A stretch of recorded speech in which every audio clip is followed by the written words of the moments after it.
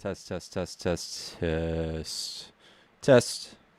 There we go. What it do, y'all? Let me change the gate real quick. There we go. That's better.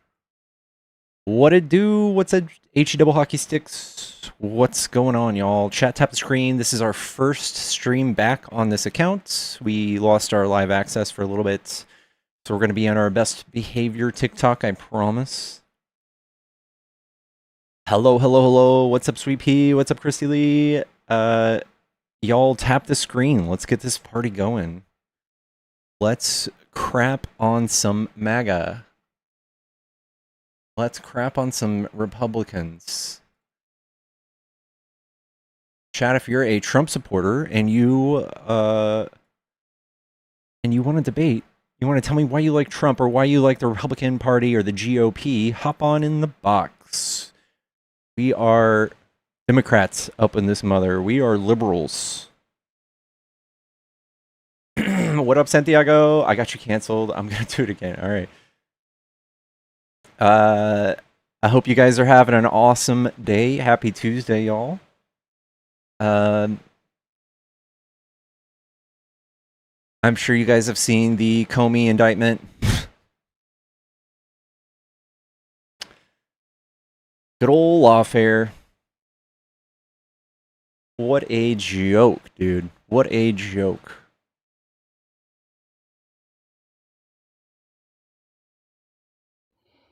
Hello. Hey, what's going on, my man? Pickles. All right. Hey, yeah. What's up? How's it going? Going good. Are you a Trump supporter? I voted for him. So yes. I don't think he's doing the things that I voted for him to do, but from the time of the election, how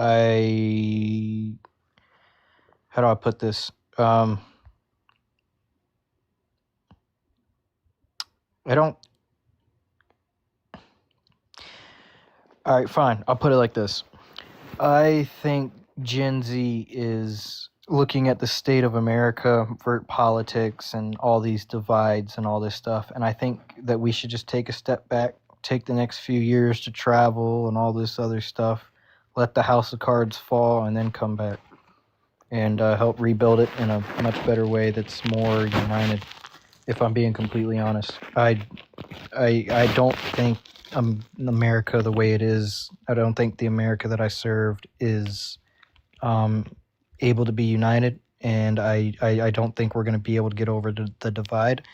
We're divided financially, racially, we're divided economically, we're divided. I mean, we can even go sports, and just so that I think Gen Z, who's in our early 20s, late teens, early 20s, I think we just need to get our passports, get our visas right, go solo travel the world, see what the rest of the world is like, take bits and pieces from other countries, and come on back and fix America once everything falls. I don't think the America the way it is now is going to be helpful. Would you dare say maybe seek asylum in another country? Seek asylum? No. Would you dare say escape the political landscape here for the sake of your own safety? No. No. Because I feel like I feel like that's kind of in a gist.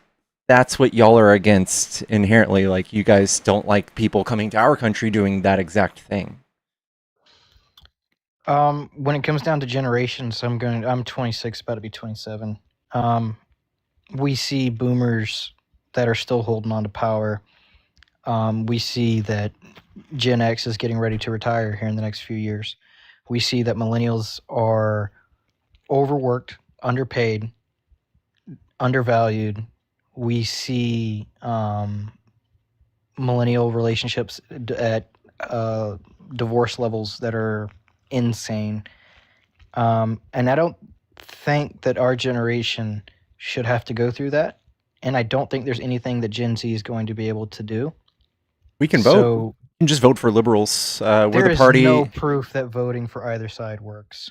If Well, that were true, there is. Hillary Clinton would have won. So I would say that every single time Democrats are elected, we balance the budget. We add people to healthcare and social programs, to Social Security. We make things more solvent. And every Okay. single time the GOP gets elected, they do the opposite. Last year, 0 jobs made. No one's shocked. Okay. No one's shocked. This is it's not just like, oh well, I can't choose sides. I feel like the division vehemently comes from the right. The era of mean tweets has created what you see now. Okay. And I feel like Trump has done his best to be as divisive as possible, and we should reject that at every turn. We should reject any sort of divisive rhetoric coming from the top down. Because somebody in a position of power like Trump, who doesn't respect it, does cause the social fabric of this country to fall apart. So you think that sitting on here on TikTok talking about how we should 86-47 is the best way to go about it? Yes, because I think That's insane. yes. That is insane. So it shows the hypocrisy in the administration. 8647 is a restaurant lingo. 86 means to eject. It means to get him out of office. It doesn't mean to hurt him. Okay. We've seen people on both sides. We have your side with 8646 shirts. We have Trump calling for the entire genocide of an entire country. And then they turn around and tell us we need to calm down our rhetoric. And I think it's stupid.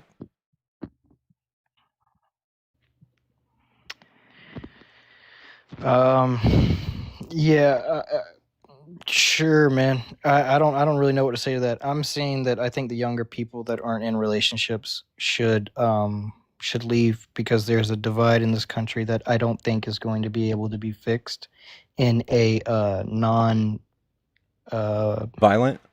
violent, there we go, non-violent way.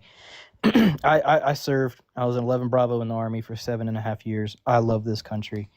But if I'm being completely honest, I don't think the millennials have it in them to keep going down the road they're going. They're overworked, underpaid. They're not getting promoted like they thought. They're in lots of college debt.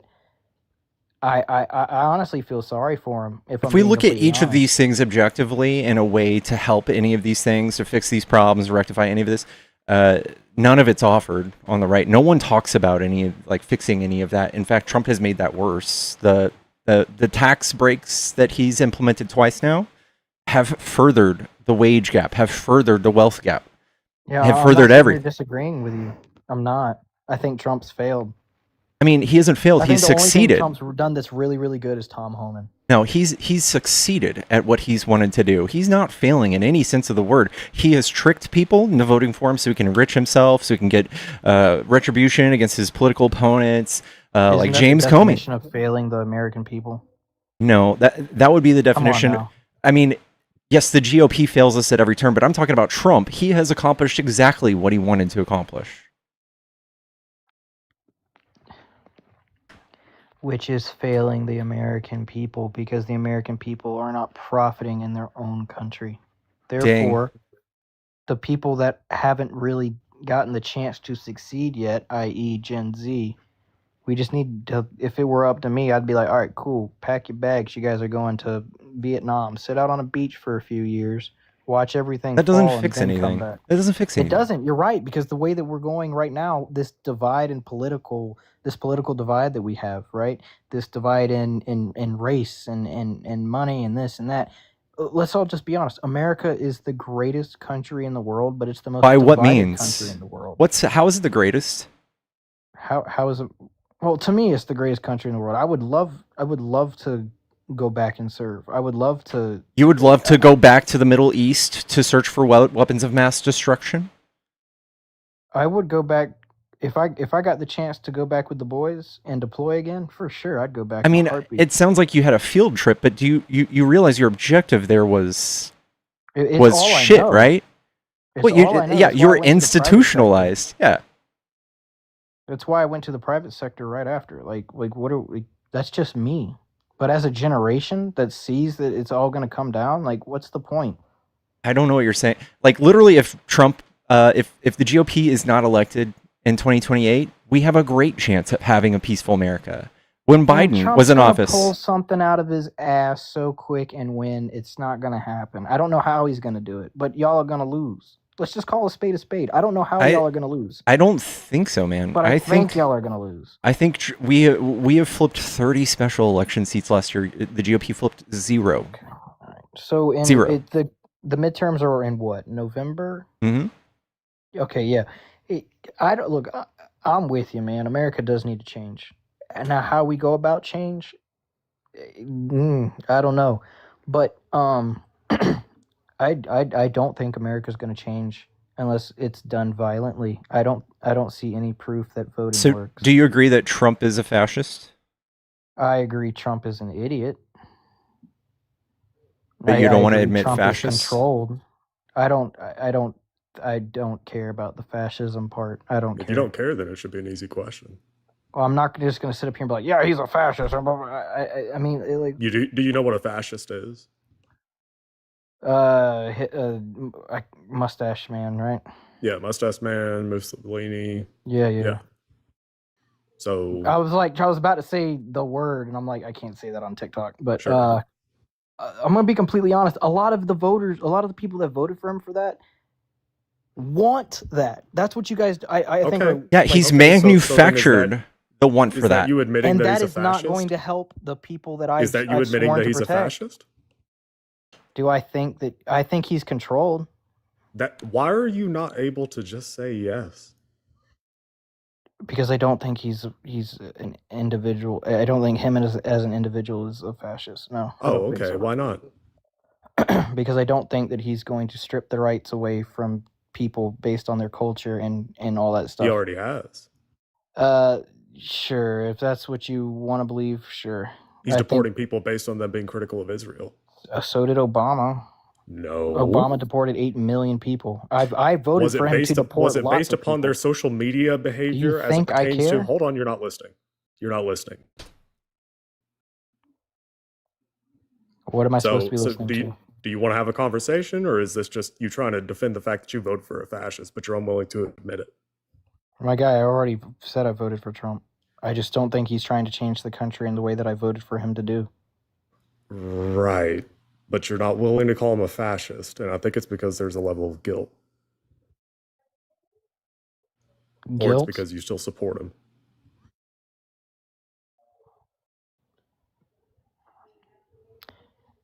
I support what he's trying to go for, but I think he's going about it the wrong way. What's he trying to go for outside of enriching himself?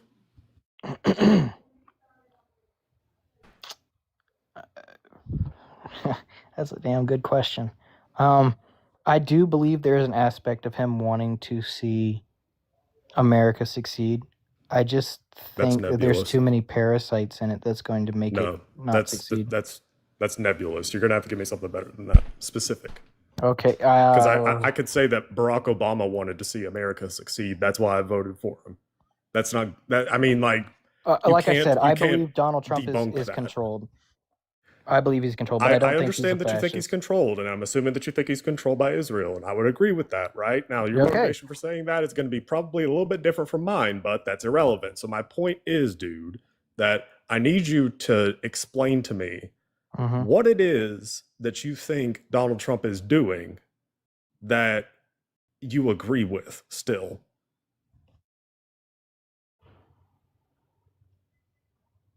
Deportations. Of whom? I don't care. Anybody. You don't care? Everybody. All of them. But I think he's going about it the wrong way. There's no scenario in which deportations help the country, like mass deportations, especially the way he's doing it. When Obama did it, his numbers were 70 or 60% of the people were actually violent criminals. Trump's got 5%. 70% have no criminal record. See, this is different. You think, because like I'm going to assume, right? This could be just be making an ass of myself, but you assume that I think the right thing to do is deportation. You just said that. No, I think Trump thinks that's the right thing to do. No. I don't think you that. said that you agreed. I said with I it. voted for him to deport, but I don't. Okay, think, so then you think it's the right thing. I Sorry, think my that's the audio is best weird option right now. he has, but that's not what I support. That's not the only that is the most extreme option in any playbook. That is the most No. extreme option is mass deportation. What's more extreme than No. that besides killing people? There you go. Okay, well that's happening too. We have like 47 dead already in ICE custody. That's more people than they murdered last year. You don't see me complaining, do you? Why not? Because I don't think those people should be breathing. The innocent people that have no criminal record that died? Illegal immigrants that come in and leech off of what other people should be having? Yeah, for sure. They're not leeches. They add. Yeah, They add okay. in every sense of the metric. In You every look at sense. you look at them as adding in. Okay, I look at them as just taking away. How I would is not it- what- deport them. what if do I you were in think- charge, I would not deport them. What do you think migrants do that take? Exist. Okay, give me more. Like Breathe. okay, well, air is not a finite resource. No, I all right. Let me put it to you this way: Donald Trump is not as extreme as I want him to be. He is, to me, he is weak. I would okay. do things completely different. I feel would like- not deport them. I figured it out. So the reason why he's being contradictory on the deportation thing, it's because in his eyes deportation is not enough, and he wants death camps. Is that right? There you go. Well, camps? No, you can stop. You can. I can solve. You just want to 25 unalive cents a people head. that simply that have their feet on a piece of land that isn't. If they come in illegally, Correct?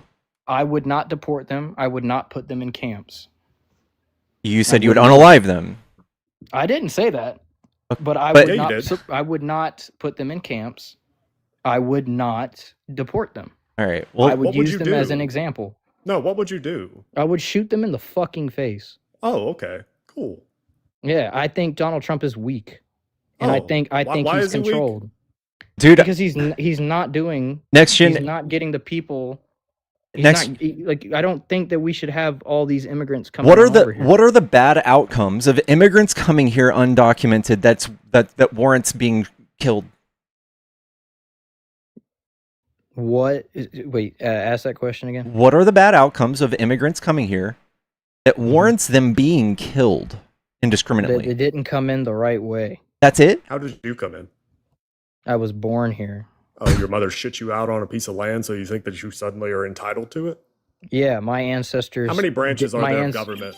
3: Name them. legislative, judicial, and executive. How many people are in the House of Representatives? 400 something. See, the fact that you couldn't answer that, that's on the citizenship test. Mm-hmm. People who apply for citizenship are able to answer that question. You can't. Mm-hmm.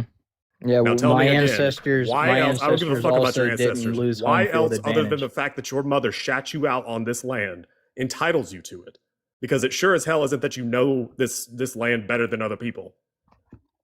Because I was born here and I've served Again, it. other than the fact that your mother shat you out on a piece of land, tell Because I me what served it. entitles I've you to it. sworn to protect and defend the Constitution from both And you are foreign and undermining domestic your threats. oath. The hold on. You hold are on. the domestic threat, dude. You're sitting here saying that you want to unalive people. Yeah, people that aren't coming into the country the right way, sitting up here for People, 20, 30 people years. that you Yeah, view fuck 'em. that Who you view cares? as not coming into the country the right. You see Next gen, I would just posit that you are extremely radicalized. You have no actual justification. When someone comes here into the country and they pay taxes and they work a job and they contribute to the demand and the supply of goods and do nothing but make things more solvent and more easy for you and me in every way, why does that make you want to hurt them? Oh, those aren't the only people that I want to get. I'm I not will make asking that you very who sure. all you want to kill. I'm saying why. Because they don't deserve to be here. They What is deserve that? to be in their own And that portion of the hurts your world, and feelings? We deserve to stay over here. We don't need to be over So it's there your in feelings. their business. It's 100% your feeling. We are in their business, and that's why they're here. Yeah, we have we gone shouldn't and be. fucked up all of the. Well, Trump is doing that. For sure. That's why I think he is controlled and I think he is weak. I don't support him going into Iran. I think we should help Palestine. I think we should drop Israel. I think we should do a lot of things. There are some things that Democrats have right, for sure. I'm not going to sit up here I and say think like you're we don't. entirely wrong on this. I honestly am questioning whether or not I should be even platforming this, but you are extremely violent towards a certain You group of haven't people seen for no anything, man. reason. I know you're just extremely violent, and you probably have PTSD or something. You need to deal with it. Maybe. But How old are you? empathy, 26, about to be 27. Jesus Empathy Christ. is not. All right.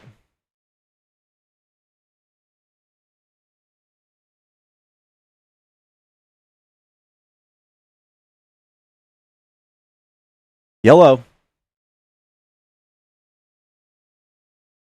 Oh damn, bro! You kicked him. What the fuck? Are you a friendly? Yeah, I went to college. Nice. All right. I'm not taking friendlies, but much love, man.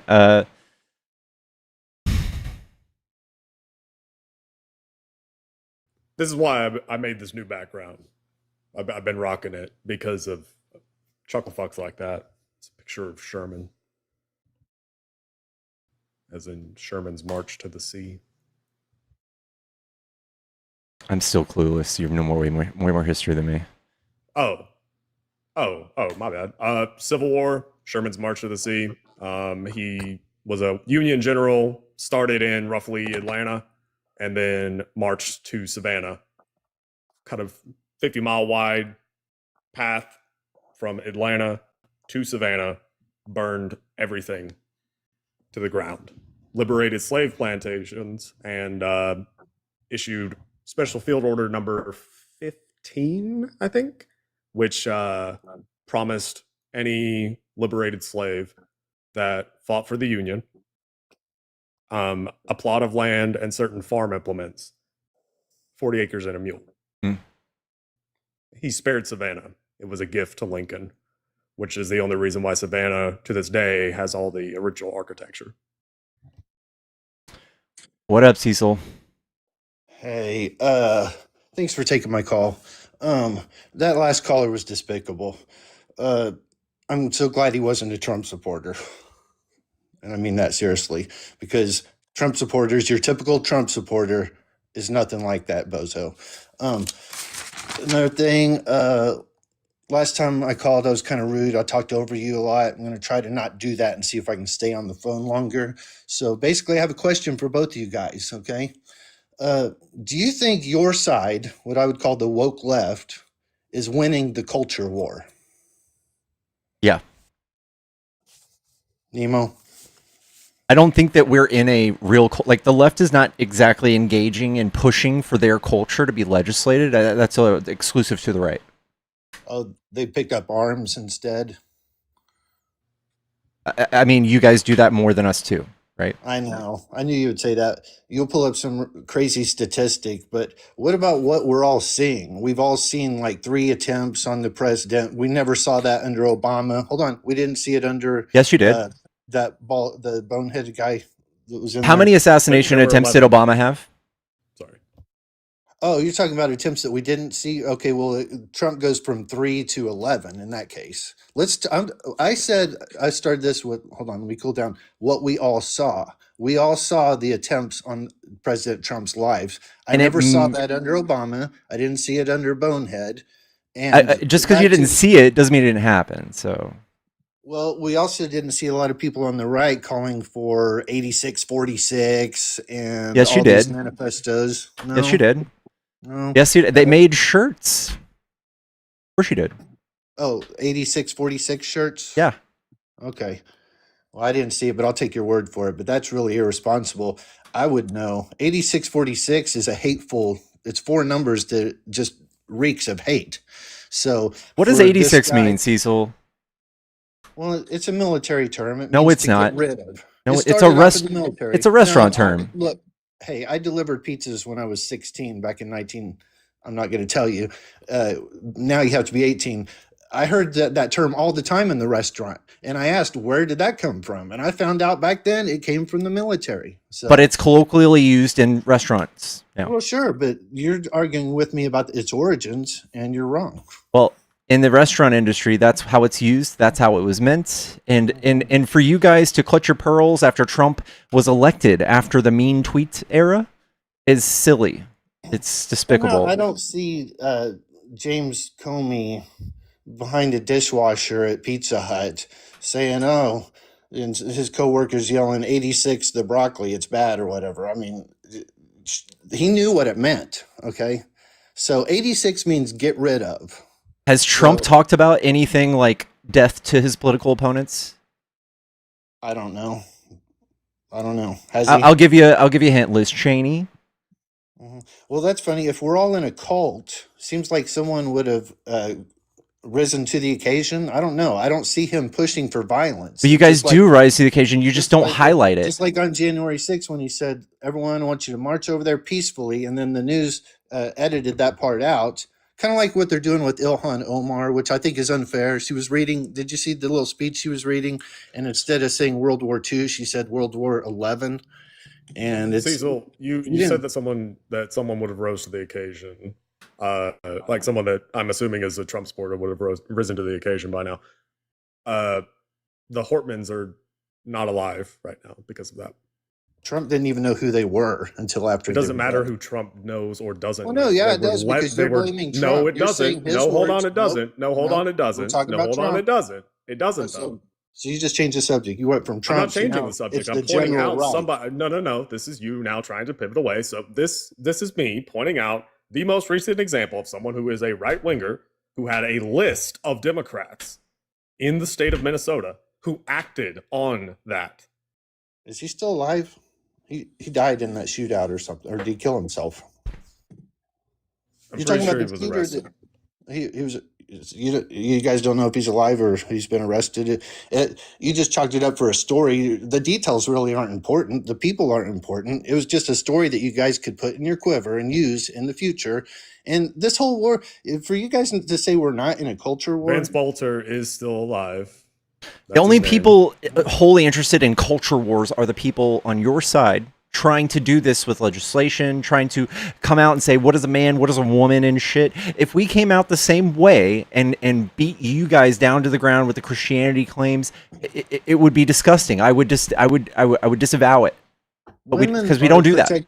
Women are a protected class. That's why it's important to have definitions for what is a man and what is a woman. That's why when they asked Judge Ketanji Brown, I think her name is, what is a woman? Ketanji Brown, what is a woman? And she said she wasn't a biologist. Is religion a protected class? And that reeks when someone like that says something that dumb. It reeks of deep is religion a protected class? It's kind of like that. Is religion are you asking me if religion is a protected class? No. Yes, it is. Religion is a class? Yes. Okay. So fine. So what's your point? Religion is protected. It's the same thing. If we asked one of your senators on stage how old the age of the earth is, he wouldn't fucking know. He would just shit his pants. And then half of the people on the right would go, oh my God, he's not a real Christian if he doesn't answer it the right way. Or they'll go, oh my God, he's a really weird fundamental Christian. That's weird. We could do that too. Yeah. But you know, the part you left out is that your instinct is to slap that person because he thinks of something so absurd. You guys get riddled with...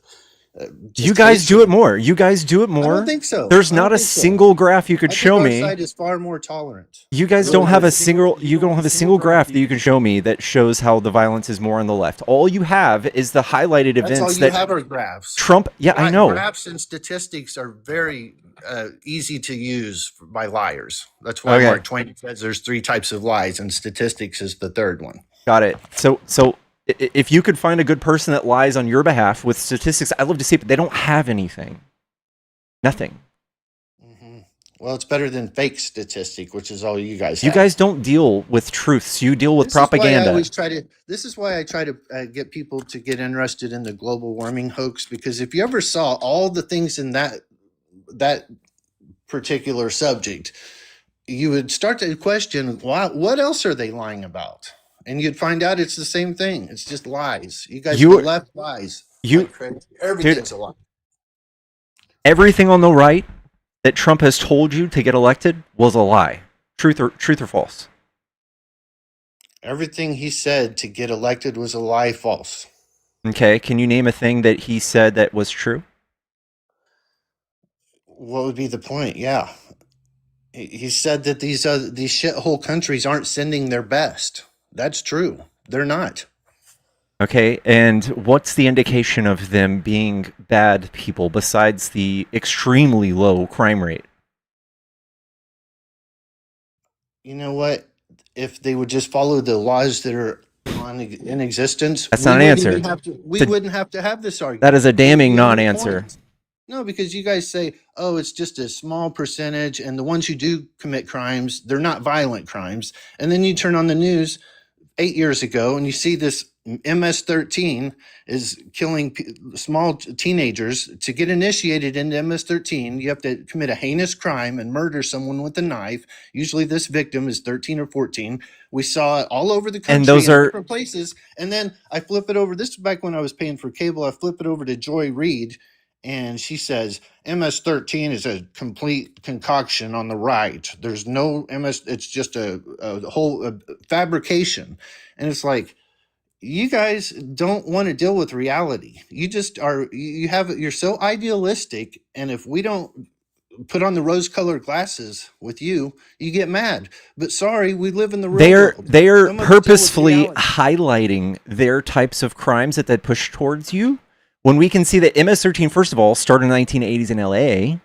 Second of all, there's no crime statistic that justifies this mass deportation. None of They it, started and none in of the LA, rhetoric. and what did they do? Start recruiting people from Venezuela? It started in LA. Where did they get all these Venezuelan members? If it started in LA. Yeah, they are a Venezuelan heritage. The stuff you guys put or take up. Are they so legal insane. migrants or non-legal migrants? These Venezuelan people. Do you know?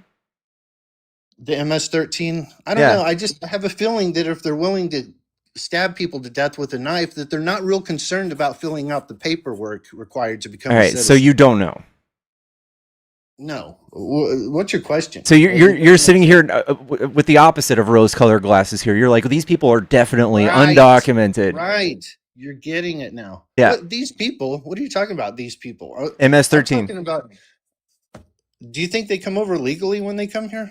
I don't have any proof that these people are all largely undocumented. In fact, why would you want any proof? Trump gave them the green flag to come on over, didn't he? Ooh, MS-13? Venezuela. I remember the caravans when. Yeah, so Trump 4 hours before he left office. When Biden took office, he said no deportations for 100 days. Did that So- go against the So Constitution? Trump gave Venezuelans temporary protected status, pretty much shot up a green flare. Hey, come to America. Come. 4 hours before he left office. I don't take your word for it. I would have to hear what he said, see the context. There's, You know, I'm sure you can try to undo that in your little brain of yours, but I'll just show you the fucking thing Trump did. by the Trump way, administration.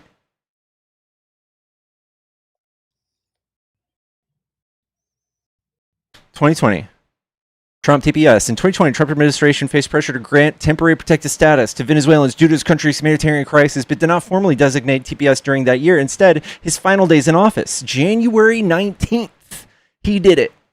TPS? You said Yes. TPS? Yes. Refugee. That means if you're from Venezuela, you get to come here. You got a green flag. You get to come all the way in, and That's someone paid to exactly kick what you. I'm talking about. Someone paid to kick you. Thank you, Georgia, so much for the kick. We love you. W Georgia's all throughout the chat. Hello.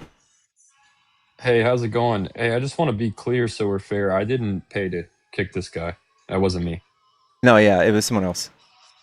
Oh, I see how it works. Sorry about that. How you guys doing? Doing good. Are you a Trump supporter?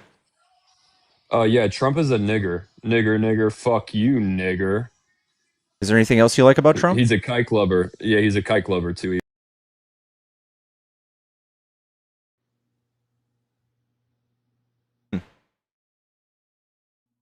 Okay.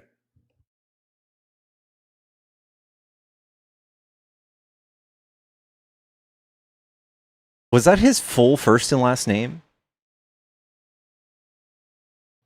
Good question.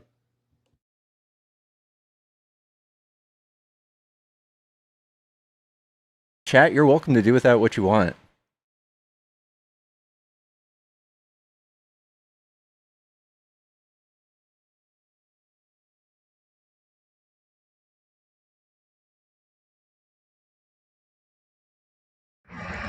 Hello. Hi, yeah, I didn't try to get on. I hit that button by accident. Sorry. That's all right. Chat, if you're a Trump supporter and you don't feel like slurring, hop in the box and tell me why you like Trump.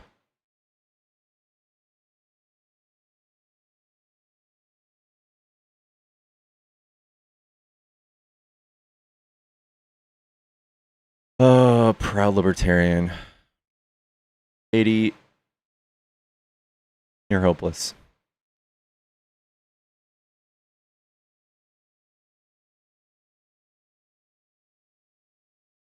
Oh, gosh. I'll let you take this, Nemo.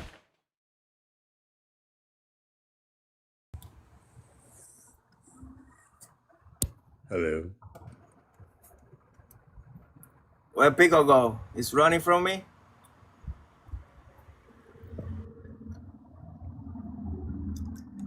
How are you doing?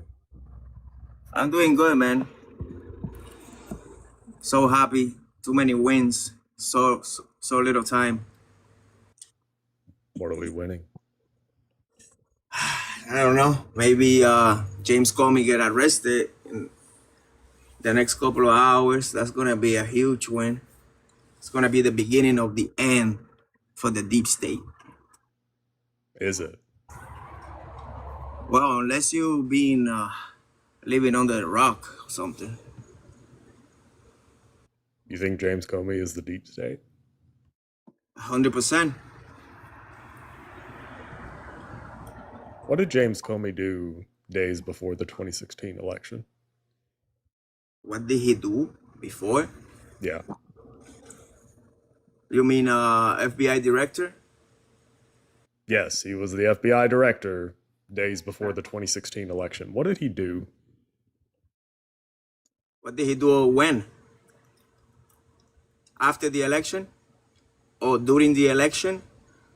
Dude, just tell us you don't know a goddamn thing about James Comey, dude. Just say it. Bro, Just say it. I am the king. I am the king of the deep state, bro. What the fuck you talking about? Are you just I know everything. I know okay? everything Can you about tell all me? that Can you situation. tell me James Comey's involvement in the 2016 election changing the outcome of it? Can you tell me just like the first thing that comes to mind? Hillary Clinton? Why don't you And put your glasses on? I see you struggling. what did he do? What did he do? He fucked himself up because he let her go. And now he's October gonna pay for it. 28th. Now he's gonna pay for it. I looked up the date for you just to be extra specific. Yeah, I know you guys are very good with What did computers. James Comey do? I know you guys cannot speak without a computer in front of your face.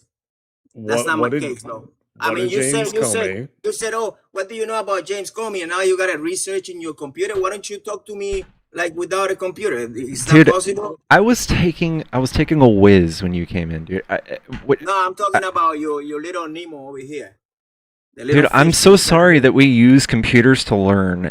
I know it's different from okay, what Republicans do. In my case, I don't need them because I know everything about it. Okay. About what? Why was Hillary Clinton cleared of charges? Hillary Clinton was clear because James Comey is crook. So you don't know? No, it's crook. Okay. Just say you don't know. That's okay. Okay, let me explain. James Comey gave her a pass, right? She had a private server that she was not supposed to have. She deleted thousands of emails. She never gave that service to the FBI because James Comey is a fucking pussy. And that's just a few of the things, a few of the bad things that he did. So yes, This is just the beginning. He's gonna get his indictment, and he's Have gonna you get his ass kicked. have you read the indictment? Have you read the wording? It's The laughable. indictment. Listen, the It's indictment. laughable. You got kicked already, Patrimonio. I don't know how you did it, but TikTok didn't like you. Oh my god, these people are insane. Hello? Hello, Dylan. Oh, he ran. He wanted to talk about Hunter Biden.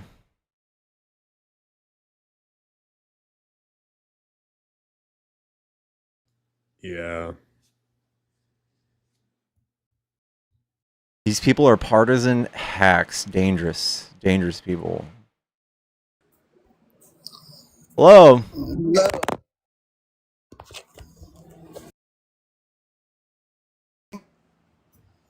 Hello? Hi. What do you like about Trump?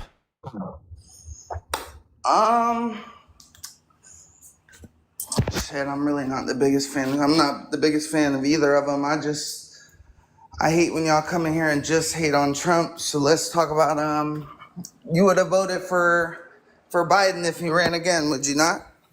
He's too old. So you wouldn't have voted for him? I voted for Would you have voted for Kamala? I Did voted you for vote Kamala. for Yeah. Kamala? Yeah. Why do you like Kamala? Because she was a 27-year experience senator, AG. She spent her life serving the people and putting bad guys away, and Trump did the opposite. He spent his life breaking the law, fucking over people and stiffing contractors, and being mean and spreading inflammatory rhetoric. I can agree with that. I can also agree that he played the system the way it was built. You're proud of that? No, I'm not. I'm very disappointed in the way our government as a whole in America is ran. But your people who have had plenty of opportunities to change it have chosen none of them. I think that So- y'all chose to elect somebody who will Don't say y'all, perpetuate the horrible. I didn't vote at all. You didn't didn't vote at all? No, they're two horrible choices.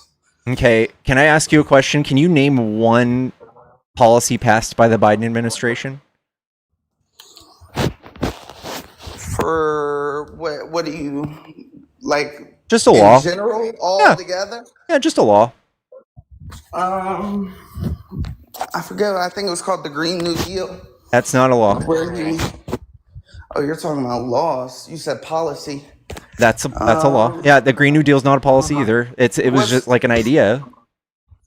Inform me. What's the law? So you don't know. So you're completely unqualified to have an opinion about this. If you just pay attention to the soap opera they play out in front of you on the news and Fox or whatever, you don't know a goddamn thing.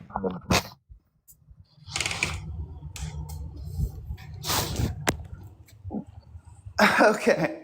So I never was trying to claim that one was better than the other or one was not better than the Well, other. you're just saying both sides I are said just they're as both bad. But those of us who can horrible read choices. know that's not true. They are. That's not true. Joe Biden pardoned his own son, which is just as bad as Because Donald Trump pardoning no, the January 6 rioters. Okay. It's just they feed into each other. What do you think? They're just- How do you feel about Trump's indictment on James Comey today? How do you feel about it? I haven't read into it, so I don't have an opinion. Do you think that the FBI director should be indicted for a Facebook post that says 8647? Depending on what the reprehensible means behind it is. So you don't believe that nonviolent speech is No, constitutional? I mean if it's non-violent, yeah, then it's perfectly fine. But like, it's the Do you same thing as Do you not see that this is what Trump's administration is doing, and Biden saw that coming? Biden pardoned himself, his son, and the other political opponents that Trump and Cash Patel were openly talking about putting charges on. They had no actual crimes they wanted to pursue. They just wanted to find some. Oh, that's not Hunter Biden had many actual crimes that would have been able to pursue. Like what? Cocaine, laptop thing. The laptop thing It's is you need to be more specific. Having a laptop is not illegal. no having thousands of files that are classified that you shouldn't have had. That's not a Hunter Biden thing. That's not even, no one even alleges that. Look into it. I'm not gonna argue. Have a blessed day. Damn. I'm surprised that kid knows how to tie his shoes.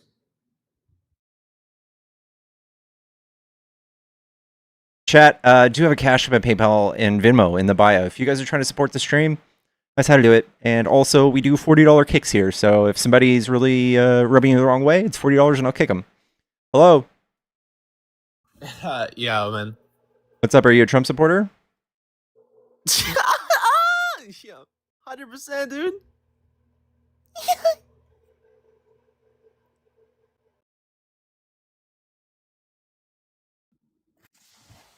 Hello. Is this a Trump supporter? Of course. Are you over 18?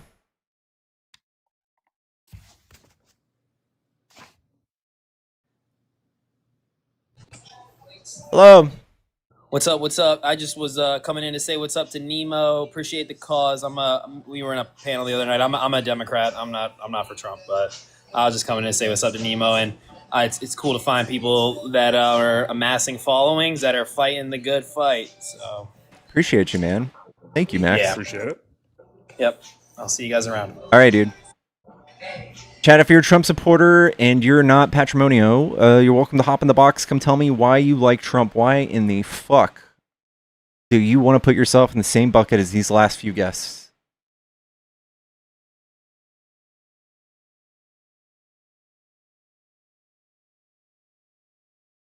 Oh, the greatest grifter in history. Dude, I'm sick and tired of all the things Trump has put his fucking name on. If it doesn't show you just very as plain as day that Trump is just he's so easily a narcissist. Like, not in the way that like some like your ex-girlfriend complains about you, like he's a legit narcissist.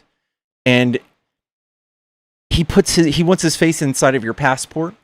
He wants a bigger monument than the state capitol. He wants a bigger monument than literally half the monuments we have here. He wanted to change the Gulf of America to the Gulf of Trump before they stopped him. It goes on and on. He puts his name. He's now on our currency. He wants it on our Mount Rushmore, Arc de Trump, dude. Have you seen how big that is? It's huge. It's fucking huge, dude. The Kennedy Center? Thank you. Hello? Hey, how's it going? What's up? Are you a Trump supporter? Yeah, I actually voted for him 3 times. But then again, I did vote for Obama's first term and Clinton, so I'm an independent in Florida. I actually can't even vote in the primaries because I feel both sides of the rail are kind of not what the Constitution meant. But yeah, to answer your question. Can you tell me one law that Biden passed during his term? Well, I thought the question was why do I support Yeah, Trump? I'm just trying to qualify your opinion. I posit that like maybe 99% of all MAGA doesn't actually pay attention to like laws that are passed and the way they affect America. They just pay attention to the drama. I don't pay attention to the drama. What are you looking at then if you have no idea what laws were passed? I'll tell you if you want me to. Go ahead. Okay. I do not. To me, Trump is kind of like Tom Brady, right? He's that one guy that can come to a team, throw touchdowns, and I don't care if his wife cheated on him or he cheated on his wife. I just want him to, and I'm in Florida, so when he was in Tampa, I just want him to throw touchdowns. To me, Trump's kind of like that CEO that can come and turn a company around. He didn't just get here, sir. We've known who Trump is for a very long time, and what he isn't. You like to go back on some debates I've had decades. Let's do that then. Let's see. He stood alongside Rosa Parks and Muhammad Ali, got the Ellis Award Medal of Honor for his contributions. Listen, we don't need to go through all this because I have just as many cases of him being bad. I have just as many cases. We know his character, and his character is bad. He is I a wouldn't marry the deceitful guy. person. And I would also posit to you that if he's actually trying to run this country like a CEO, why the fuck did he create 0 jobs last year? Why has he crashed the economy for the whole world? I How don't is know that why working you out say for you, man? the whole world, because we're worried about America. I just paid $3.95 for a gallon of gas, $2 for a dozen eggs. You know why it's not higher than Materials that? are fairly cheap, and Do you know why it's not higher I've than got that? tenants looking for places, so I'm not sure what you mean crash our economy. Can And you that's name what one two- metric? that's Like what- besides outside of that's what- yourself, can you name a metric in Sir. the economy that's good? Sir, that's with 2 global conflicts going on. No. I want you to name one metric in our economy that you can brag about. Go ahead. I just told you 2. That's not a metric. I went out and I saw a bunch of poor people today. So who wins? We got to read the data. What state are you in? Texas, City? Dallas. Well, there you go. Dallas is Democratic run. There's no such thing as a red city. Can you name one? What do you mean? They can't red- pull together people to do cities because you guys fail. You guys are insolvent everywhere. Not true at all. It's just whenever you're talking about a city having a hard time, it's the people that run the city's fault, not the state, because that's kind of like blaming the whole house Okay, for your dirty. the your whole dirty country room. saw If your room is 0. dirty. Your room is dirty because of you, not the whole house. I think you guys are just trained to look at problems and you guys have no solution for. I do have solutions. What do you mean? Okay, wanna cut can me you off. name one thing that you can brag about in Trump's economy besides a friend or something personal, an anecdote? That's not a real thing. You have to give me a metric. So if we look at society, Trump is running the whole country. What can you brag about for the whole country that's good? Can you name one thing? And it's damning because you don't have anything. Sure, I could name quite a few things actually. Go ahead. Listen, for people of color, this man it was his plane that flew Nelson Mandela around at cost, by the way. That's not the economy. This man has got not 1, 2, but 3 Nobel nominations, peace nominations. No, that's not This the man economy, has got- Navi. It's not the economy. Gone. Ayatollah gone. Maduro, by the way, not a nice guy, gone.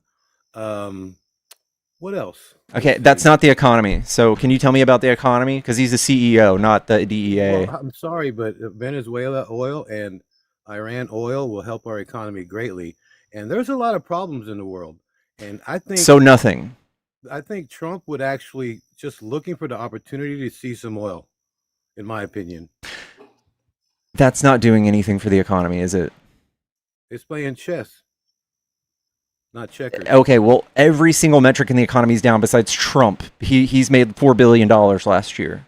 Not in Florida. No, well, I'm sorry to disappoint you, but his first term, he was the first time ever in U.S. history to leave office as president than any other president ever. That's just a Facebook post. That's not true. Yes, his first term is absolutely true. He left less. How much wealthy as an money? Individual. How much money did he make playing golf? That's irrelevant. People can have whatever leisure time they want to have. That's not what I'm This talking guy about. was I'm talking about so- how much taxpayer money did he give himself playing golf? Pickles. He works 20 hours a day. If he sleeps 4, we're lucky. I'm not in a cult. I don't believe that. What's the dollar amount that he took in tax dollars and paid Mar-a-Lago? I don't care. It's irrelevant. I know you don't care because you're in a cult. He doesn't own Mar-a-Lago. Yes, he does. No.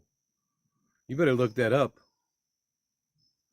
Are you it's shitting a me? deal with He was Mar-a-Lago. literally sued for defrauding his investors because he misvalued Mar-a-Lago.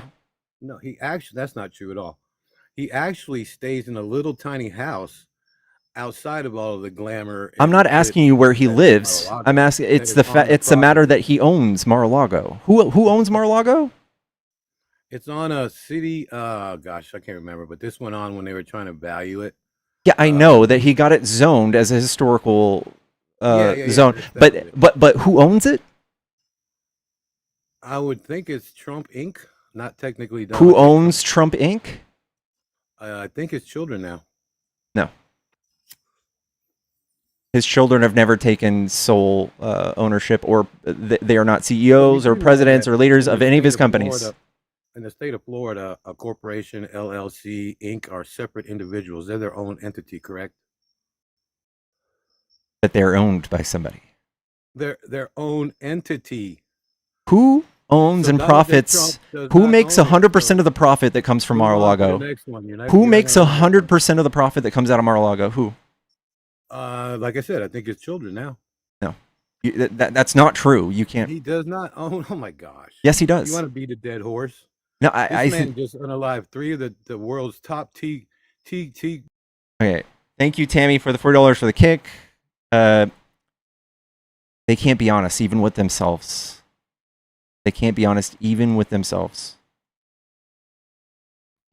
Hey, how's it going? Hello, are you a Trump supporter? Voted for him. Yeah, voted for him and still continue to be a supporter of his. Correct. Nice. What do you like about Trump? I like his courageous attitude towards life in general, and then towards his political. Sometimes you got to be the bully, and he understands that, and someone's got to take the hit. And obviously, he's taking the hit from all you guys for being a bully. So you admit he's a bully and his rhetoric is harmful? His rhetoric towards who? The left, trans people, migrants, other countries, his political opponents. Right, it just doesn't seem like anything has happened. I mean, you know, sticks and stones may break. Have you heard of bones, but words stochastic will never. terrorism? Do you know what that is? I mean, there's new terrorism every single day. Meme terrorism, meme propaganda. There's so many different things happening. Do you know what every single day. stochastic terrorism is?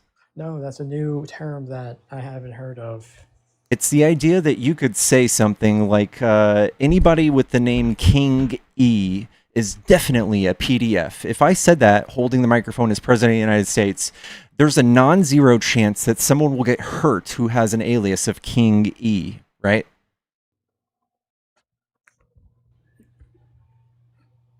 Right, from people that believe what you say. Right, Okay. right. So when Trump says this over and over and over again about migrants, what do you think will Democrats do the happen? same thing. Democrats do the same exact thing towards everyone else. Towards who? Towards Trump on how he's a Nazi and how he's the He is a better fascist. better left underground than being you guys for some reason. I look at the comments when he's nearly assassinated. Everyone's comments are like, "Oh my God, it could have been a great day." I'm sure people cried when Hitler killed himself too, but I don't think everyone jumped for joy. Well, you guys, okay. So you guys, okay, go ahead. I think that what he's doing, will ultimately help the people of America in the future, for sure. In the future, so not now for sure, because we just went over this. I don't know if you heard, but there's not a single economic metric that you can brag about right now, is there? Not a single one, this is like the most generous question I could think of asking somebody. There's not a single one, right? Like, it's pathetic. He said he was going to come and run this bitch like a well-oiled machine. He was going to balance the budget. We're going to have so much money we're not going to do with it. And I can't hear you when you're out of the app, but the opposite has happened, right? He ran.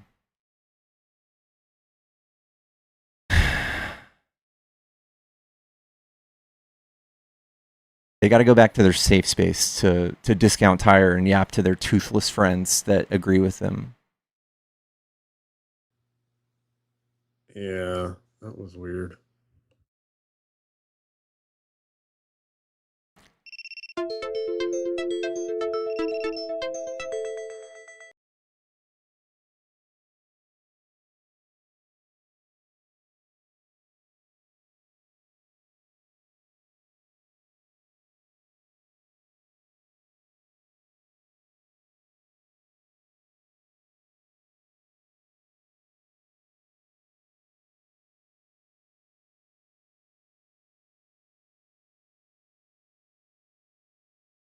I think he's gone. I think he's gone. Chat, tap the screen. We're almost at 50K. Thank you guys so much. This is our first day back. Let's show this algorithm who's boss. Oh, hey, I just wanted to oh shit. I knocked him out clean. That was clean. We knocked him out cold. Look, I had to say just one quick thing, okay? There's so many things that I could be saying, but not enough words because words are brilliant and I like words and words like me. But look, there's two beautiful people on this panel, and there's me and Nemo, okay? Two people.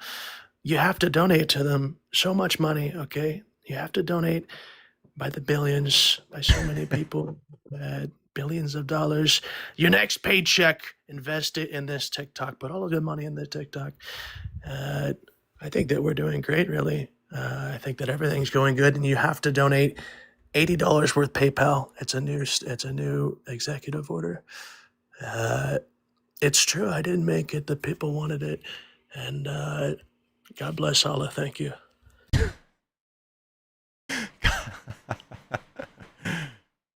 Did you just say God bless Allah? Yeah. It's just That's as awesome. it's perfect actually. Hello. How are you all? السلام عليكم الله يكرمك يا رب. أنا من غزة from غزة. بيز بمساعدة لو في مجال أمان عليك الله يكرمك. My heart goes out to anybody in Gaza. I love y'all, but we can't. This is not the best way to do it. I'm sorry. Chat, if you're a Trump supporter and you want to debate, hop in the box. Come tell me why you like Trump. I'm also going to turn the phone line on. I'm sorry, y'all. I haven't had my phone line up. There we go. Oh, we're getting phone calls. We're getting repeat phone calls. Chat, we're ready for you, baby. الله يكرمك. Whoever invited that person back up, please. Please.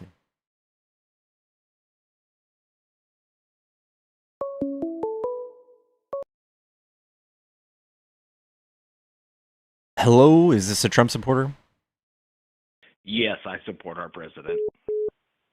Okay, what do you like about Trump? I like the way he entered the presidency. By calling Obama Kenyan and Ted Cruz's wife a dog? I don't know who Ted Cruz is. You don't know who Ted Cruz is? No. Okay. Is his wife a dog? I don't know. I think he's a dog. Ted Cruz? Yeah. Okay. But we're talking about Trump, or what? Why does the way that he entered presidency so important to you even today? Why is that meaningful to you? Which that was back in 2016, Yeah. and he was who didn't think he ran against what, Hillary Clinton, Mm-hmm. and then which I know we've had some other presidents that came through in our history as like actors, right? Do we have a couple of those? Trump and Reagan, both two of the most notably horrible presidents in history, both actors or game show hosts. Okay. But other than that, did Trump have anything like politically in his career before he ran for presidency? I mean, that's long gone. We're way past that, right? He owns all of Congress and the Senate. All of them are endorsed by the tunes of hundreds of millions of dollars from Trump. Trump has 3 of the 9 Supreme Court justices appointed by him. He pretty much owns all of the government. Oh, okay. So we're just. I'm sorry. I guess I kind of. This is the Pickles show, right? Yeah. Yeah. No, I've been watching you on and off on YouTube. It seems like I enjoy your stuff, but we're just talking about right now. Like, you have a specific topic, or we're just talking. Is there a thing you why like I about support the Trump president? besides like his come to his character arc? Is there a reason why you elected him that just really struck you, or is you just still think he's like an outsider? I didn't elect him. I don't know who decides that, but I'm just interested. Like, did he not? So him and Reagan, like the only 2 presidents in our history that weren't.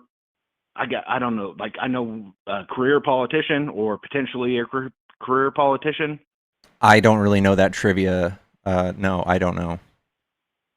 Trivia or history? I don't either. I'm asking you, what do you like about Trump, and you're asking me history questions. So I'm asking you, why do you like Trump? He was a game show host before this, and you're like, that's the guy. Why did you make that decision? I didn't say that's the guy. I'm just Did you vote for him? in 2016. I think so, because he was running against. Well, who did he run? What that the other Bush was like in the primaries. And Ted Cruz. Ted Cruz ran in the 2016 primaries. I think so.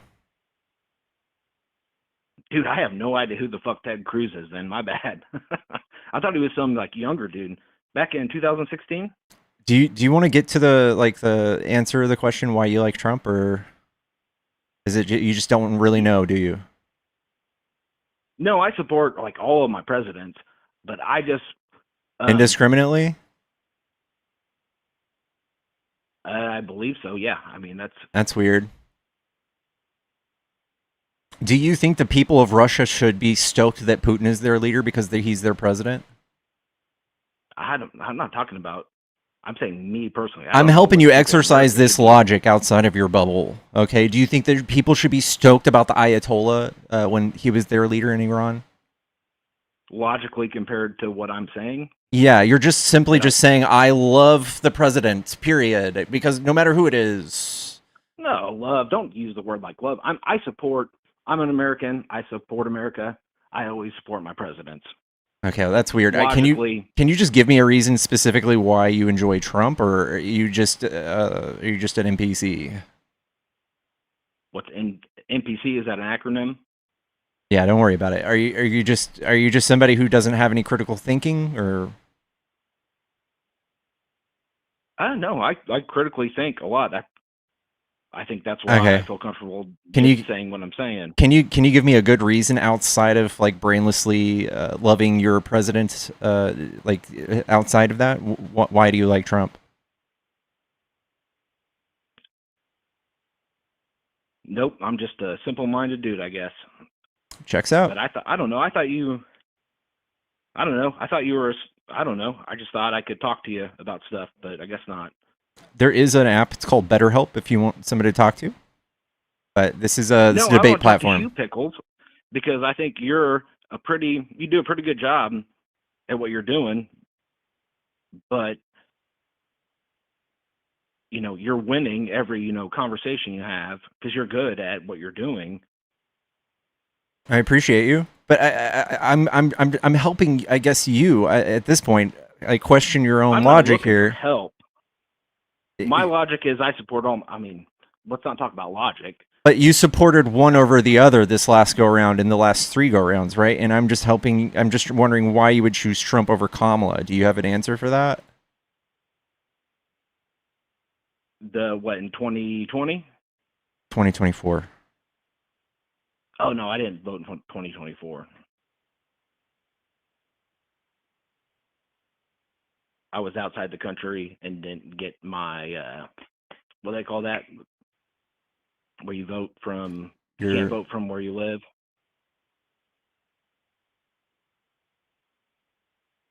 I don't know if this is going to go anywhere. Or something. I don't know if we're going to get anywhere here. Or is there anything we can talk about that you like about the GOP or the Republican Party? The GOP or the Republican Party? No, Yeah. I don't care too much for them. But I would like to talk about the history. There's a great show on Netflix. It's called Drunk History, and that's I would rather you can just watch that. I don't know. I would rather talk about history if it's relevant to the topic, like if we're trying to argue who's right, who's wrong in a certain regard. But this is simply just kind of blandly talking history. I don't know if that's what I do here. So I'm gonna get to the next caller, man. I hope you have a good one.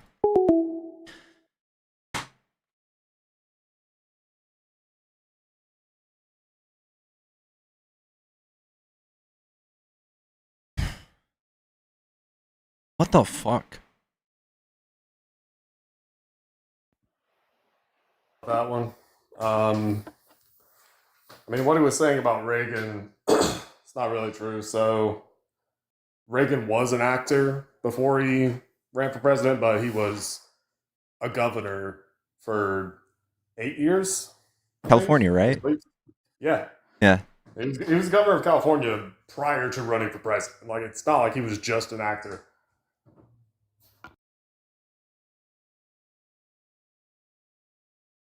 He was also a remarkably bad governor. Yeah, yes, he was. As much as I despise Reagan, he was better than Trump on pretty much everything. But Reagan is still literally the devil. Yeah. So many of the problems that we have in America today trace back to Reagan. So, yeah.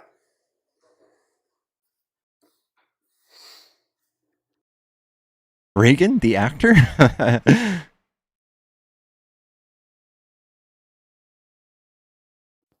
One other thing about Reagan is one of those little history facts. You ever hear from Jesse Ventura about how Hulk Hogan was a scab, like whenever it came to unions? No. So, okay, you know who Jesse Ventura is? Yeah. Yeah, so Jesse Ventura and Hulk Hogan, they were wrestlers at the same time. And Hulk Hogan, at some point, the wrestlers were trying to unionize because they get they get paid shit and they destroy their bodies in the process. So they were trying to unionize, get some benefits, get some better pay. And Hulk Hogan found out, and he ratted on Jesse Ventura and the ones that were trying to unionize. And that led to I think Jesse Ventura got fired or something like that. A lot of people got fired. And the reason that he ratted on them was basically so he could get better storylines and all that shit. So Hulk Hogan's anyway. fame is completely predicated on the fact he crossed the picket line? Pretty much, yeah. I mean, like, he was definitely big. He would have probably been big either way, but he was also a total diva. And so he pushed out people just, to try and get better spots. So anyway, the same thing kind of happened with Reagan. So Reagan, before he was a politician, when he was an actor, he was a scab towards actors guilds. I can't remember if it was a film actors guild, but it was like unions in Hollywood. So yeah.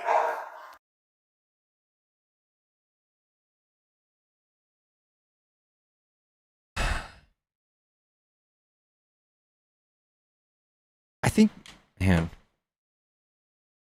I won't say it. And of course he comes and simps for Trump too. Hogan's such a wiener.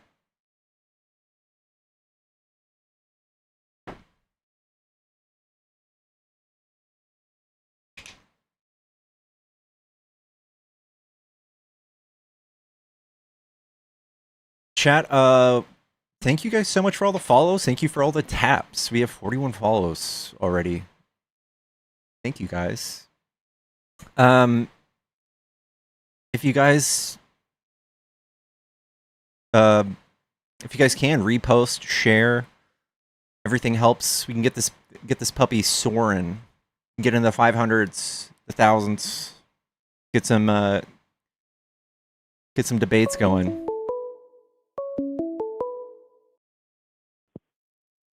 Yellow, is this a Trump supporter? Yes. Is this a fetus? What? Are My you name is Mr. Adult Trump supporter. Okay. are you Make America are you great. are you over 18? Am I received? Are you over 18? You're not over 18. You can't call, okay? Please don't call, okay? Oh, I'm so sorry. All right.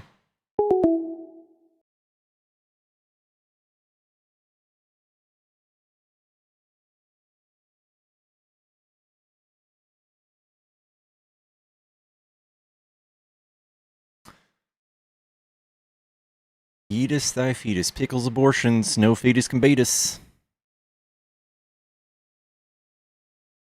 That was the kid from last week, I'm pretty sure. Same phone number.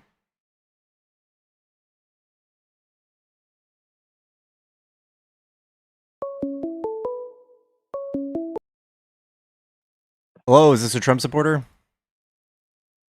Hello? Hi, are you a Trump supporter? Yep, I am.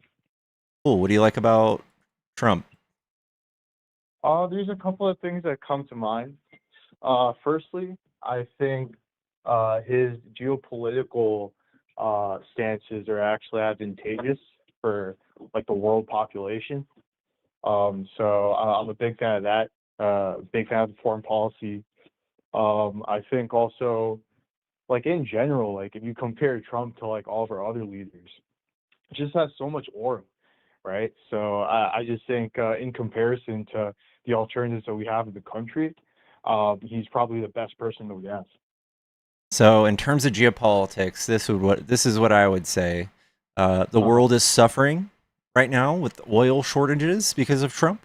Every price across the world has been increased because of the shortage of oil Trump has created. Trump has put tariffs on the whole world. NATO is fractured. NATO is pulling away from us for the first time in history. People are starting to buy weapons and things like that from Sweden instead of us, from other countries. People are turning away from us. Trump is now ranked #1 as threat in the world, threat to world peace on multiple polls from multiple countries. So, what would you say is like what are you looking at when you talk about like geopolitics? Okay. So you started off most of the stuff that you mentioned relates to like suffering, right? Like suffering of like the world population. But I would argue that that suffering existed in the status quo even before Trump was there, right? People were still going through tremendous problems in the third world and whatnot. I think what the introduction of Trump actually does is it kind of like accelerates like different groups, different countries, kind of like helps them garner some kind of consciousness about the issue of being like over dependent on the current world order. And so I think he kind of like implicitly, right? This probably isn't like his ultimate agenda. I think Trump is also against the things that make people less dependent on the current world or like alternative fuels. Trump shits on every country. Even recently, he shat on the UK, who champions like alternative fuels and wind turbines and stuff for energy. So they didn't suffer as much as the rest of the world when it came to the oil shortage. And Trump was upset about that. And nobody is coming to help us with Iran because no one thinks that this was warranted. He could be against it, but his actions could still lead to other countries, creating like a new kind of hegemonic situation, right?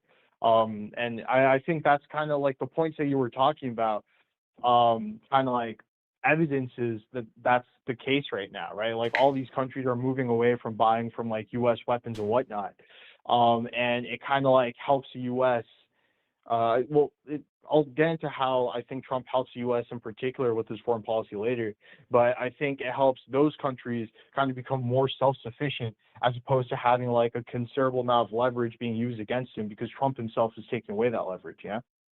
I think Trump is using that leverage himself, and he's mad when it's not working out this way. Are you just an accelerationist? Are you like indirectly for Trump because you're a leftist?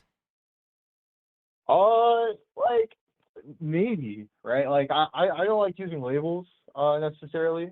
I think though that Trump is like I do have I guess some accelerationist like opinions, but I guess this would be one of them. But I think also Trump is good for our own economy as well, right? Like, and he's better to like other alternatives. Like, I think during the summer, I forget which industries that he was trying to nationalize, but I think he talked about nationalizing maybe it was like chip Yeah. production or like And we have like a 10% stake in some sort of chip production.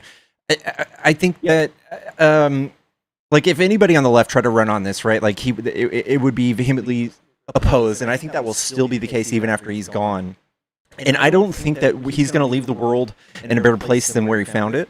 And I don't think that we're going to recover for this in our lifetimes. So I think being an accelerationist is extremely like egocentric, wishful thinking that somehow this is going to like pop up and repair itself in a way that's like better in a sense. I think that we are being isolated on the world stage. I think we are weaker because of it. I think our economy is obviously weaker. There's every single metric. There's not a single one you can point to that's doing well because of Trump. Like he created 0 fucking jobs last year, and I literally do mean 0, which is pathetic. Which is a world record. It's pretty fucking in the middle of a non-issue. Like he created every issue that's happening right now. Yeah, but like how much is necessarily his fault, and then how much is I guess like the economy that he ended up inheriting, right? The economy was booming. I'm We had the best economy in the necessarily- world when he inherited it. Literally. I mean, like people were still going through tremendous like issues individually, right? Like, But we can wages were actually still pretty low. look at the metrics though, and it's not really the case. Biden created 15 million jobs. Trump has created 0 so far. Biden expanded healthcare and expanded food access for people. Trump has raked that away from them, and more people will die. 20-something million people will die because of his closure of USAID. Like the world is, in fact, objectively a worse place.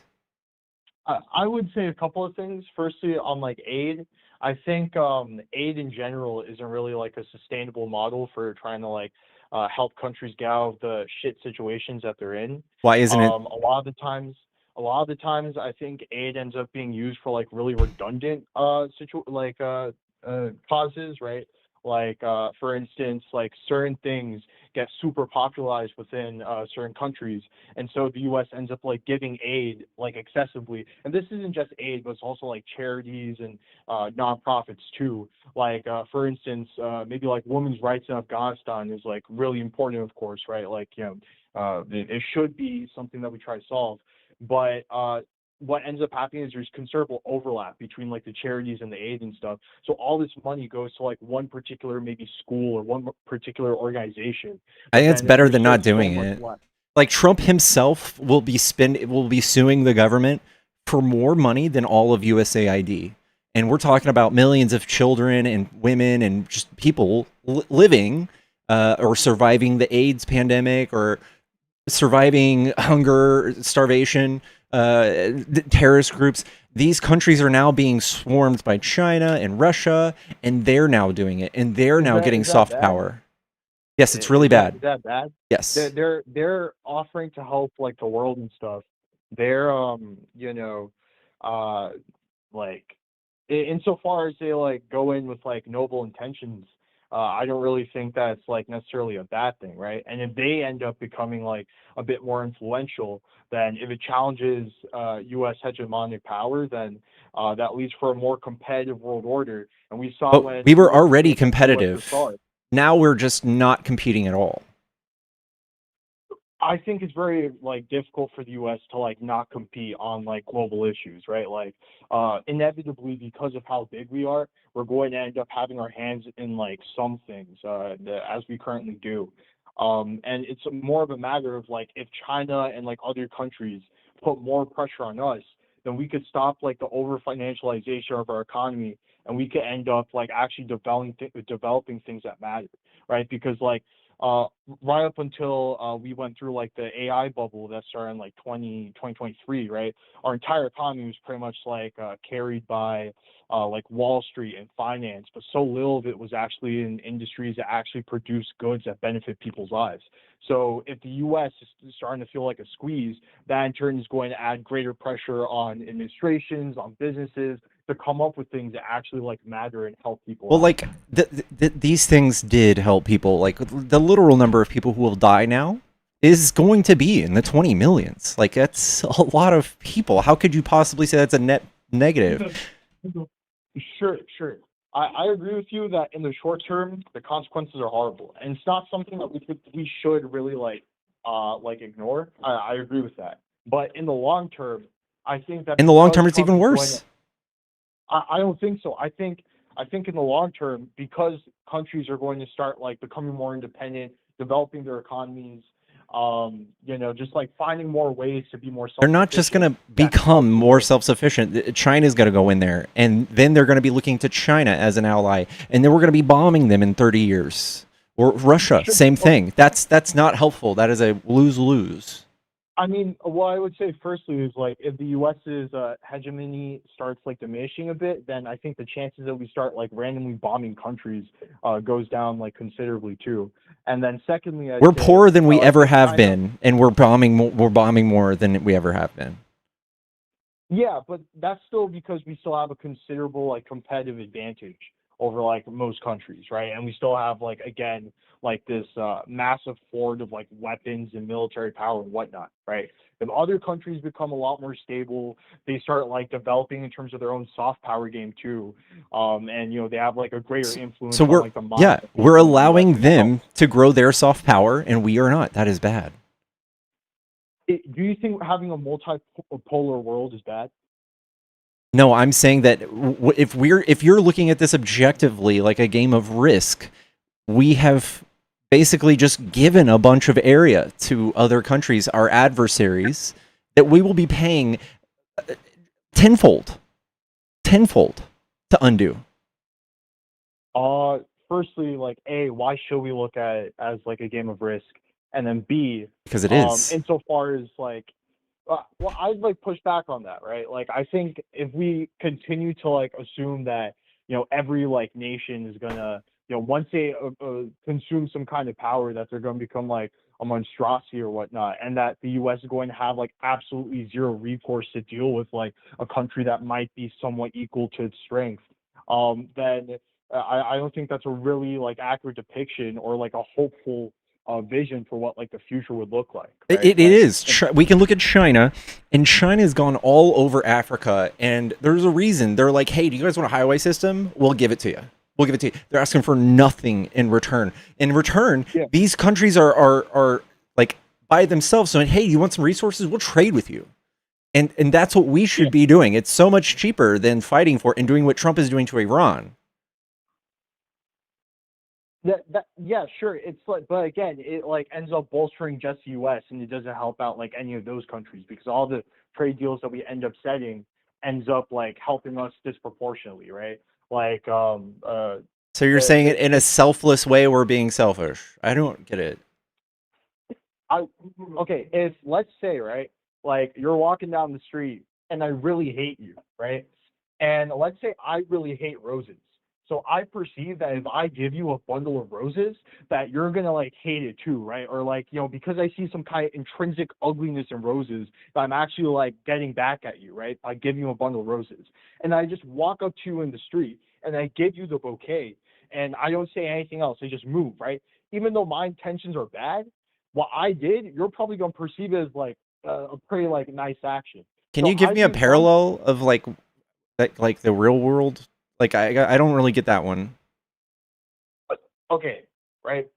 Just because someone's intentions might be X doesn't mean that the action that they're doing is X, right? I think Trump probably doesn't have, like, he probably isn't the smartest dude, but what he ends up doing is inadvertently better for increasing other countries' like own like gradual economic growth, because they can no longer, their politicians can't be bought out by the West anymore, meaning that they can't end up giving like their supporters these temporary benefits that in the long run absolutely screw the country. So the Like people what? of other countries end up like electing people that are way better for those individual states. So we're Right, so I think- we're letting countries run their own course and fall back into like maybe terrorist control or control from But colonialist you movements from other look at states like countries. you look at states like Burkina Faso, right? And they're not really accepting much support from the West in the first place. But Ibrahim Traore is doing a pretty decent job at fighting the terrorists that exist there, right? I think when countries no longer have the pressure to be leveraged by the U.S. Constantly, that it allows for them to go for alternative methods to try to develop their economy, and like avoid stuff like the World Bank and the IMF, and overall just become a lot more autarkic. I think the opposite is true. I think when we don't have these countries that are developing, getting like the fundamental like learning alphabet and how to read and write, they're more likely to just be radicalized by the T groups that run them. I feel like they're more likely to become radicalized and less westernized. Well, Real quick, I gotta you hop also down. mentioned how like Later. other countries are going to step in, right? Like China, and whatnot, right? So if China ends up like alleviating some of the pressure off these nations, then how does your link continue? Sorry. I'm sorry, say that one more time. Somebody was talking to me. Sure. You mentioned how other nations are going to step in to try to like help out third world countries. I would argue that China actually isn't like as bad of an actor as I think a lot of people perceive it to be. I agree. But what about like Russia? I mean, even Russia, they helped out. I think it was Mali or Chad. I think it was mainly Mali, in fighting terrorists that existed over there. So I think Russia in general probably isn't like a good influence to stick around for the long term. No, Russia is objectively bad in every way that you could say. Besides the people of Russia, the government of Russia, the state of Russia, is a bad actor on the world stage in every sense that you could imagine. I think they do a lot of things that are unethical, right? And I think they're like an absolute dogshit state, and obviously Putin's like a horrible leader, right? But not necessarily everything that they do in terms of foreign policies, like to the detriment of every country that exists. They end up doing some things fine, and I also think like naturally because states are going to be looking after like their own like resources and their own populations, that they're going to see that Russia probably isn't the most reliable. So after they receive the most like surface level help that Russia can offer, such as like again like giving like weapons to fight off like Janim, like the massive terrorist organization in West Africa. Like Russia's been giving a lot of West African states a decent number of like weapons and resources to help off fight back Janim's influence. But at the same time, you don't like it when we do that? I think there's a current nexus of like organizations that when we end up giving like aid to these other countries, we end up like trying to coerce these nations into taking deals, into letting us restructure their own economies, to doing a lot. I think that the soft power is not really that. I don't think that's really the case. Like, I think soft power is the opposite of that. Like, I think Trump is like you're seeing what happens when we actually try to do regime changes. There's not a single instance of regime change that we've done or that anybody's done that we can look at and be like, that was a good thing, because they always turn out to be really bad.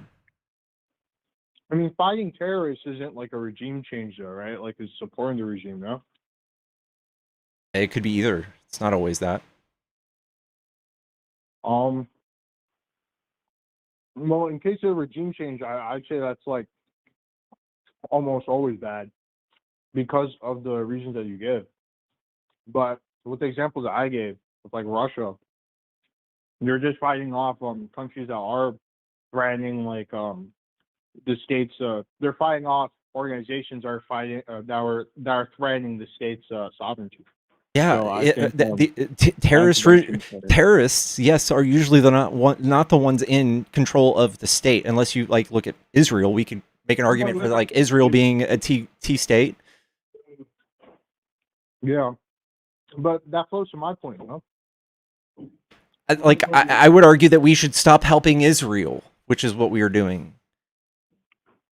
Yeah, I agree. But But then, like, Kamala Harris would fund Israel anyway, so it's like, what's the difference? I think that Kamala Harris showed far more restraint, and so did every other president before Trump. Trump is the only one who could be pulled by the nose into doing whatever the fuck Israel wants him to do. I think that's like a narrative. I think it's true. Like Kamala Harris pumped the brakes on munitions and any sort of aid to Israel until they showed plans of doing indiscriminate bombing or not doing indiscriminate bombing. Like she kept them in check. When he came to speak in Congress this last time, she didn't show when she was still in office. She didn't show. She showed an outward want to oppose what they were doing. But like, I'm not sure how much of her verbal commitments or these MAGA performance would have actually translated into like real foreign policy. But they did because they did that. Sorry, could you repeat what that was? Yeah, she said, "Hey Israel, you don't get any more munitions until you show us plans for your strikes. You're not going to do indiscriminate bombing of innocent children and women." So when they did, bomb those children and women, did we pull them munitions? Yeah. A vast majority of like arms though still went to Israel. We still gave them like a bunch of funding. Yeah, but you notice how every president for the last 40 years, Netanyahu's tried to convince that Iran has nuclear weapons and that they're a threat. And then Obama came along and put them in a nuclear agreement where they couldn't proliferate nuclear weapons. And then Trump was tricked into pulling us out of that.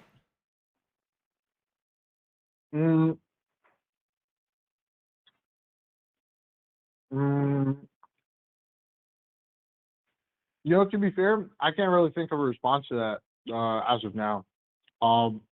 Overall, the Iran war probably wouldn't be happening, I don't think. Yeah. If Kamal is president. Yeah.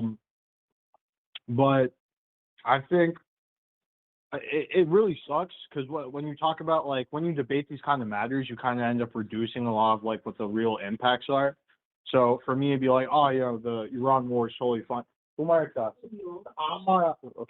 sorry. It sucks in terms of reducing real world events, but I think over the long run, that Trump's foreign policy saves more lives than it detriments. I don't think you have any case to make for that. There's nobody in their right mind that actually thinks that. There's people dying right now because of the shortage of oil in Cuba and around the world, mostly in Cuba. Trump is the terrorist. We are the terrorists, according to many other countries right now. Yeah. I think that's true. That death is accumulating in the short term, but the response is BRICS countries. They start focusing more on developing the world, not the World Bank. They have their own organization. I forgot what it's called. I think it's the OCD or something. Focusing on moving off the U.S. dollar and all these things, which in turn, I think, in the intermediate long run, I know you said that you disagree with this, but I just think in order for other states and their populations to realize that we probably shouldn't be in control of their own fates, that they have to see things get worse than better. Because if things remain relatively stable, then there's no incentive for people in the third world no incentive, but there's a lesser chance that there's real visibility for people in the third world to see how the U.S. is complicit in a lot of their plight and then organize on their own. Yeah. We are a much peaceful world. You said it yourself. There's no reason for everybody to be upset until Trump does something, and then there's a reason to change. It's kind of circular. If Kamala were in office, none of this would happen. None of these people would be put into pressures for doing these harsh pivots in their economy. These things aren't and would never be necessary until someone like Trump came along. So again, like we could have just kept the world peace. We could have kept NATO together and intact. And things would be just fine, be great, and they could keep working towards their own independence with alternative energy. We're working on that all together. The only person not interested in that is Trump, and he's even stifling efforts of that across the world.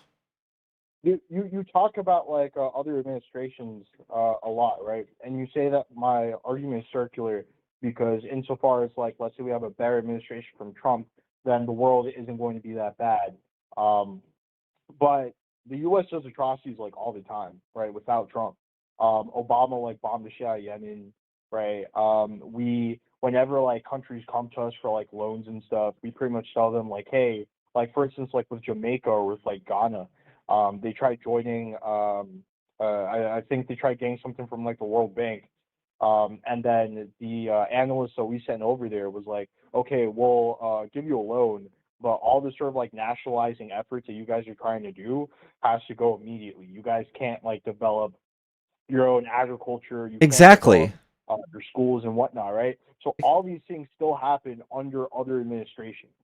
Right? I'm not saying like, but not at the same level. We have to have nuance, and we have to have nuance where it matters. And well, I can say that I disavow Syria, Yemen, and all that stuff that Obama did. Trump increased those strikes by 450%. So there's no positive movement there. When you say Trump is the better option, I think he's the worst option. But didn't you agree that Trump like worsens the U.S.'s like reputation on the world stage? Yeah. So if it worsens our reputation, wouldn't that then compel other people to be like, yo, maybe we shouldn't like get our bread from the U.S.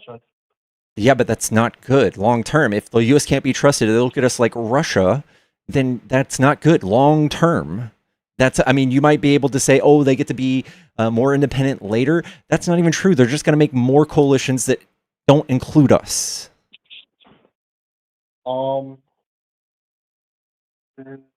You said that if the U.S. isn't helping these countries, that Russia steps in. Huh.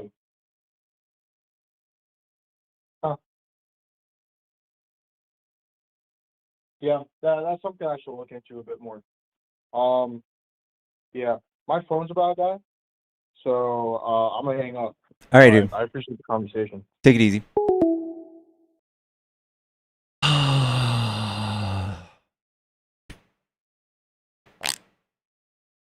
You're back.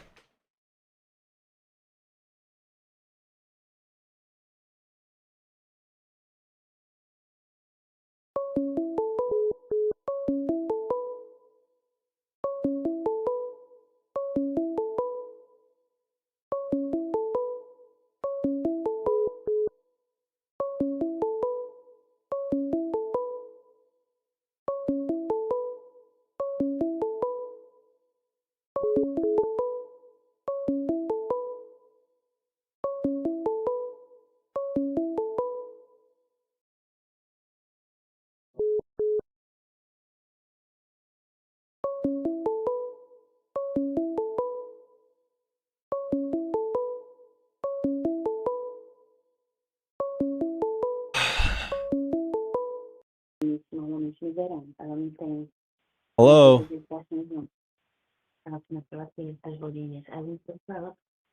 Hello. Hey, how's it going? What's up? Is this a Trump supporter?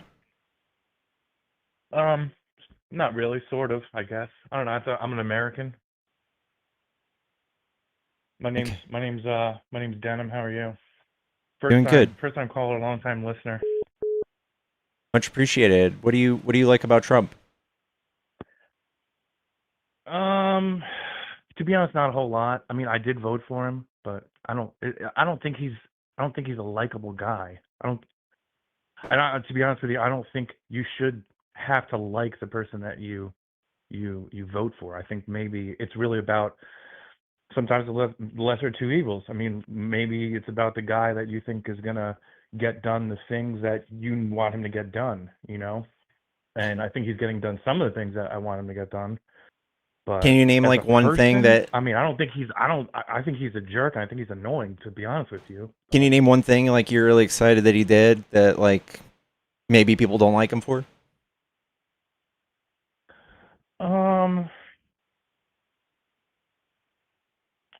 I would say like honestly, maybe like the no tax on tips thing was okay. I mean, I I think think that's that I think it's I think like bipartisan. the whole immigration thing. To be honest, I don't think his numbers are all that good. I think he should be doing way more.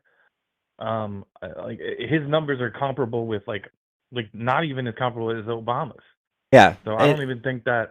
I think like it's really the story behind it and the idealism and the rhetoric that people try to get behind, like I agree. that really fuels everything. Like the media kind of like they rile everybody up, and then like the media wasn't behind.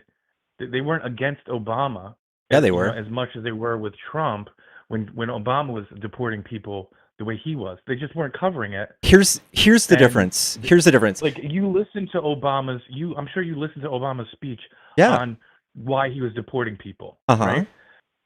And if Trump had said the same thing, this is racist. Do you understand?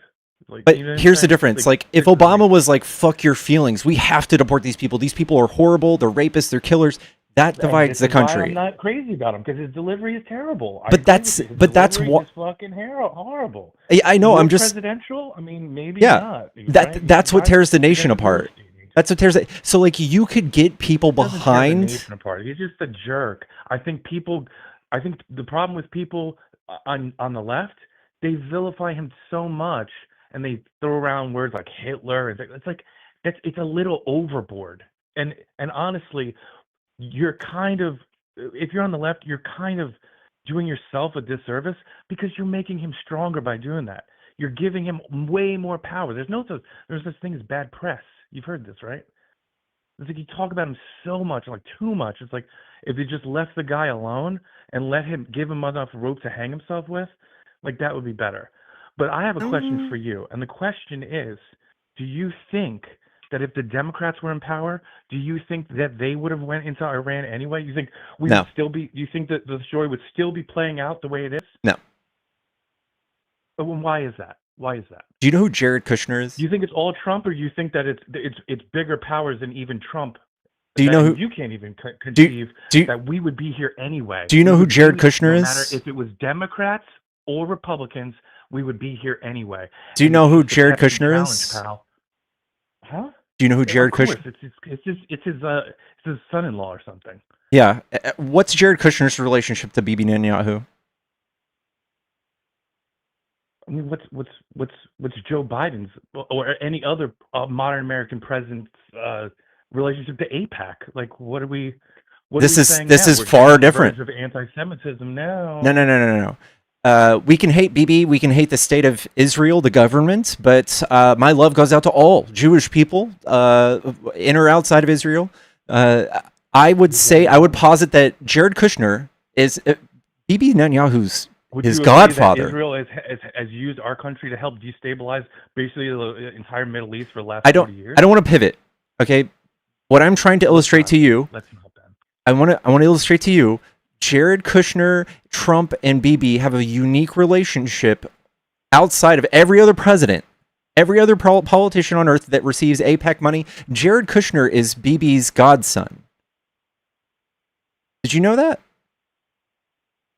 I didn't, and I'm sure it's by design. But you're merely proving my point. And he's also the ambassador to the Middle East. Okay. They all got their hands in it, and they've been doing this for a long time. This is my point. There's a difference, though. We have to stop fighting each other. We have to stop vilifying Republicans. Have to stop vilifying Democrats. Democrats have to stop vilifying Republicans. And saying, because I disagree with you, you're a horrible person. That's exactly what they want. No, this is what Trump has championed. Each other, guess who we're not fighting? This is what Trump has championed. Congress, are we? Let's take turns talking. Let's take turns talking. Biden gave billions of dollars to Israel in the genocide of Palestine. Did he not? Let's take turns talking. That started under Biden's watch too. You can split hairs about this, but that started during we gotta have nuance. We gotta have nuance. American president's watch. They were into it. But you're just again you're Pause. proving my point. Pause. Pause. Pause. Pause. Do you know about the Iran nuclear deal? The latest one, there's been 50 in the last 20 years. That's not true. No, I don't know about the latest one. There's always one. There was No, one there's last not. year, and then they bombed that site in Dimona. I mean, No, no, the Iran nuclear deal, the deal that won Obama a Nobel Peace Prize. Do you know about the nature of that deal?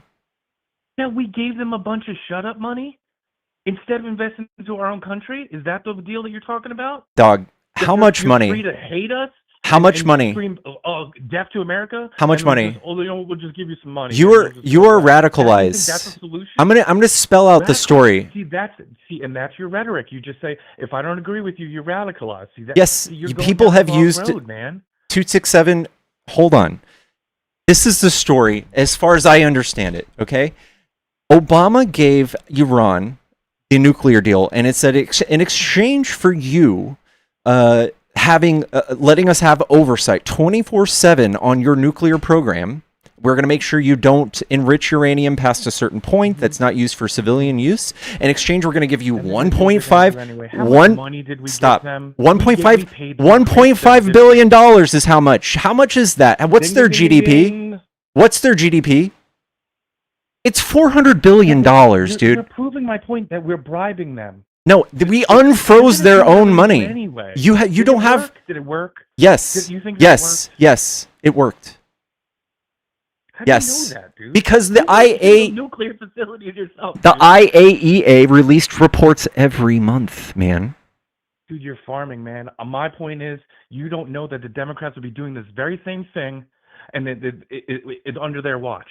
Okay? No, because they did the opposite. I think they do these things, and they put guys like Trump in power so that people go nuts.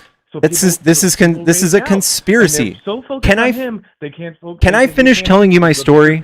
Can I finish telling you my story? Mm-hmm. Trump. Go right ahead. Okay, so we had this agreement and it was working. They were adhering to this agreement according to the International Administration of Nuclear Energy, the IAEA, the people that are, it's a whole coalition of all the countries that have nukes and enriched uranium. They were monitoring Iran, and in exchange for this, Iran got to trade with the rest of the world. Their economy got to grow. This was a good thing for them, and they were not a threat. They were being supervised, and it gave them a peaceful agreement. Not one person died, and we unfroze their own funds, $1.5 billion, which is less than Trump gave. Trump gave like $20 or $30 billion, by the way. This is all for Netanyahu. If you can think about this, why in the fuck would somebody pull us out of that agreement when they were adhering to it, when they were peaceful? Is because Netanyahu wanted to perpetuate the threat that Iran was. They wanted to show the world, hey, these guys are bad, we should bomb them. We had to give them that. So in the 3 years after Trump pulled us out of the nuclear agreement, then they had 60% uranium. So Trump created the problem that now he's solving. Yes, Democrats would have done this completely different. If Trump was never in office, we would be seeing none of this.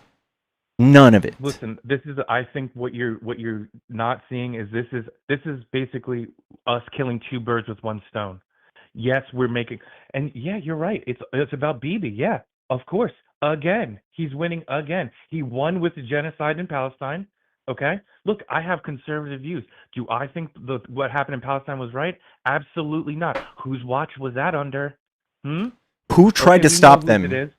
Who tried to stop them? Okay, well, let's just we just move forward just a minute here, because I do have a point. It's twofold.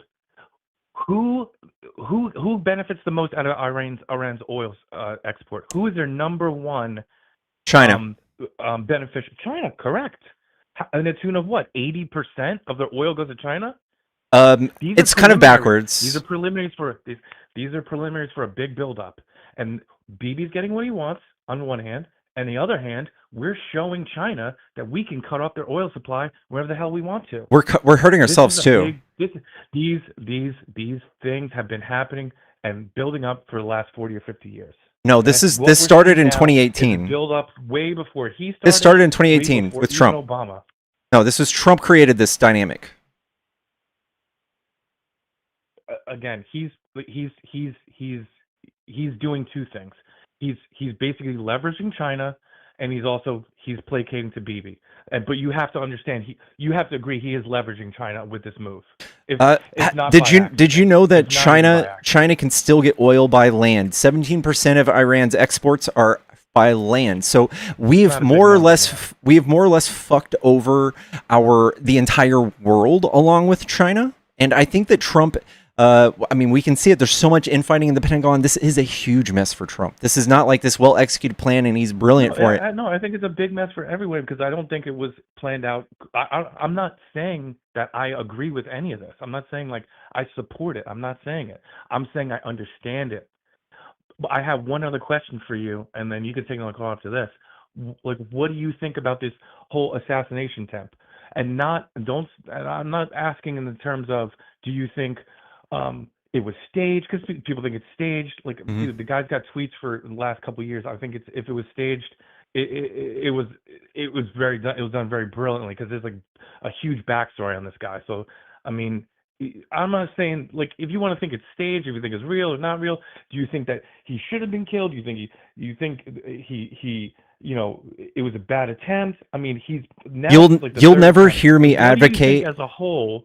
What do you think as a whole is this attempt? What do you think it does? You'll never hear me advocate for violence in politics, but when you're the most inflammatory political figure in the world, and you just so happen to get assassination attempts, I mean, what are you, fucking stupid? Like, yeah, he's ruined the whole world's economy. There's an endless amount of people that don't like him. You don't have to be radicalized for that. You don't have to be radicalized to disagree with the fact that he has not made one arrest in the Epstein files. Not one. Well, I mean, that came out a long time ago. Like, you can mince words that, I mean, Obama set him free and gave him his plane back, and pat him on the wrist. Actually, the guy who set him free was hired by Trump. For over 15 years. No. Alex Acosta, do you know who that is? Do you know who Alex Acosta is? Work for, huh? Do you know who Alex Acosta is? Alex Acosta. Sounds familiar, but I don't. Alex Acosta is the man that took Epstein's 67 federal charges and got them down to 3 state charges and got him like 15 months in prison. Guess who he worked for directly after that?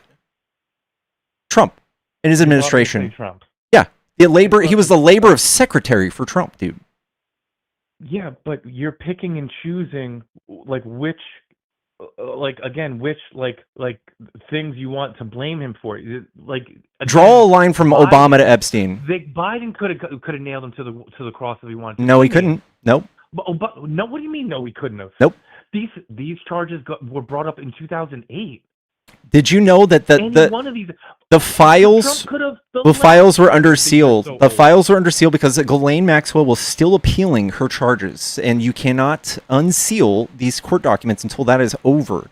Now Ghislaine Maxwell is in a minimum security prison with a puppy, and she's the world's most prolific pedophile. How long ago did Epstein die?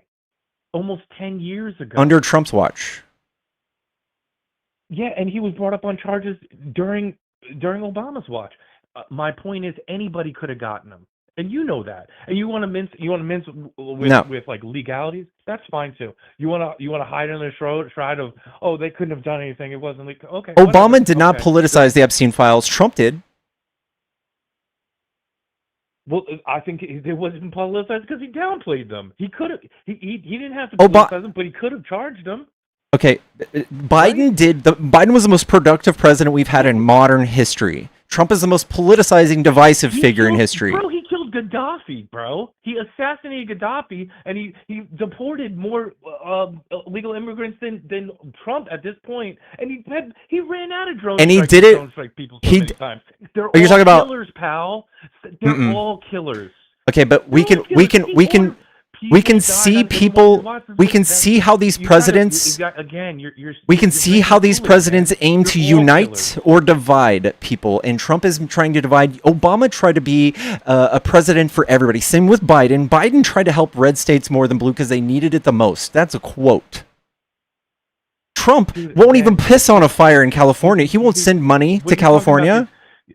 You're talking about a kinder, gentler, softer, more humane somebody who doesn't make us attack each Hitler's other like at the the throats worst, right now? okay? Yeah, look at us right now. It's We're just yelling the at way each they're other. branded, man. This is new. It's just This the way is they're new. branded. But No. I'm not calling you a bad person, and I'm not calling you any names. Okay, and that's what's important. We should have healthy debate in this country, and we shouldn't be vilifying one another because we disagree. I Do you am agree? uniquely equipped to I have will civil defend your right debates. to disagree with me. I am Yes, sir. uniquely equipped I to will have civil defend your right to debates. disagree with me. I don't. No, you won't because you voted for Trump. See, there you go. I'll vote for a Democrat if I think that his political views align with mine. I don't Here's what I want to close think with. that's true. Here's what I want to close with. And what I want to close with is this whole assassination attempt. What you have to understand is the bigger picture of this. And this guy, Trump, he will be gone soon. He will be out of American politics one way or another in a few years. It's very short term. People have to stop living day to day. He'll be gone in just a few short years. But the impact and the damage that can be done to our country with an eye for an eye mentality, we're talking about a dissension into chaos. Do you understand what I'm saying? So we don't like your guy, so we're going to shoot him in the head. And guess what? You want to make this man a martyr? You want to make him live forever? And then his followers will get your guy when your guy gets in? I get it, This is the but dissension into chaos as a country. Have you looked at the numbers? The whole thing on both sides has to. We got to turn this. Have you looked at the numbers? Did you? Really do. 70% of domestic terrorists can agree with me. I know they understand. I know they hear me right now. You're really bad at over talking. He's not Hitler. Okay? He is. He's a fucking joke of a real estate agent. Okay? He's not. He again. They got you believing he's like a supervillain. He is. He'll be gone and dead, just like the rest of us. Was Hitler a supervillain? Because he's gone and dead. Dude, he also had a genocide of millions of people. There isn't a big comparison. How many people are going to die because USAID is gone? You don't like his delivery? How many people? Like the way he. How many people are dying right now because USAID is gone? I don't know. I have no idea. It's to the 20 millions. It's like 20 millions. It's more than Hitler. It's more than Hitler. I really don't care. I mean, I know you don't care. Family. I'm sure I know. Most people have their own families. They got to care about themselves. I know you don't care. I'm keeping it real. Yeah, I know. The Jews, the Nazis didn't care either. I guess. I'm not worried about USAID. I'm not. I'm sorry. I know. I can only do what I can do. You can be conveniently selfish, but we are alone on the world stage now. I mean, maybe this is all by design. You know, maybe this is all by design. Even J.D. Vance said he was America's Hitler. You have to. They all say terrible stuff when they're on the campaign trail, but you have to agree with me. He wasn't campaigning. Like the whole assassination thing. It's and everyone and I think you need to calm down too, with the rest of them. He's not Hitler. I'm sorry. You're giving him too much credit. This is what I'm trying to tell you. You really. I think you're giving him too much credit. In the worst way. I think that Trump is. Again, I think that it hurts your. I think it hurts your ego, and I think your ego hurts when you realize or you're accused. Your problem is like the rest of them. I think you think I picked a side. I think you're. Dude, you can't let me talk. It sucks for you, dude. I would talk to you for hours if you could wait your turn to talk, but you overtalk. You overtalk. It sucks. Waffle Stumpy, I love you. Thank you. All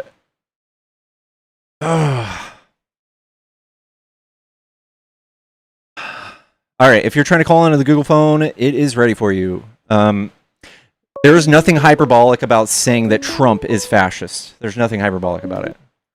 Hello?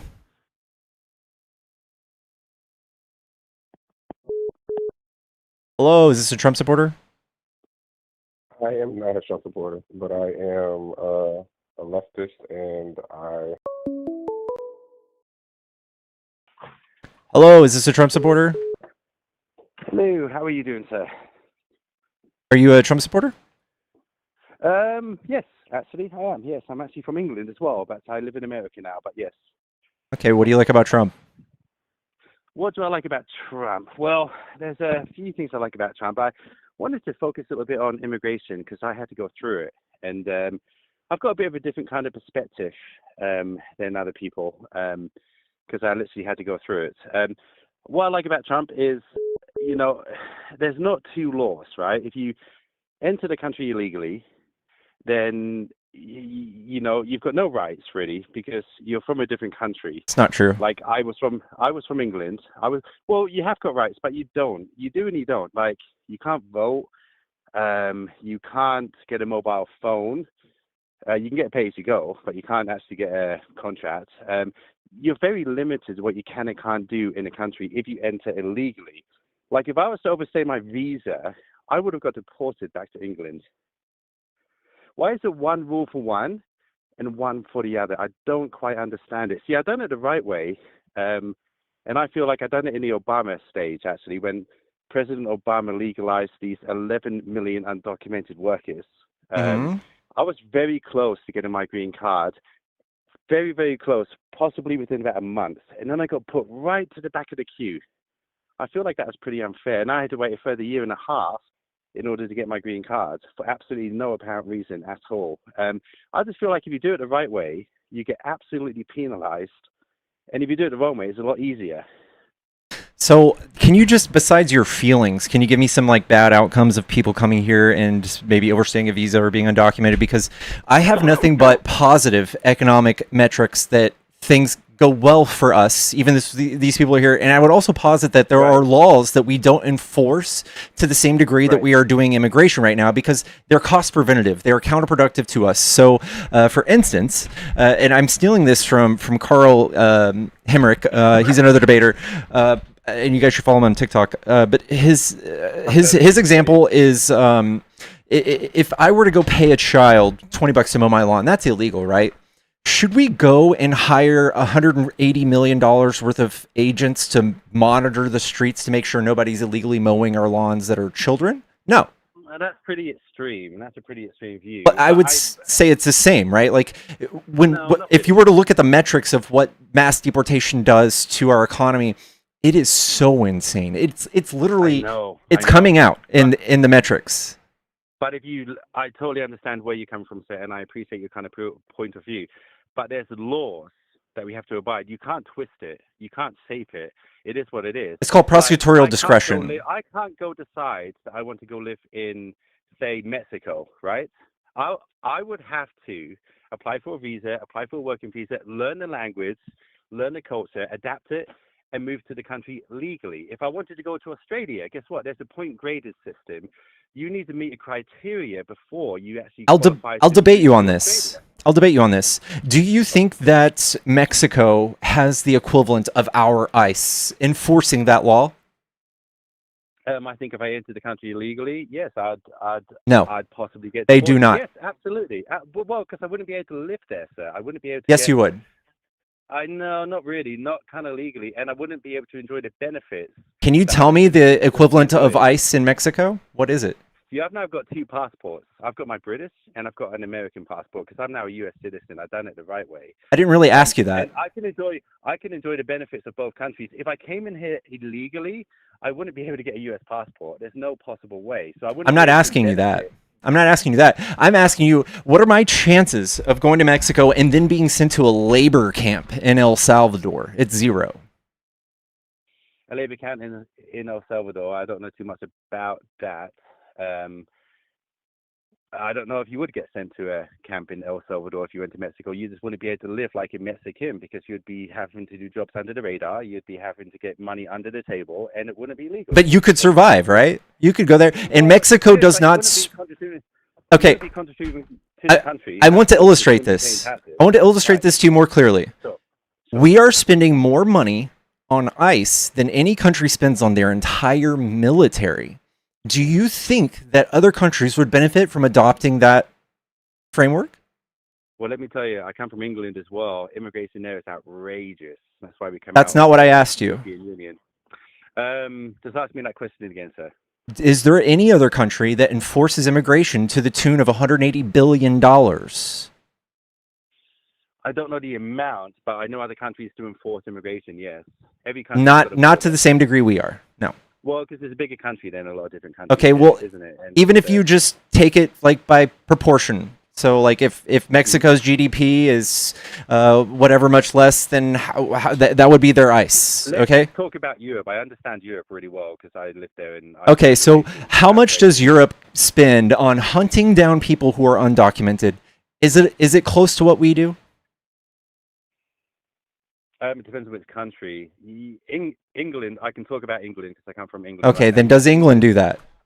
England is now cramping down, yes, on kind of immigration. Absolutely, the boats in Calais crossing the Dover Channel is just outrageous. People are coming on boats. They're coming into the country because they wanted to. I'm asking about the enforcement mechanisms.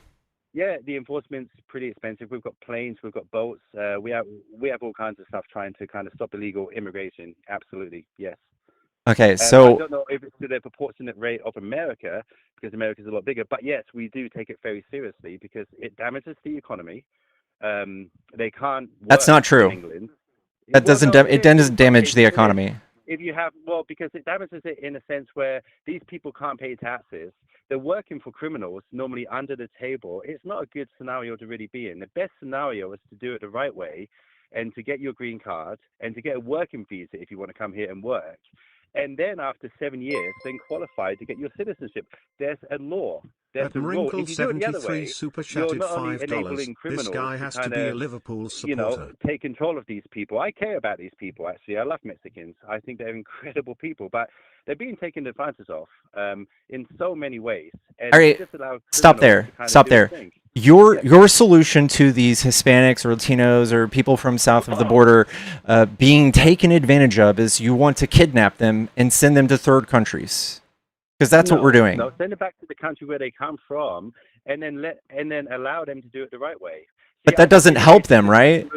That hurts them. Does, eventually, it hurts them if they're here illegally and they've got to hide. I couldn't think of anything worse than coming into a country and having to work under the table, what's in my back, time and time and time again, being taken advantage of, being paid incredibly low wages.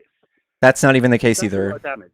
Most of them make over the federal minimum wage. Literally, almost all of them do. Necessarily, no. A lot of these people don't because they get paid cash in hand and they'll take whatever they possibly can because they're in desperate scenarios to kind of support their family. There's no indication of that, and also, no indication it's of far more. Such and such as well. You're over talking me. There's far more evidence that they're making far more than what they were making from the country than the country they came from. They're here to work. They're here to make a better life. And there's nothing but economic metrics falling when we deport them. So there has to be some other way to handle this other than just straight up mass deportation. Michael73 super Hold on. $10. Ask him if he is from Liverpool. Are you from Liverpool? No, I'm not from Liverpool. No, I'm from the east of London.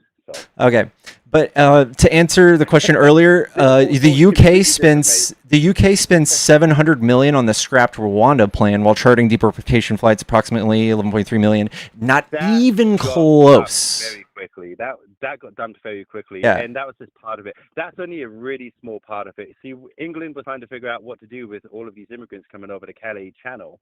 But it was to a point where it was just unheard of. See, they come into the country, they want to get on benefits. They don't want to work. They just want to get on benefits. So we don't even have that. Pardon? We don't even have benefits they can get on. Well, no, you do, because when you apply for your green card, yes, there are certain schemes where the government can actually help pay, and it comes from the taxpayers' money to help these families. But that's a legal I process. never took any benefits. No, there are different schemes which can help people that aren't working while they're going through the visa process. But again, it just has to be done the right way. You can't bend it. You can't shape it one for like the other. Now, what I will say is that if there's people coming from a third world country and their lives are in danger, then they can apply for asylum and they can do it the right way. There's lots of different ways. But just coming over here just because you want a better life, well, there's ways in which you can do that. Anyway, I just think you have to obey the laws. You know, our forefathers would want us to actually do that. I love America. Can I say America is the most amazing country I've ever been in? It's a land of opportunity if you're willing to work hard and if you're willing to do things the right way. I want to read you some metrics, okay? Yes, please do. Please do. All right, the effects of mass deportation on the economy. Four-year policy would increase primary deficits about 270 billion, and if economic feedback effects, it's 350 billion. A deficit is recurring negative. Okay, so we are fucking our economy up just so that you can feel a certain way. No, it's not that I can feel it. It's about abiding laws, and I totally understand immigration does have a effect on the economy because they're going to do jobs that people don't want to do, like pick fruit and kind of do building and do this and that, work on meat farms. There's a meat farm actually right by our house. Actually, they got raided. It's not even just by, that. It's not even just that. Well, It's every single metric. Your wages will fall. So when we look at wages are going the to fall anyway because people are going to get paid less if you pay an illegal immigrant. They're not going to get paid as well as you or I. no wages fall even more when we do mass deportation. But if you enter the country illegally, sir, there's no. It is what it is, mate. Like I would get deported if I overstayed my visa. I just would get deported. You would. There's no two ways about it. Okay, there is two ways about it. 40% of the people here undocumented are overstayed visas. Can I just say it's an insult to people that do it the right way. So it is about your feelings. It's about truth, mate. It's about being honest, and it's about what's best for America. Illegal immigrants is not best for America, even though it is a land built on immigration, but it has to be done the right way. That's what I get that. There's a million laws on the books, and we don't enforce any of them to the tune of 100% because it would be cost preventative. So same thing with speeding. I would posit to you that mass immigration is less harmful than the people who speed all day, every day. Why are we enforcing that instead? Mass immigration changes countries, sir. How so? It changes it in so many ways. What's the percent of what's the percent of our population that are mass undocumented? I can talk about England, okay, because and I can talk about America as well. But there's a town in England. I want you to research this. It's called Leicester. Leicester, okay. It's like going to India. It's intense. When people say, "What nationality are you from?" they don't say they're from England. They don't say they're from Pakistan. They say they're Muslim, right? I've seen it firsthand. But now you're just talking about all immigration, not just undocumented. I'm talking about Leicester itself. Okay, I'm not talking about all immigration. but this, how do we stop that from happening if we just allow legal immigration? Well, legal immigration, see, you've got to offer the country something in order to make it better, right? You can't just come in here and just decide, well, I'm going to go pick oranges or I'm going to go pick this. You've got to necessarily have to do it. Surely America would be better off if it vetted, number one, vetted these people, okay, to make sure they don't have any criminal records. But they'll still be Muslim, right? And to benefit the country in order for America to... They could still be Muslim and come legally, right? They can be, absolutely. And many people do that as well. And I love Muslim people, by the way. I don't want to come across like negative about Muslims. But all I'm saying, it's like going to India. It's like a different kind of place. You feel out of place when you kind of go there.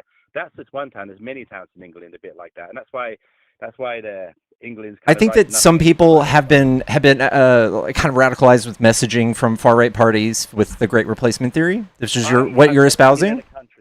I've never been in a country, sir, that's so divided than America, and it's so scary. And I think it's important you have these channels for people to be able to really talk about it, because I agree. Imagine how great America could possibly be if we all got along and we had one plan, one mission, one goal. Just imagine how great America would actually be. I don't have to. Do you remember Barack Obama?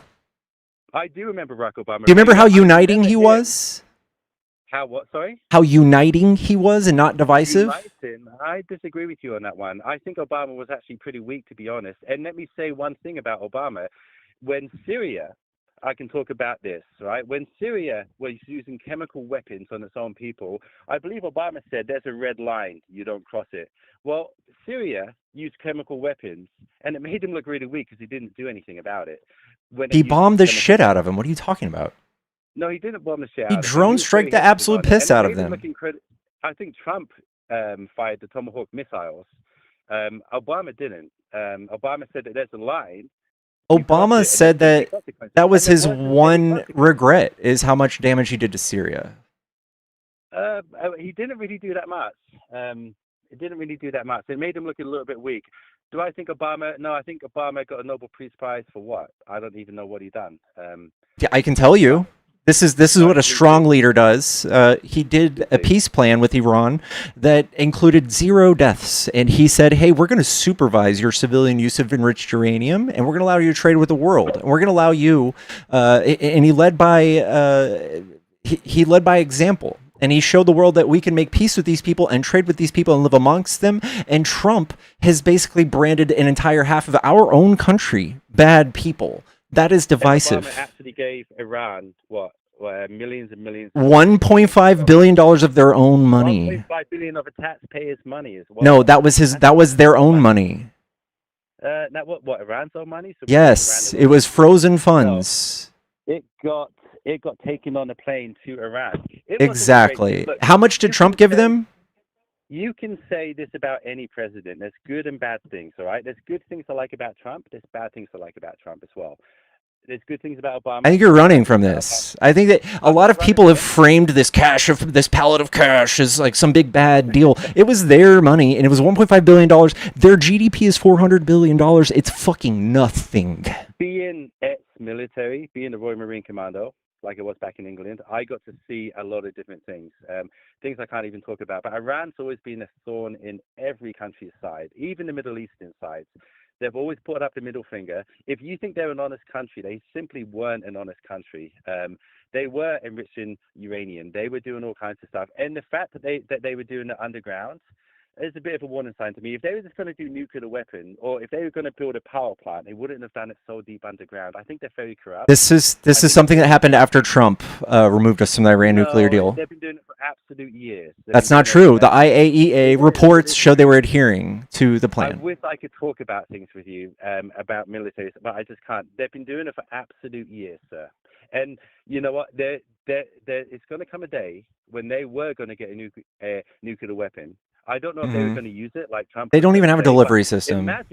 Imagine them having a nuclear weapon and them kind of throwing a bit of a patty, all upset, like a baby, like throwing the thumbs like in like the air, and then trying to deal with a country with a nuclear weapon. It would be a different scenario. It really would be. So I think like North Korea. Happy. Like North Korea, I don't think North Korea's got a nuclear weapon right now. I don't Yes, know they do. about that. They do have a nuclear. You're a part of it. You say you have information. I don't know, but you don't know North Korea has nuclear weapons. Well, North Koreans. I don't really follow that right now. No, I don't. So I can't really comment on it. If I'm being honest. The thing is, the media hasn't given you a reason to hate them as much as the media has given you a reason to hate Iran. The Middle East are very happy that Iran's being dealt with.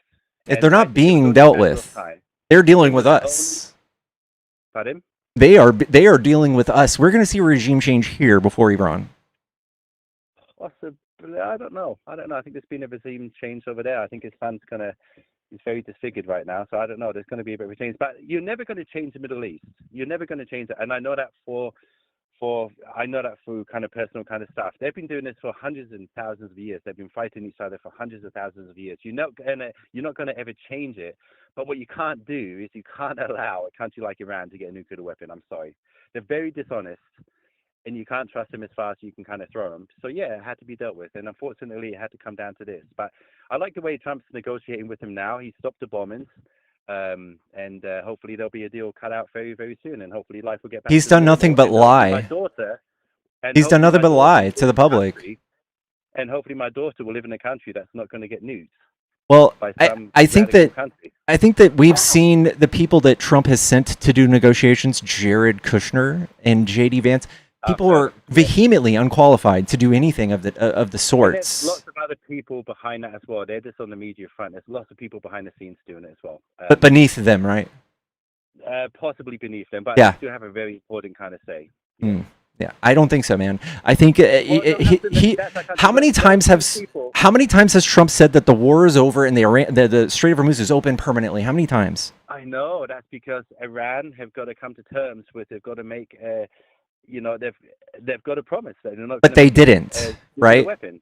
But they keep on going back. Trying to negotiate with Iran is very difficult, incredibly difficult for anybody, whether it's Obama, whether it's. It wasn't difficult for Obama. Obama did it. Difficult. Now, you can keep on papering over the cracks and say, don't build a nuclear weapon and just life's going to be normal, right? But I can guarantee in 10, 15 years' time, you're going to thank President Trump for doing this. I don't think so. I think the world sees President Trump. Hold on. I see the world sees President Trump as a bigger threat to world peace than Iran, than Israel, than Putin, than anybody else. Trump is very extreme, but one thing Trump is for is he's for America. He's definitely for America. I think that's just cult talk. I don't think that's true. There's not a single thing he's done positive for America. For the American people. The thing I'm disappointed about is the cost of food. It hasn't gone down, which he promised. Everything has gone up. I know. There's a lot. Unemployment's gone up.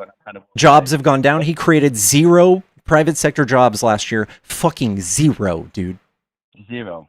I don't know the statistics on Canada. That's the stats. Now you do. All I know is the alternative. I weren't impressed with Biden.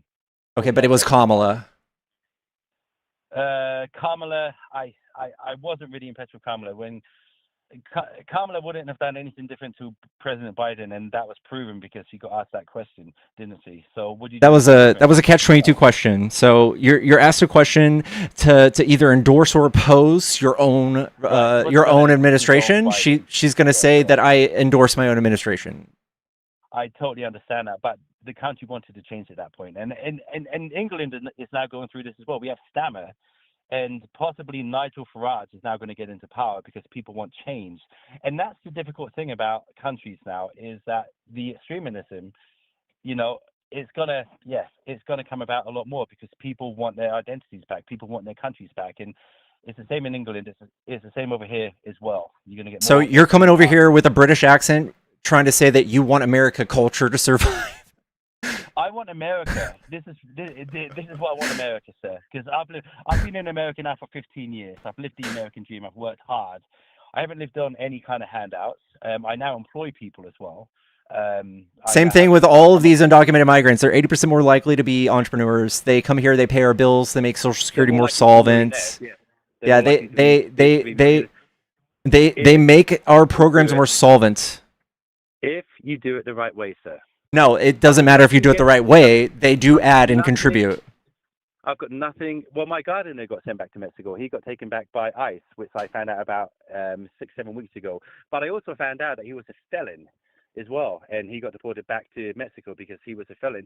And I feel bad for his wife and kids because his kids were Latino, but again, going back to a different culture. But again, he was a felon, and I love that guy to bits. But there's a right and wrong way, That's why it's important to do it the right way, so people get vetted, so you're not allowing, criminals into the country. But the thing is, we can see the outcomes of these people, and undocumented migrants commit 0.0000% of all of the crime. Like literally nothing. If we deported every single undocumented migrant, our crime would drop 0%. In fact, it would go up because the population would shift in a downward level, and the crimes per capita go up.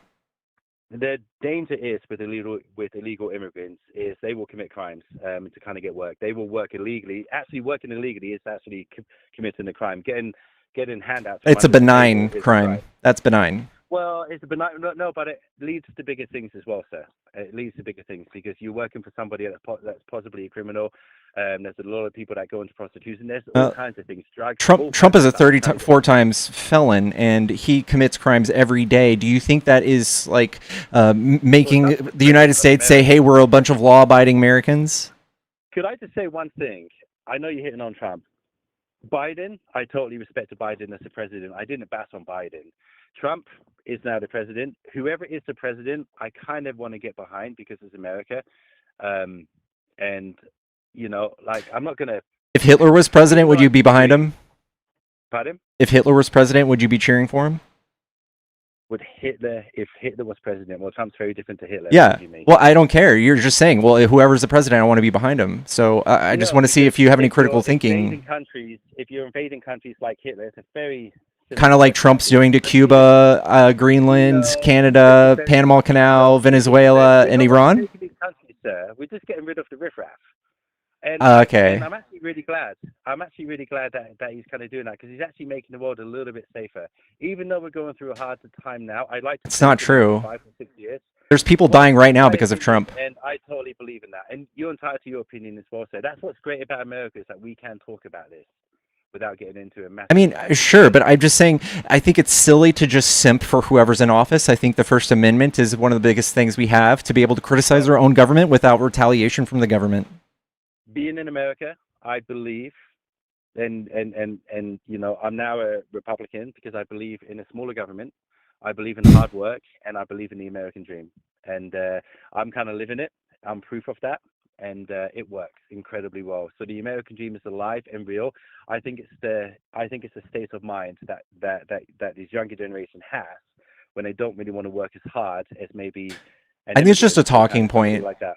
Have you ever looked at a map of all of the states in the United States and seen like which ones are solvent and which ones are not? I know there's a lot that aren't solving, and there's a lot that kind of are. I've actually driven across America as well. It's an amazing. That's very profound. Here's what I'm going to tell you. Almost every single Republican state is insolvent and relies on the blue states to fund them. So I would argue that every single Democrat state works so that y'all can survive. No, not really. Not really. It's the literal I truth. believe that for a second. So I live in Utah. You are definitely insolvent. I don't think so. It's got a very thriving state. Your budget is green, but you receive more funds from the federal government than you give. You guys are net takers. I don't think we're net takers. I think it's not an opinion. This is just data. Here in America, this is not an opinion. Incredible here. You can't argue this away. Here. I think there's lots of opportunity here. I love all states. But Utah itself is a great state to kind of live in, and it's great to actually start a business as well. I'm not asking you these questions. I'm telling you, you guys, yes, I'm sure it is great to start a business in a state that's fully funded by blue states. I'm sure it is. No, not fully funded. It is. Yes, it is. It's not. It is. I'm sorry. This is the harsh truth about being Republican is that you guys cannot pay your own bills. You can't. We are going to beg to differ on this. I've got Democratic friends. This is not an opinion. This is data. Well, data shows that Utah is an absolutely thriving state, and it's because people want to work and people. That's not a thing. Incentive. That's not a thing. Well, You're just saying these weird things in generalities. No. I'm not saying anything weird. I believe in the American dream, sir. Okay, I believe in the American dream. I don't know what that means. And I believe in hard work. And you believe in usurping blue states' tax dollars to survive as a state, and pretending like everything's fine. No, I'm not doing that. No. I don't think anything's fine. I'm very nervous about America, actually, to be honest. I think it's so divided, it's terrifying. And I think the only downside, I think what's going to happen to America is it's going to collapse, not through a country attacking us, but through the people fighting each other. I really do. When do you think, when would you say this all started? When would you say this all started, all this infighting? Where would you say, that maybe when Trump started calling us the enemy within? Marxist, radical communists, socialists? Honestly, I think racism probably started more under President Obama than it did any other president. Can you tell me what Obama did to do that? He brought up the issue. Racism is only in people's minds if you keep on bringing it up. Black people don't have an opportunity. There's more black people in prison. There's more this. There's kind of more that. I just believe that. So you don't have like a quote? I don't. Well, I'm sure you can research it just online, which I'm sure you're kind of going to do. But I'll give you a few of mine. Oh, please do, sir. Yeah, so Trump has called immigrants vermin, which is a Hitler quote. He says they're poisoning the blood of the country, which is a Hitler quote. Okay. He says that they're rapists and killers. Some of them might be good people. When he said that, there were 3 murders that year from undocumented migrants out of the 11 million that were here. He has said that Democrats, socialists, and Marxists want to make this country less white. He has alluded to the fact that his political enemies are the deep state and that the government can't be trusted. Mm-hmm. That causes violence. When Obama says, "Hey, you know what? When Obama says, "Hey, I don't want to rule by executive order. That I want to do this the right way through Congress, through the voice of the people," that is more uniting. I'm not going to argue on kind of that one. I think Trump has got to watch what he kind of says. Absolutely. Who's known for mean tweets? When I say mean tweets, who do you think of? What's that? Sorry? When I say mean tweets, what's the name that pops to your head? Well, of course, President Trump. Huh. Absolutely. He doesn't talk to the mainstream media like he does other presidents, but I do like what he's done thus far. I do. He's fucked up the whole world economy. What has he Well, he done? has, but also the world economy was also taking a lot of a deep advantage of America That's as his. well. That's a talking point. There's no evidence of No, that. it's truth. It's facts. It's That's not absolutely true. true. Can you name a Other way in which countries, they're taking well, no, advantage they of weren't us? because I know people. I know people that actually sold jam and they were selling it to France. They got tariffed like freaking crazy, sending it to kind of France, and yet France can send it out here and there's no tariffs. That mistake I don't think you know how crazy. tariffs work, man. Oh, of course I know how tariffs work. Other countries impose it on America, and they absolutely take money from America, and we can't do it to them. I think it's a little bit I think unfair. you absolutely don't know how tariffs work. So when France puts a tariff on America, who pays that extra money? France or America? Who pays the extra what? The tariffs, America to France. No, dude, no. Dog, no. Well, if France had charged the tariffs, who gets the money? When tariffs are put on by the French government, the French people pay those fucking tariffs, man.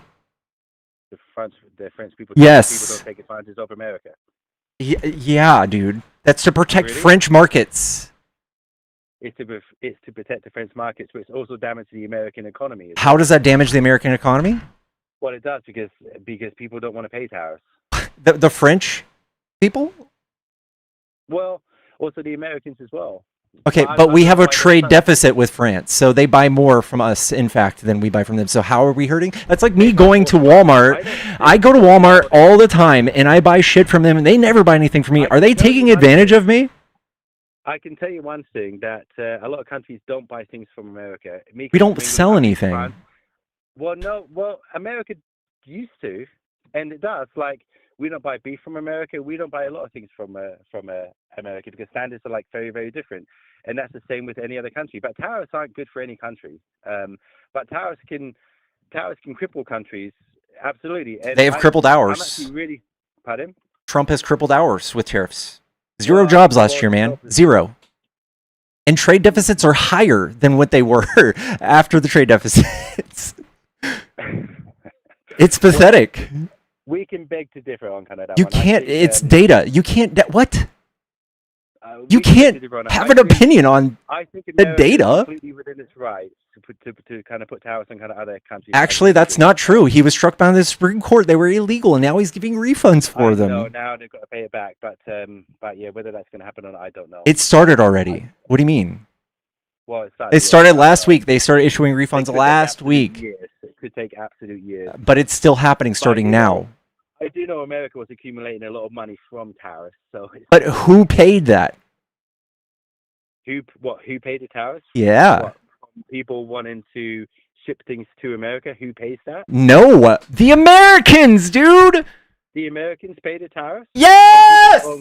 On things coming into America. Yes. Yes. Really? I don't know. 100%. Well, when we make absolutely billions from other countries importing stuff into America, so why were they? So if the American people were paying for that, then why was there such an outcry from other countries? Because it reduced the GDP and sales to the country. Oh, okay. Meaning what? Dog. Okay. I don't know if you it's become very clear you have no idea how the tariffs work and how Trump has fucked up the economy. Maybe so. Maybe I don't understand tariffs as good as you, but I do understand that there's laws in every country that you need to obey. And I think if people obeyed the laws and done it the right way, this country would be more prosperous. And you can't have open borders. Nobody had open This borders. country would be, pardon? There were no open borders. That is propaganda. There were no open borders. Well, there were Correct. parts of borders, but open arms and just welcoming people in and say, "Yes, come on in here, come on in here." That's not a thing. That's a wild. Like you guys are insane for even thinking that. Because let's take it back down to immigration. We just have a lot of, you've got to do it the right way. There's laws, all right? If people do it the right way, they totally deserve to live the American dream, as do I. If I done it the wrong way, again. You're just talking about your feelings. Again, there's no good outcomes of mass deportation. I'm talking about a law, sir. You couldn't go in any other country and just live there. Yes, I You've got could. to obey the laws. No, Yes, you I could. couldn't. Yes, I Try could. it, please. Try it. Try Yeah. it and do a podcast on it, please. I absolutely could. And try it, please. Please. Absolutely try. You couldn't go to England and just turn up in England and work without getting a visa. You couldn't go to France. It's probably way You'd get easier to get a 90 visa in day England. visa to visit, but you wouldn't be able to work. Did you know that I can get a visa in England by just proving that I make $1,200 a month doing this, and they would just let me come over? But we couldn't do that in I America. don't think so, sir. Dude, I was looking at becoming an expat like years and years ago, and that is absolutely the case. No, that's not. See, in order to attain that, there's a lot of different things. You can't just go there and work. Like, I couldn't come to America and just apply for a visa and then work, right? Well, I could, but I wouldn't be able to stay here. I'd be able to stay here for like maybe 3 to 4 months, maybe possibly 6 months, and then I'd have to leave. What about the millions of people that have been here for tens and tens of years? There's other countries where those people are still flying under the radar, and the countries don't see it fit that they spend a literal metric fortune on doing that because it would hurt their economy. That's why they haven't done it. And Trump made that decision against the advice of all the economics. When I see people flying the Mexican flag here in America, and they're saying that they've got a right to be here, but they haven't done it legally, it's a bit of an insult to every American. So it's your feelings. No, it's not my feelings, sir. It's just law. You can't have open borders. You can't. Nobody's got open borders. If you come in here illegally, besides you Europe, deserve to be deported like anybody else. Just I like don't. Europe, yeah. I think that you just have an extra sensitive feeling about this when I can talk about a million other laws on the books that we do not enforce to the level of this. But it's because you've been radicalized on this. I haven't been ready. No, I haven't. I've just got an opinion on it. But, See, yeah, that's the your thing. opinion's been formed by the media. I went on this other talk show, and you've been the most recent one that I've actually spoken to. The minute I started debating, guess what? They called me racist. It was so funny. They said, no, you just hate black people. I'm like, I love black people. They just like blurted out all of this stuff to make themselves look kind of really good. And kudos to you. You're a very professional guy, and I've enjoyed talking to you. But you have to obey laws. Okay, like I said with the incident with the paying kids to mow your lawn, I could also make this case for people who poke smut. Weed is federally illegal in the United States, and there are many other states, just like we have sanctuary cities, that allow it. But if I were president and I chose to raise $180 billion and bankrupt our country to go arrest all of these people and put them in jail and pay $300 a day for every single one of those people, and just said, well, it's the law, sir, you would have something to say, wouldn't you? I would say if you come in the country illegally, you've committed a crime and you don't deserve to be here. Same thing if you smoke pot, right? Not really, no. Why not? It's the same thing. They're breaking the law federally. Well, what do you say? Well, immigration is very different to smoking pot, sir. Yeah, I know. I think smoking pot is far worse. Well, pot's legal in many kind of states now. So yeah, and so are sanctuary cities. Denver, all of that stuff is completely legal. I still find it funny how states do things very differently. Like in England, it's like one law for like one thing, but in different states they allow different kind of things, and that poses a bit of a problem, I think. But that's all right though. You guys have borders in Europe where you can just go across. You don't check passports at all, right? You guys have open borders, don't you? No, that's if you were in the EU. When you were in the EU, like uh-huh. kind of one point, yeah, just like we have states. But you have to show identification. You have to show. Now you can get on a train and you can go 3 fucking countries without showing a visa. You do have to show your visa, sir. You really do. I know. Now England's out of that. We do have to show our passports. But when we're in the EU, yes, you still have to show identification. I've been to Europe many a times. Over. Can you tell me? Like, I've been begging you for this last hour, like the bad outcomes of mass immigrants, people coming in, and I still posit to you the same exact thing for speeding. 48,000 people die every year, and 23 people died last year from migrants. What would you say is more dangerous? What is more benign? What's more benign? Well, if you're, let me see if I can word this kind of correct. See, if you've got a driver's license and you're able to be here in America legally. That's not true. People are, well, no, absolutely. You can get a driver's license as an undocumented migrant. You can, because I couldn't. Yes, you can. No. It depends on the state. Yes, you can. I could not get a driver's license until I was driving under my British license. Until I got my green card, sir. There are multiple states where you can get a driver's license as an undocumented migrant. I don't think so, because you need to show identification, and if you're undocumented, you don't have that. Dog, it is the absolute truth. Do you want me to list the states for you? I'll list the states for you, dude. Please do. I can talk for Utah. Why didn't you research Utah, and then I'll tell you that I'm correct. Because there's more states than Utah. I know, but I just live in Utah, so why didn't you talk about Utah? In order to get a driver's license, you've got to be either. I think you've got to be a green card. There's resident, 19 right? states. 19. Okay, let's talk about Utah just for 1 second. Okay, I can't talk for any other state. Utah, the failing state full of Mormons. Got it.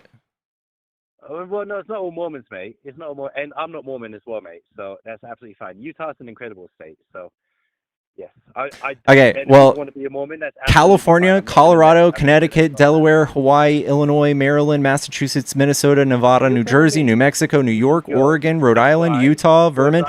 Utah, you can get a driver's license as undocumented migrant. No, you can't. Yes, can't if you you're illegal, mate. You can't.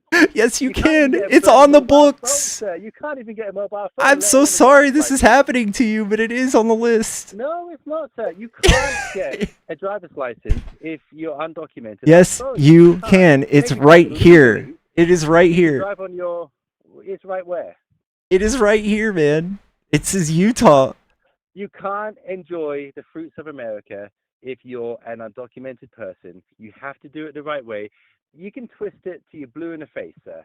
But you've got to. I think that's what you're doing, man. I had literally looking at the law, and the reason they do this is because it reduces the amount of hit and runs. What? Being undocumented workers? What? Being undocumented car crashes. There's a big difference between coming into the country illegally and driving.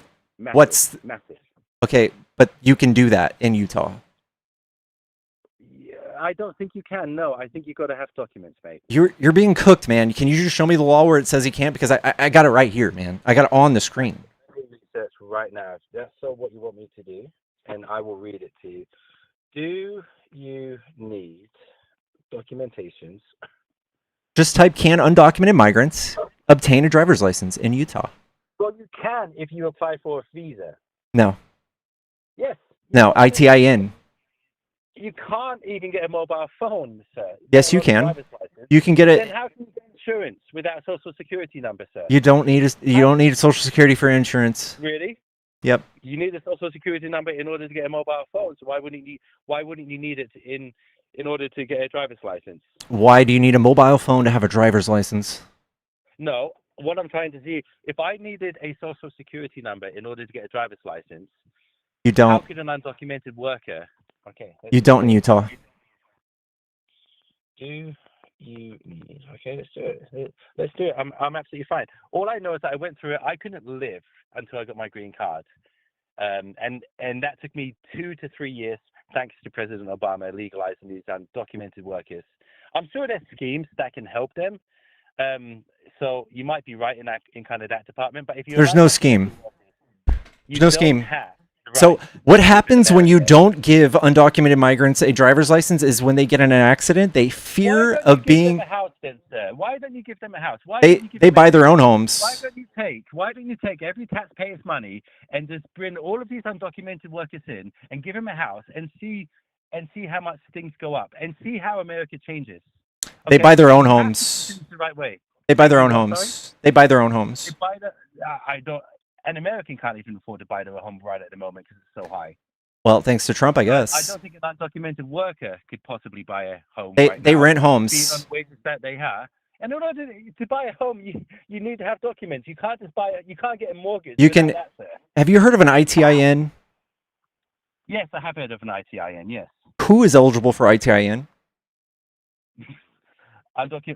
You're going to say undocumented workers. Yep. Right. Yeah, that's it. I don't think it benefits America, sir. It doesn't benefit. It does in every way. They do jobs. Every They bit of do the jobs economy that other people benefits. can't do, but there's laws, and let me tell you, if you keep on allowing undocumented people to come into America, there's going to be a problem. There really is. Nobody just wants more and more people to come to America undocumented. Well, that's The liberals are what's the happening, the sir. liberals are the only party that are trying to get this pathway to made easier. Can an undocumented worker vote? No, In the not unless it's in a local election. See, because I couldn't vote unless I got my green card, not even in a local election. Well, that's just Utah. No, no, it's not Utah, sir. Yes, it is. There's multiple elections you can got vote in to as an have undocumented migrant. Because guess You've what? got to What have are a green card in order to vote. That's not true.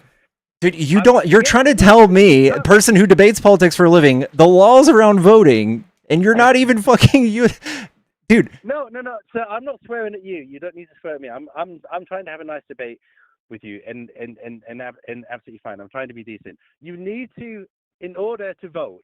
Yes, you need to have a green card. Federally. Here in Utah. Huh? Federally. Well, even local elections, sir. No. Even local elections. Yes.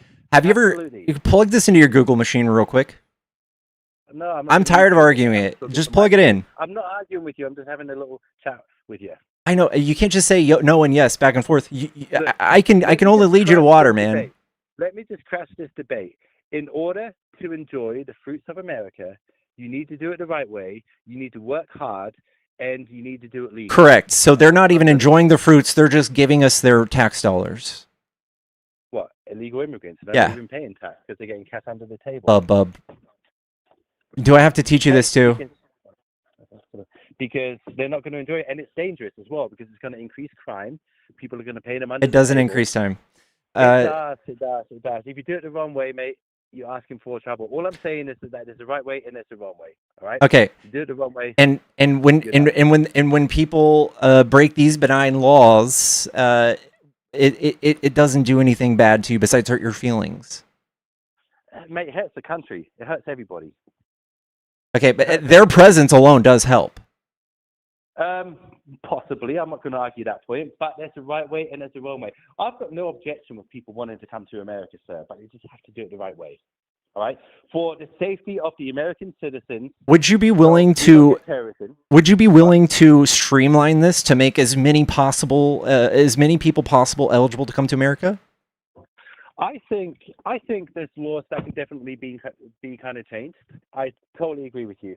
I think it could be easier for people from third world countries in order to come here, but I also believe that they need skills.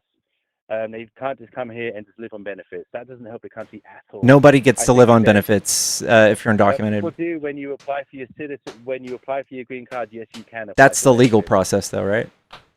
That's the legal process. The illegal process is kind of even worse because you work for absolute criminals if you want to go that kind So of you're not receiving any benefits, though. I've never taken benefits. No, I'm talking about as an undocumented migrant. I can't talk about them. So everybody's case is kind of different. But all I'm saying is that if you do it illegal, crime's going to go up. It's not great for America. It really isn't. So I support Trump in deporting these people and giving them an opportunity to come back the right way. I don't get the purpose of that besides I guess acting on the people you don't like or something. It hurts our economy and it costs way more money than it saves us. It costs way more money. It's fucking up everything. Maybe Americans need to wake up a little bit and start doing jobs that they maybe don't want to do to help it out. See, the American dream is built on hard work, sir. Built on hard work and kind of determined. That's what made America great, and America is great. I love America. It's built on migrants. But maybe it's built on slave labor. Wake up a little bit. Maybe people need to wake up because I employ kids. I've never been so despondent with the American kids right now. They just don't want to work. All right. Maybe people need to wake up and kind of work hard and believe in the American dream again. That's what it's all about. I think these people are willing to some weird come nationalist here idea. There's no messaging that you can get like out there that will just be like everybody is gonna want to work now. Like that's not a thing. Trump has created 0 jobs last year. Do you think Trump is good at that? Well, I can talk the same about Biden as well. Biden really didn't do that. Biden made 15 million jobs. Biden was pathetic, and he was embarrassing as the president. Can you name one law Biden passed? Yeah, not falling up a set of stairs for like. So the answer is no. That was outrageous. Well, Biden was a puppet, mate. Biden was an absolute. Okay, puppet. do you know a law that his puppet master passed? Do I know a law? I'm sure if I researched and I had Google. So you don't. Possibly I could. Your opinion's completely unqualified. I can tell you, Biden wasn't the best for the country. Trump is the best for the country, and I fully support Trump. I totally. You're not saying anything there. Well, neither are you. The American dream is built on hard work and determination and doing it the right way, right? What you're saying is, yeah, it's okay for these illegal immigrants to come on in here and it benefits the country and it benefits this. But Mhm. also, you're going to have criminals. You're going to have all kinds of people. You're going to have people that don't respect The data American shows dream. that they're not criminal. They don't speak a word of English. They It's not can't true either. contribute to the country. No, it is true. I've talked to many Mexicans that can't speak English, right? That's fine. If I was to go to Mexico, I'd have the damn decency to learn to kind of learn Spanish and learn their culture and embrace it. You don't get that. You don't get that. That's why it's scary. I'm going to So, give you some history, all right? People said this about Italians when they came over. People said this about the Irish when they came over. Guess what? Every single one of those communities have assimilated. One thing about the Irish was incredibly hard. Maybe not the Italians so much, but the And Irish Latinos was don't? incredibly hard. They built bridges. They done this. They done that. You think Latinos don't work hard? What's that? You think Latinos don't work hard? I think Latinos work incredibly hard, and I think they get taken advantage of because they're not here legally and people pay them less wages. Same thing, dude. The moral of the story is they all assimilated. They're all part of American culture now. Absolutely. Immigration is what built America, but you have to do it the right way. There's no... You sound like an NPC. You just keep obsessing over the right way. And I get that. We want to make it streamlined to make it easier for people to come. We can do background checks. Trump has reduced the amount of people that can come here on refugee status from 177,000 to 7,000. He doesn't want... So there's 1 million people just like you backed up in the system now because of Trump. The same thing that you cry about Obama doing, Trump has done it 7 times worse. There's people that don't even want to come here on tourism. Our tourism has dipped 20%. We have lost millions and millions and millions or billions of dollars in tourist money because of the way Trump has handled this. He has handled this in the utmost worst way I have ever conceived. Absolutely. This world is kind of messed up right at the moment. That's why I'm glad President Trump is at the helm. I think Trump is the way the world is messed up. I think the world's very messed up anyway, mate. Any country you kind of talk about is going to be messed up, even England. I think it's a very diverse world. It's very different. That's why we need to come together and we need to debate, of course, like we're kind of doing. But more importantly than ever, we need to come together, mate. Really do. Rather than hating each other and kind of bashing and...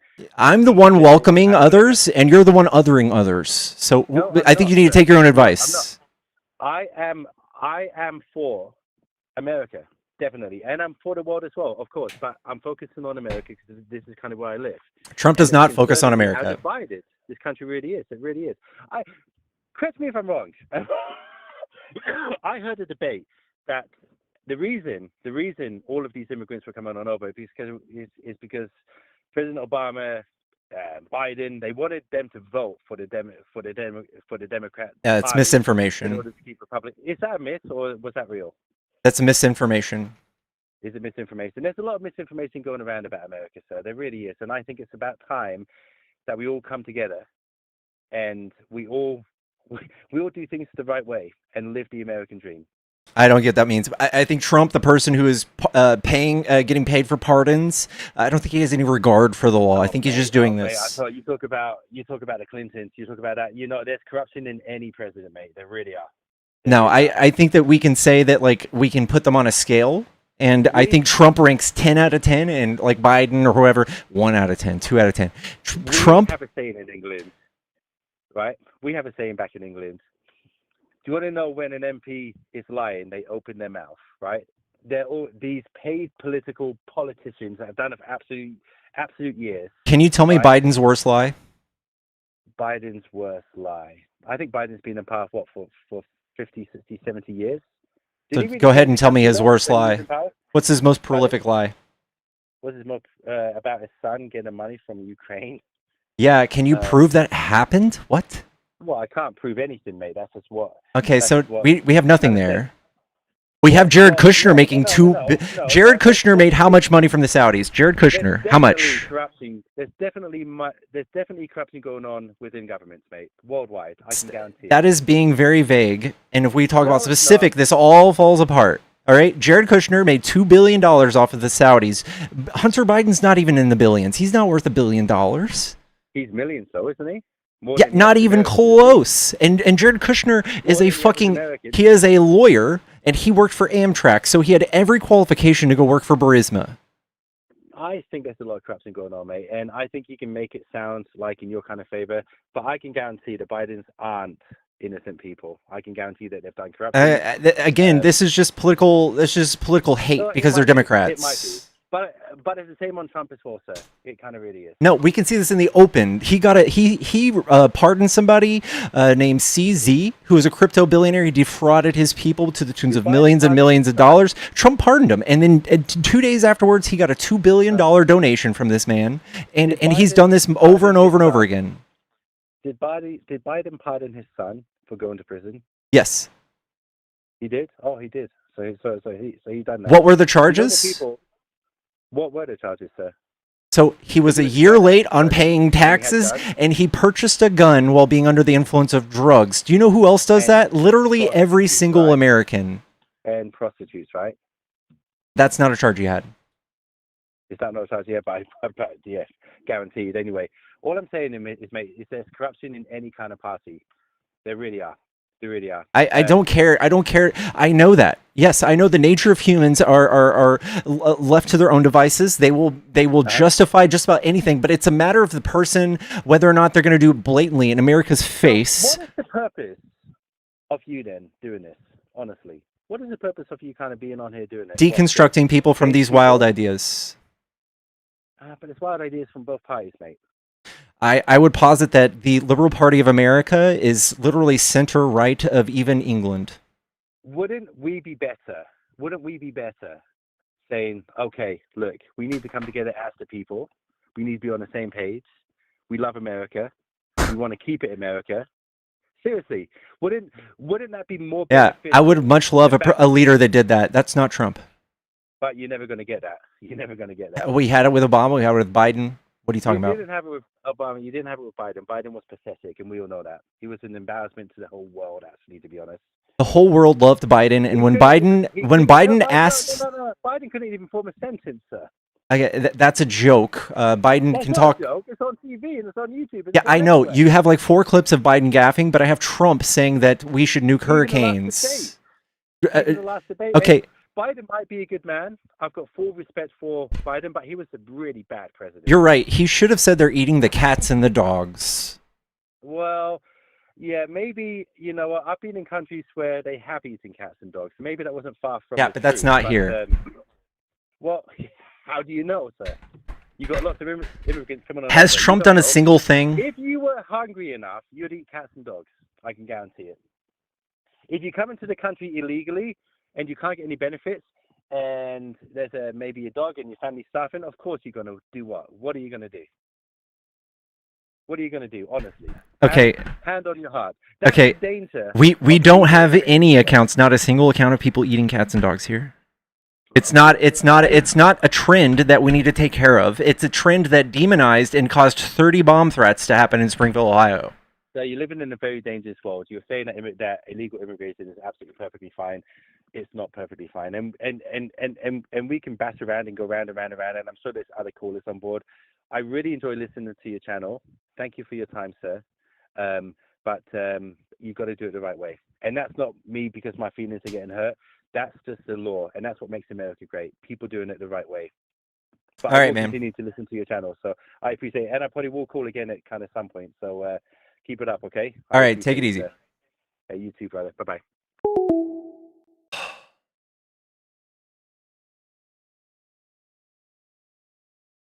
Kyra, thank you for the $2. I'm confused why he thinks waiting 2 years for a green card is a long time. He is blessed. He's a white European immigrant. True.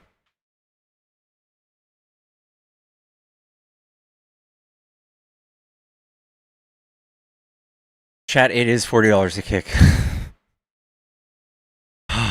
Fuck. D, thank you so much for the $10. D just says sigh. Just sigh. Thank you. All right, we're turning the phone line back on.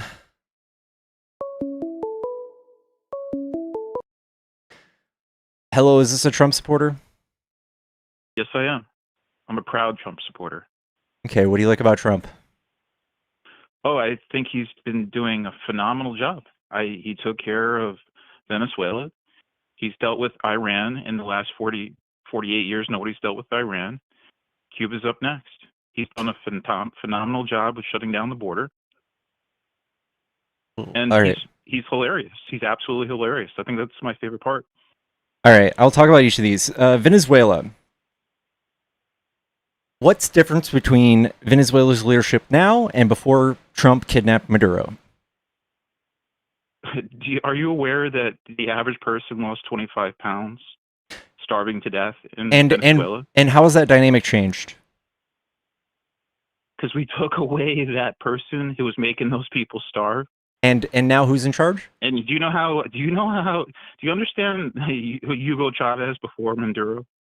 I think Do you you're understand what was pivoting going on here. Before You're pivoting before here. Maduro? Venezuela still has the same exact leadership.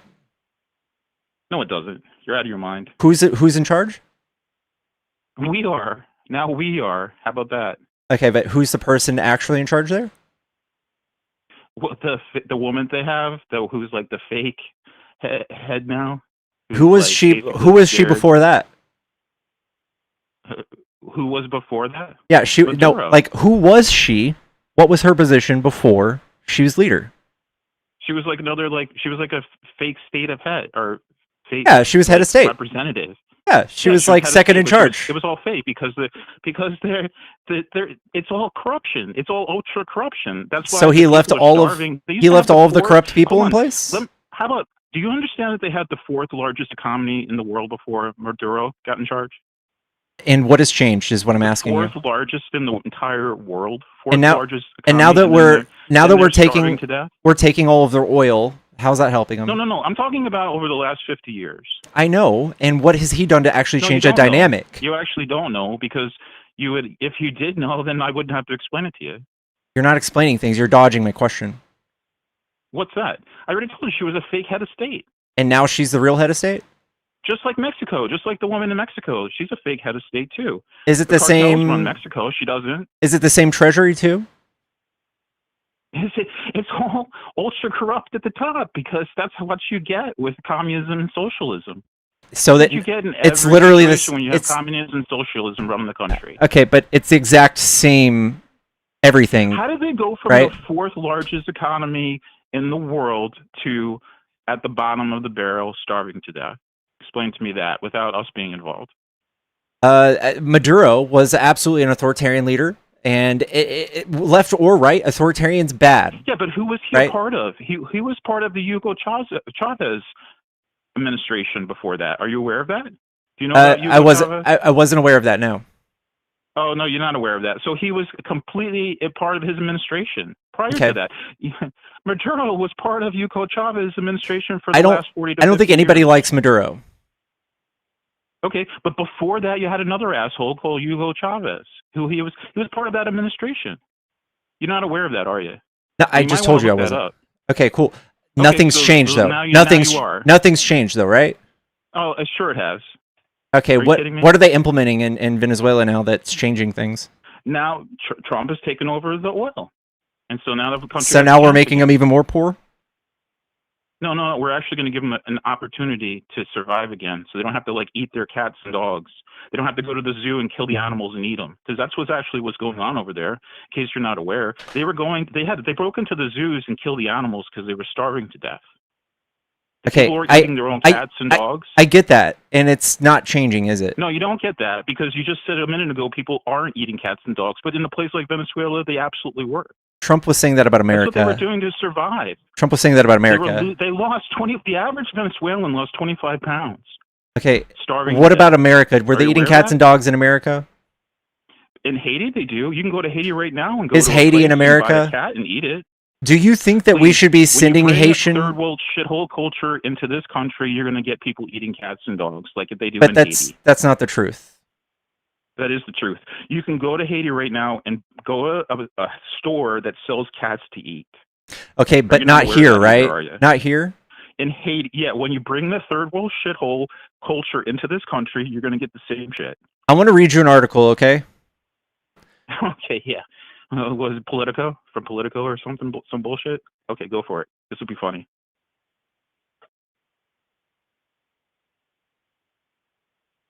This is actually from The Guardian. Haitians helped boost... The Guardian, even better. Politico, The Guardian. That's we get it. You're radicalized. Haitians Guardian, helped. yeah, that's a good one. Haitians helped boost Springfield's economy. Now they're fleeing in fear of They Trump. boost the economy by sucking it dry, by mooching off the system, by taking up all the resources, by getting all the free handouts.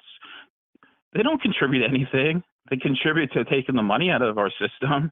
Are you kidding It's me? weird. It's the opposite almost. That it seems like the economy was Oh, revived. that's right. They contributed by coming in here and working illegally. 80 right? to no, they were legally present. 80 to 90% of the customers yeah, were they're such Haitian. hardworking Haitians. Oh Yeah. yeah, they're so hardworking. They come here and they just freaking mooch off the system for as long as they possibly can. Getting Okay, as much free shit as I'm humanly I'm sorry this possible, is happening and to you. Then send the money back to the. Then they send the money back to this third world shithole to breed more of them. That's what really happens. They take the money and they send it back to their little shithole. So country. even in the face of data that shows you that immigration's good for the economy, you still hate them? Yeah, from the Guardian. Yeah. Okay. Yeah, the Guardian. I tell you, I read the Guardian every single day. Okay, what if we just read the Federal Reserve Bank of Cleveland? You're making the argument that Haitians have been contributing to the United States over Yes. like the last couple of years. Are you kidding me? Yes. And they're just sucking the resources dry. I don't see how Just like they they're are doing in exclusively Minnesota. sucking resources dry. Oh, just like in Minnesota, right? That's not happening either, right? Or in Are you just talking California about the or in fraud New York? by the legally Oh, present come on. Are you kidding me? citizens? Are you thinking there's not the fraud wasn't going on? Come on. No, I know the fraud was happening, but you're just pointing out like 40 people out of a population of 280,000. 40. Yeah. 40, really? Oh, yeah. Okay. Yeah. Do you agree that it's not 40 or Oh my God, dude! Trump derangement syndrome is such an amazing thing to watch. It's just freaking hilarious. It truly is. Hey, you're telling me, man. I mean, that's really what it comes down to. Come on, anything that Trump does, anything that Trump says, you have to be on the opposite side of it because you don't have any masculinity or courage, and it pisses you off. You see Can somebody you- brave and can you courageous like Trump, and it pisses you off because you don't have that. It's not you. I would posit that Trump is not brave or courageous. I think that he is deeply insecure. I think that you're like in the closet with Trump derangement syndrome. I can have criticisms about Trump and not be insane. Do you think that's a Okay. possible thing? I think it's definitely possible, but in your case, I think you need to like take your blinders off or change your filter because you're going to be always going to be on the 20 side of the 2080 issues.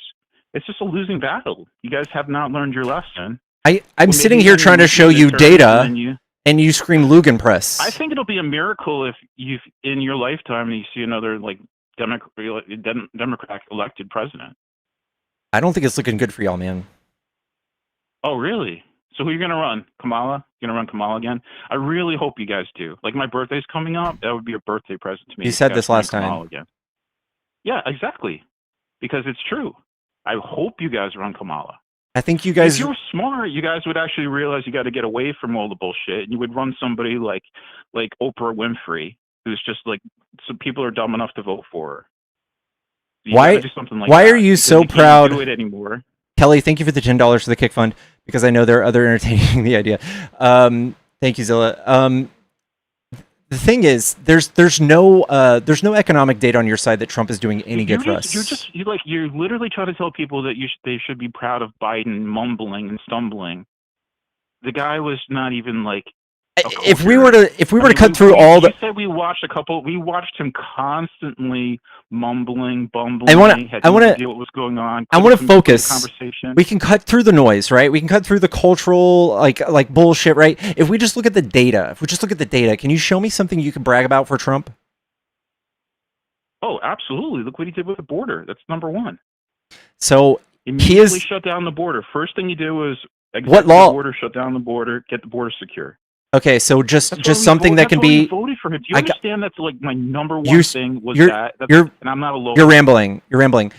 No, Trump. I'm not. What did You Trump asked a do? specific question, giving you a specific, what did specific Trump? Answer. Okay, what did Trump do to shut the border that's permanent? They needed illegals in this country to change the demographics. That's all it is. That's You're why they beating don't need around the people from question. Are you Cuba. dodging my question? I just told you specifically. What did he shutting do down the border permanently? was He did it. The proud thing that Okay. that he did that I'm most happy with. Absolutely. What did he do that was permanent?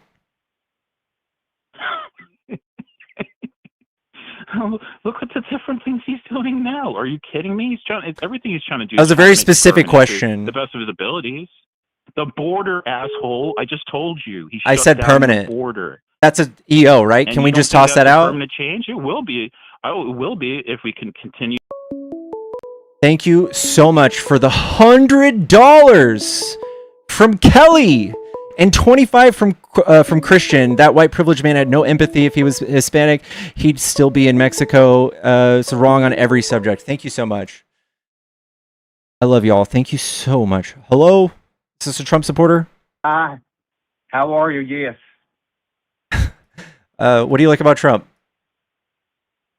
Well, I'm a very religious man, and I just believe that he's really in line with my religious beliefs. Okay. What religious beliefs do you think Trump has? I'm kind of an Old Testament Christian. Cool. So you believe in treating foreigners like natives? Well, I believe in a lot of stuff from the Old Testament, just like Trump does, like an eye for an eye. And my God does wield power, and he does put people in positions of divine power, as he has with Mr. Trump, our president. I don't know, man. I think a guy who sells Bibles with his name on the front is not very Christian. Well, that's your opinion. I'm not sure necessarily if you're an authority on such things, but I would just cite the Bible for that. Excuse me, sir? I can cite the Bible for that one, right? I doubt you can, sir. In Leviticus the second, it does say such things can be done by divine men. And you think Trump, who's cheated on all of his wives and was best friends with Jeffrey Epstein's a divine man? The Old Testament allows for such behavior for divine men. Fuck. And what makes Trump He's a divine divine outside man. of that? Well, he's been put in a divine position of the most powerful position as president of the greatest country in the world. That's circular, the most though. powerful position on earth, by far the most powerful. So by divine intervention, he's been put there. I think that's just circular. You're just saying he's divine because he was chosen, and therefore I want to choose him because he was divine. That's what it is. So yes, it's repetitive because it's true. No, it's circular. It's true. Yes, things that are true tend to have a circular, like the Trinity, for instance. At times God is one, and at times he's three things. He's God, Jesus, and the Holy Spirit. And other times he's one. I really, very similar. I really don't Well, follow. you're not following me. I don't Well, you're not really. a religious man, obviously. No, I'm You're not. not a Christian man, obviously. I No. know. I can tell. Yeah. You're more secular. And there's no reason for you to really understand this because you're not a man put in this kind of lofty position such as Trump. He's been put in this position. And to be judged by men like you is of no consequence, unfortunately. I feel like y'all holding Trump up high on a pedestal and calling him divine is wild, considering he's the most divisive, hateful, mean tweeting president we've ever had. Well, it just as long as you're allowed to have your opinion, I'd assume you would allow me to have mine. And mine are based in actual religious beliefs and writings, and yours is opinion only. Yeah, I would just posit that you're radicalized or indoctrinated, right? The Christian doctrine, and I'm not. Well, who's calling names now? That's not very Christian. That's not a name. That's just You're a. name calling. That's not name You're calling. name calling now, sir. Sir, you're name calling me, sir. That's not very religious. Is the Christian we already Christian established doctrine not a you're doctrine? Religious man. You're not a religious man, and you don't understand religious doctrine. So how can you understand the president? So you agree that your religion is a doctrine? No, it's the religion. You're not a religious man, so you're anti-religion? Or all religions bad, or just my religion? I think all religions are bad. Oh, man. I feel sorry for you. I will pray for you, sir. Don't be a rapist. I don't I understand consent. why you had to name call now. Now I understand why you had to resort to name calling. I don't You're think not that. a religious man. I think saying that you're indoctrinated because you follow a doctrine is not really name calling, man. Sir, you make no sense, sir. You're right. You're right. talking snakes and people made of clay makes way more sense, right? You're talking about that. I'm talking about reading the Bible. The Old Testament tells us that God wields power here on earth and in the form of man.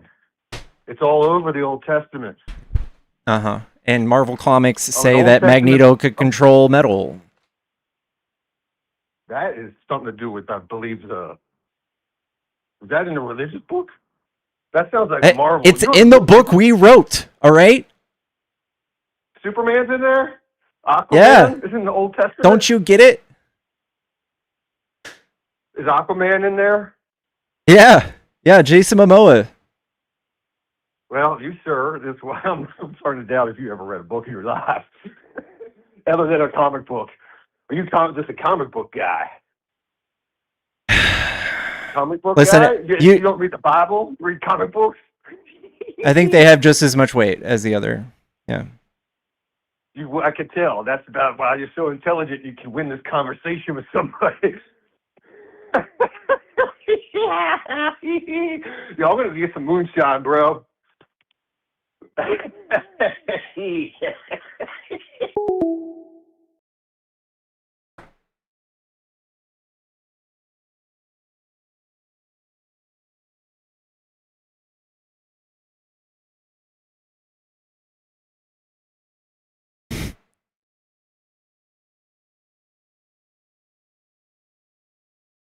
We're so cooked, chat.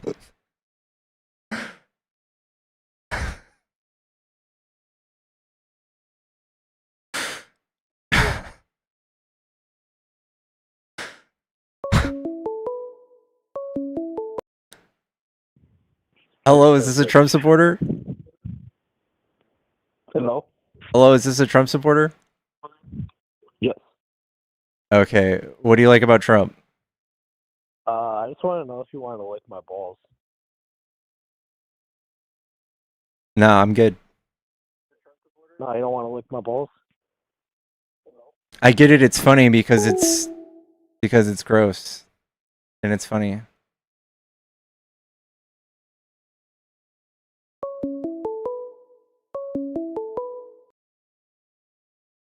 Hello, is this a Trump supporter?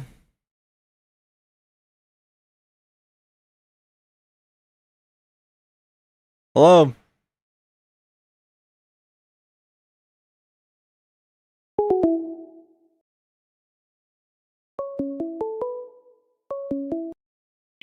Hello, is this a Trump supporter?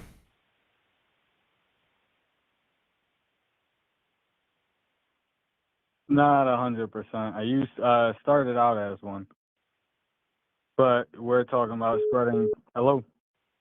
I'm here. Yeah, we started. I started out as a Trump supporter. We good? I'm here. Yeah. But you're not anymore?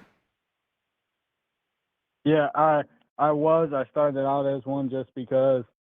I know you're not big into the religion, but I was brought up a Christian, brought up on stuff like that, and I think he strayed really far away from his messaging. And he like with the whole praise be to Allah and stuff like that. But I was just calling because I don't like people doing the hypocrisy when it comes to a lot of this shit. So I've gathered some of the stuff that we were talking about here. We were talking about the what were we talking about? The unemployment rates by year. We were talking about Trump having the biggest. Obama had 9.4% in 2008 to 2010. Hold on. Biden. Hold on. Go ahead. Context.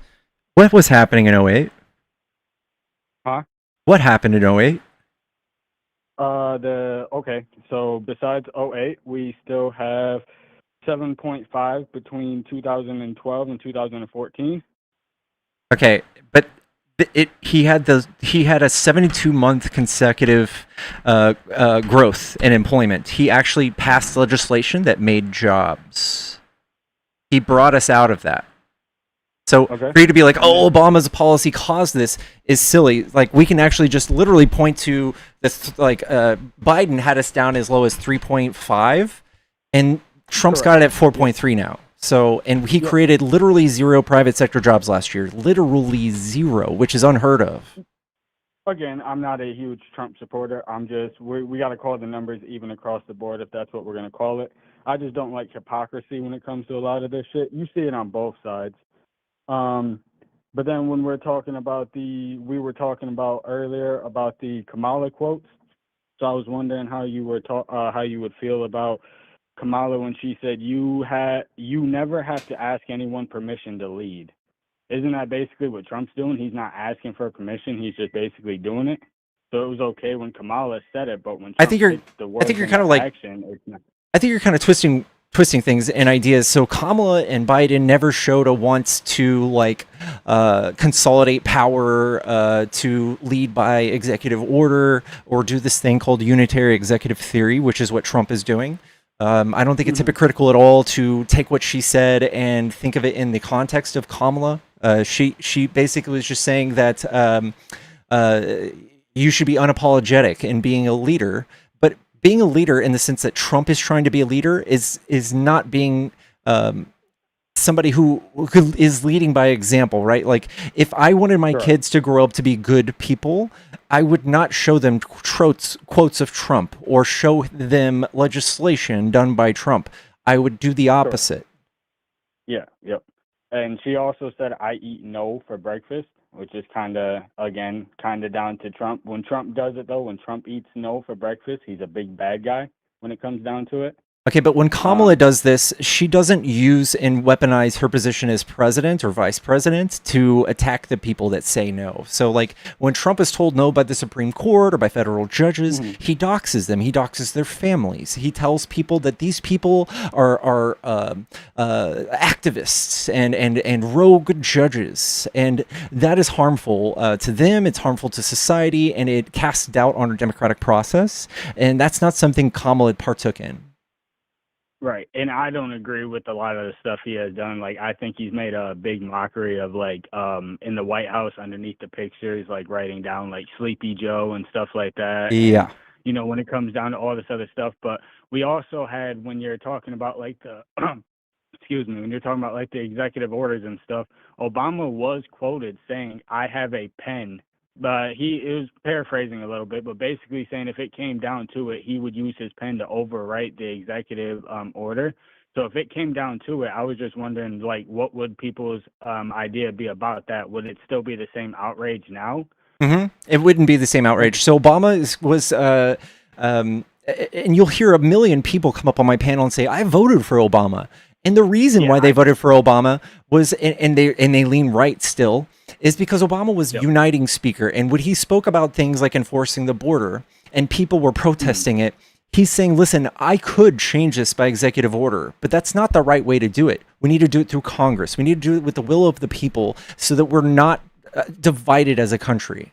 He's like, I could do this and I can make things my way, but I'm not going to. And it's the opposite. Trump is actually doing things and saying, fuck your feelings. And the outcomes, if they were good, you might have like some sort of ground to stand on, but you don't. The outcomes of what Trump has done is in every way, in every single metric for the economy bad and for the society. Like society as a whole, we are now split and divided more than ever at each other's throats because of Trump and the rhetoric that he used to get elected, and the rhetoric that he's used to manufacture consent from y'all to do things like invoking wartime law and invasion law, special laws that you usually wouldn't be able to use unless we were actually in a severe crisis. Yeah, okay. And like I said at the beginning of the conversation, I started out that way. I have since kind of fallen more down towards the middle. I'm still trying to learn more about this as I go on. I'm still gathering more about this, so I can potentially probably one day do what you do, in hopes to. But we were also talking about, I've got a couple little bullet points here. We were also talking about when undocumented immigrants were to come over, and you know, people are all upset about deportation and stuff like that. But if you go to Mexico, they are subject to Mexican law, arrest, and prosecution within the Mexican justice system, which you can face imprisonment, fines, deportation, and legal procedures. So why is it a big deal if we're doing it, if they can literally do the same thing? I'm not saying that they have to or that they will, but if they can do the same thing, why is it bad if we do it?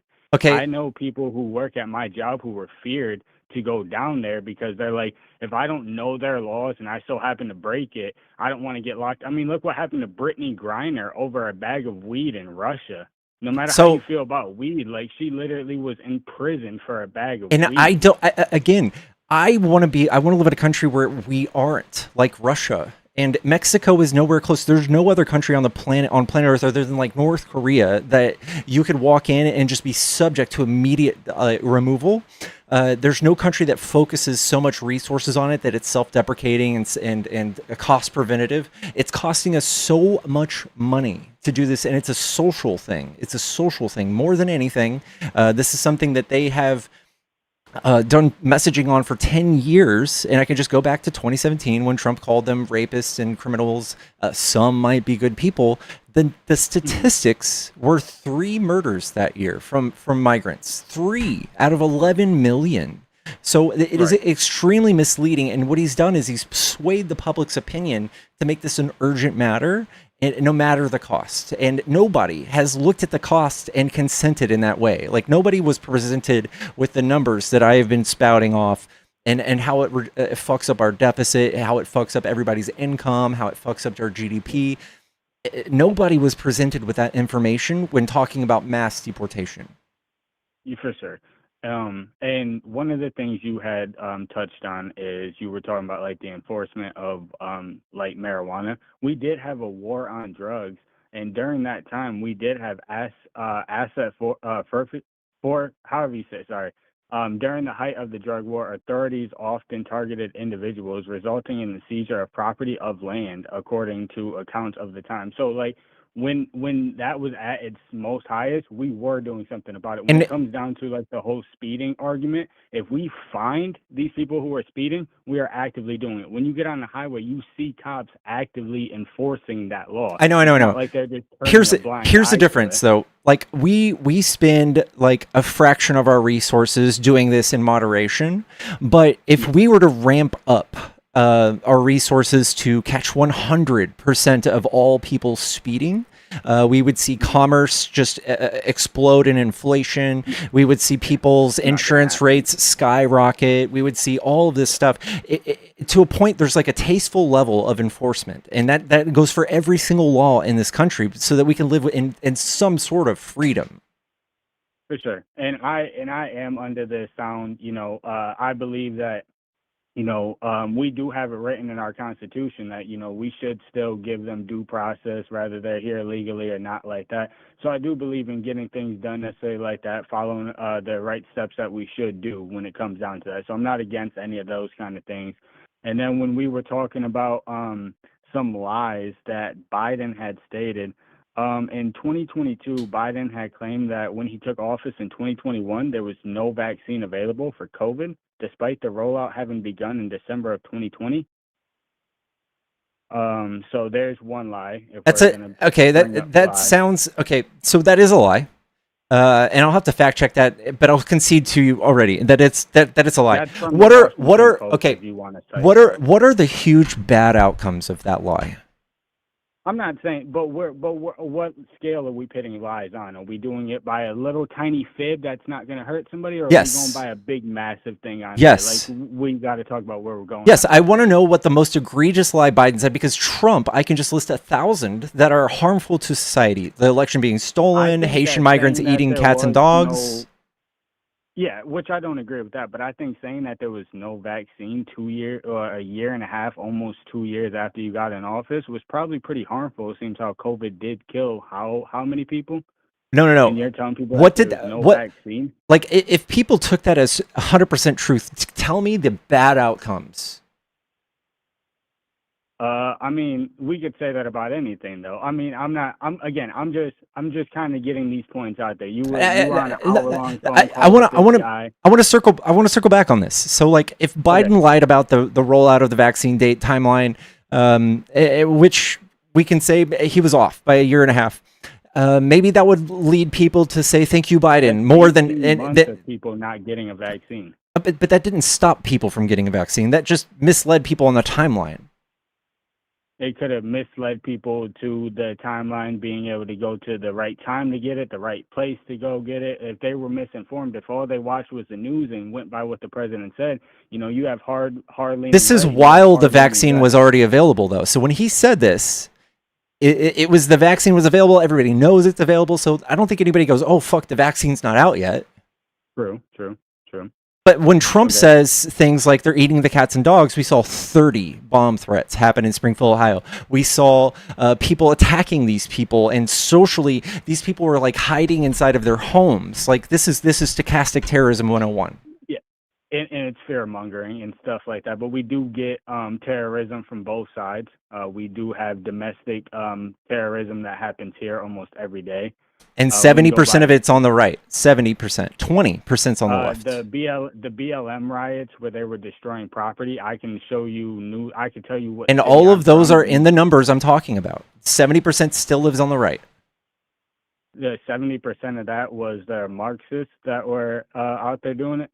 Can you tell me, what's a Marxist? Okay, we're not gonna get into this. I like for you to label all of BLM Marxist. I think that's completely irrelevant. I don't think that's. There's not even one person in our government that's Marxist. And how are you gonna pull out 70%? Did we go by and ask every single person in there who they voted for to get a 70% number? No. This is how this works. So if somebody goes and is found to have committed a crime and that crime was perpetuated by ideology that were political or religious, then that is labeled as terrorism. And so like if you went and beat Nancy Pelosi's husband with a hammer and you cited that her politics were the reason you did this, you are put on the right in the right-wing domestic terrorism. So when you go burn down a police station because you're upset that a black man who committed a crime was killed at the hands of a white man, that is an agenda for the left, right? Actually, that police station in Minnesota was burned down by a Boogaloo boy who was a far right white supremacist. We have one in Grand Rapids, Michigan, where I reside at, where they literally went down to our police station and they went down to federal buildings, to courthouses and all that, and they did the same exact thing that they did in Minnesota. And burned down. I want to make sure most of these things were actually. You can go type in Grand Rapids riot of, I think it was 2021 where it happened. There's plenty of footage about it. They're lighting police cars on fire. They're doing all the same shit that you've seen in Minnesota, in the city where I'm from. And this was during Trump, right? So again, if this was during Biden or Obama would have come out and he said, listen, we need to stop police violence. We need to investigate this right, but we also need to respect our police. Like this is a thing that, he left. This is a thing that, that happens because of the leadership too. You have to take this into account. If Trump is out there straight up just pointing at the left and saying, "Oh, this is stupid. This is unwarranted. You just need to follow the law. We need to give police full what was it called? Protection from the law, full immunity." That will cause civil unrest. And right-wing agitators were a lot of the 2020 riots, but still, when we look at all of these and you chart them out on political affiliation and their beliefs and why they carried out these murders, a lot of them are right-wing ideology. There's nobody on the left who wants to feed and house everybody that is built into their beliefs that they want to do violence. But on the right, we have Nazis, we have KKK, we have Proud Boys, we have Boogaloo Boys, we have the top 15 most violent domestic terrorist groups are all right-wing. And the first instance of left-wing domestic terrorism that's in that chart is PETA. People who want to rescue animals, which you can make an argument they suck, but we're not the same. It's not the same. The police station wasn't burnt down in Grand Rapids. Based on available reports, Grand Rapids police did not burn down. Protesters set police cars on fire and caused damage downtown, but the police station itself was not destroyed. Department continues to operate. Violent protests result in burning police damage, broken windows near downtown police station, according to MLive. Police vehicles burnt by right or left wing. Peaceful protest. Context incident occurred around the Black Lives Matter. Damage the 5 women police were destroyed. Images arrested and charged connected. The right included various local residents, such as Ronald Raymond, who pled guilty in burning police cruiser. Ronald Raymond. Politically incident for nationwide civil unrest. The event was defined as local as riot and civil unrest.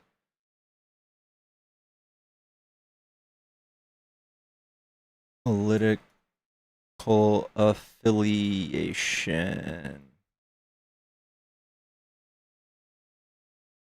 I can't spell.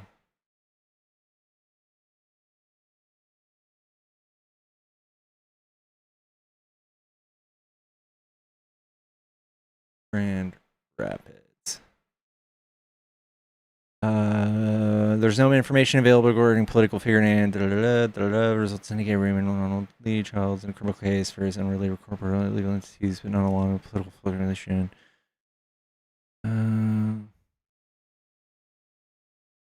No.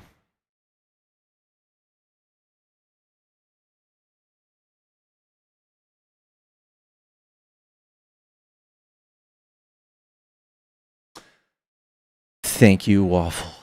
Thank y'all for all the support tonight, chat. I love y'all so much.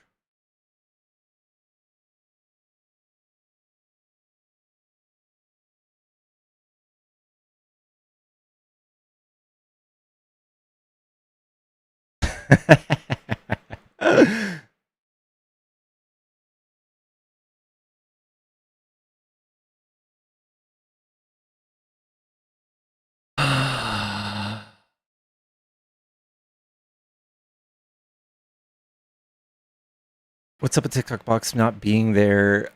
If the box isn't there, usually it's just like a little like silhouette of 2 people right here. And if that's still there, we're good.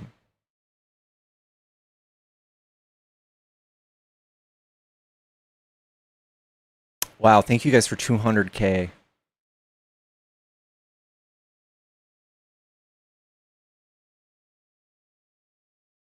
Okay, that was just a test. Appreciate you. Chat, if you're a Trump supporter and you want to debate, hop in the box.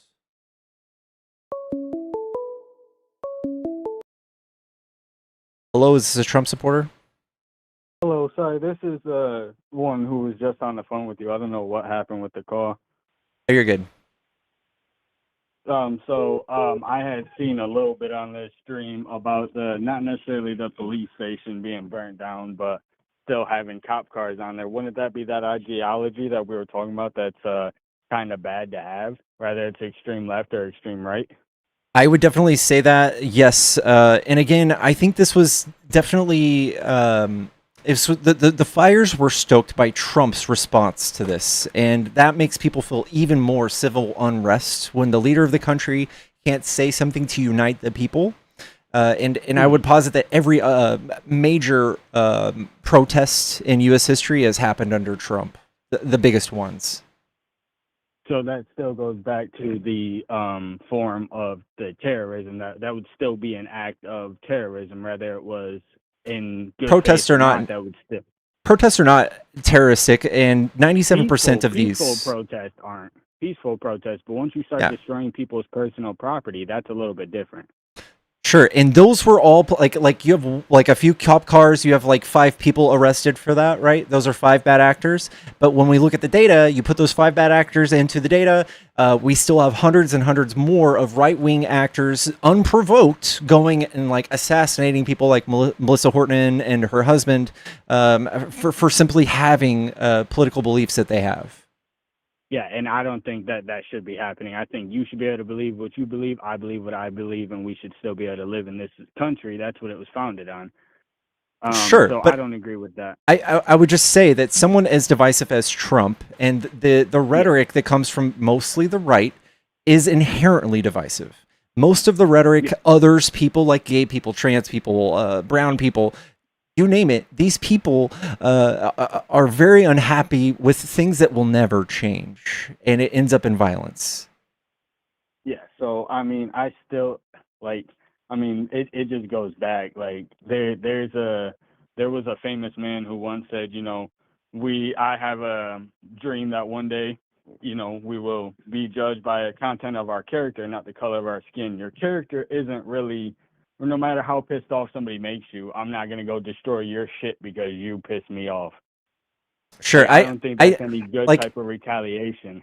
and again, this isn't something we see more on the left. Like you can point to 2020, and that's it. We have all of that tabbed. We have all of that tabulated in our data, and it still shows that unprovoked right wingers do commit more terrorism than left wingers by far. 3.5 times more. What can I get? I'm not informed on that. Can I get some examples? Yeah, the ADL has literal everything spelled out to the T, and they're Israel. Okay, I can check that. And then right. when we were talking about Trump's felonies, all I know about that was basically the hush money, basically lied on his books. Everybody who has money lies on their books in some way, shape, or form. That's how people get around from paying taxes and shit like that. I mean, even Hunter Biden got convicted on 3 felony tax offenses and 6 misdemeanor tax offenses.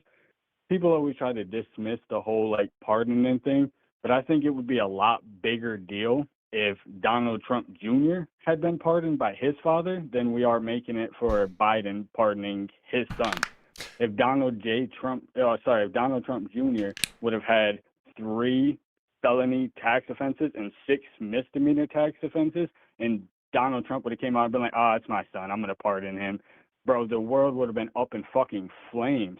But Biden Donald doesn't Trump has wear, done like, this already. It's not his to son. his son. No, but his close friends. He has a circle of friends that are just felons. And look what outrage it got. Exactly my point. It got hella outrage about it. No one cares about it. Nobody cares about it on the right. That's all they talk. Everybody. I've heard people on the right talk about. I mean, probably not the extreme, but you can say that for everything. You could say that for the extreme left too. So this is what I would say. Trump's politics are fascist. That is undeniable truth. And what happens in fascism, one of the biggest tenets is a common enemy. And so people like Dr. Fauci, people like Biden, without any obvious criminality, they're looking for anything they can charge them with. And I think that Biden did this to protect himself and his family from a perpetual witch hunt. This was something they were coming after him for years. We talked about the Hunter Biden laptop, and the chain of custody was insane. We had fucking we had a newscaster from Fox, and we had Matt Gaetz, and we had all these people had their hands on Hunter Biden's laptop. And there's a whole movie about this, how he obtained it. It's a movie called From Russia with Lev, and it's absolutely mind blowing. If you watch it, this guy wears a first person camera. And he was the person, the thug, that was sent by the Trump administration to Ukraine to go find dirt on Biden. And the things he was saying were sent directly to Fox and put on the news within 20 minutes via text. And it was a witch hunt, man. It was a witch hunt. And I would posit that the Biden administration had to protect his family, even if it put a stain on his legacy. I would still say I think that is more noble than Trump pardoning Steve Bannon from stealing $1 million from the wall funding, or from Peter Navarro for not showing up to congressional subpoenas, or the dozens of other people in his first administration, and also the whole list of the 2025 pardons. They're all fraudsters, just random fraudsters that have obviously paid for a pardon. Okay, so if with all that being said, I heard what you said about Steve Bannon and all of them, but I just want to circle back. Would you feel the same way had the shoe been on the other foot? What do you mean? Had Trump pardoned his son, because people say the same thing. I hear right wing people talk about it's a witch hunt. They want to get anything that they can on him. He could cure this today. And if it was a witch hunt for Donald Trump too, and Donald Trump pardoned his son, would you feel the same way?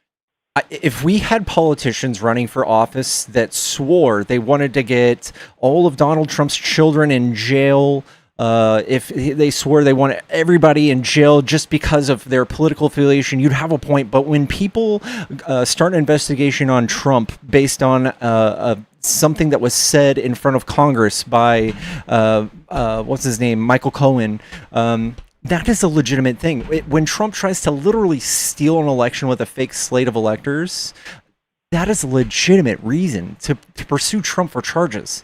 And the way Trump got around this was he just cried in front of the TV for 4 years, screaming political persecution. And if you watch this, there's another movie called Where Is My Roy Cohn? And it's about Donald Trump's mentor throughout his adulthood. Donald Trump met this man who is a lawyer for mostly mobsters when he was sued by the federal government in 1973 for not allowing black people to rent from his spaces.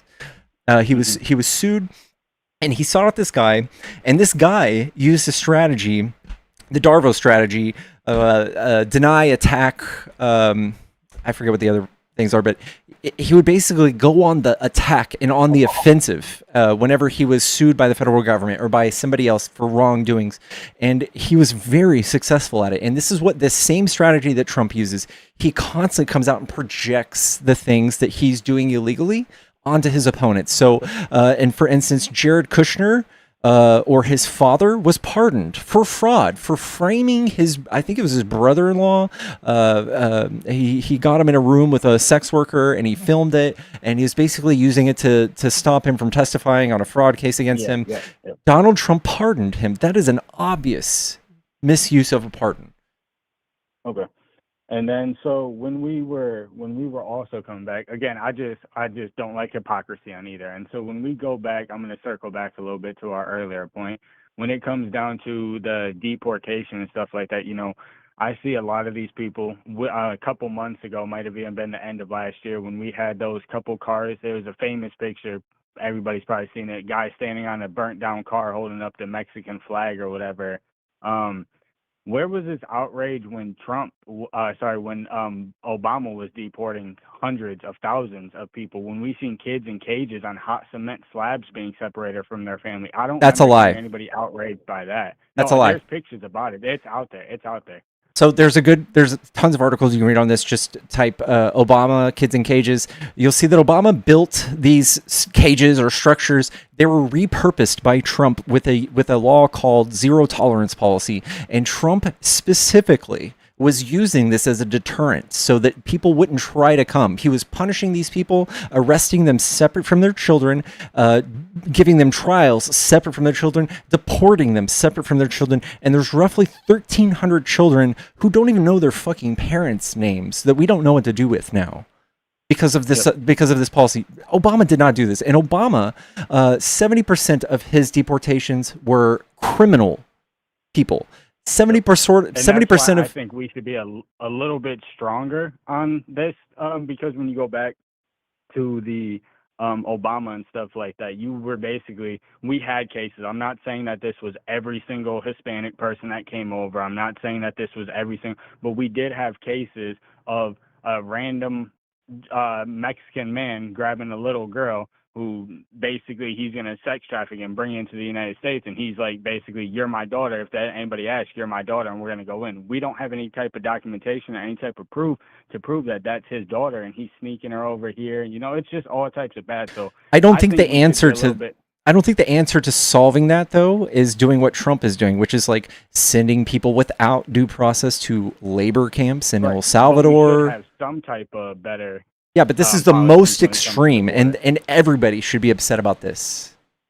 Yeah, but when we're picking and choosing, I think it's a little crazy to do. It's just like I said, I can't personally find from all my digging and research of people burning down cars and standing on cars waving a Mexican flag when no matter what Trump's cause is, no matter whatever it is, it seems like we're only mad at the person who's doing the job, not the job that's being done. So everybody on the left does not have their feelings hurt by somebody waving a Mexican flag. Nobody is. I'm not upset about that. I'm upset that the fact that the only decided to start waving the Mexican flag and burning down cars in Wacos, which nobody was driving, so I don't know what the point of attacking a Waco was.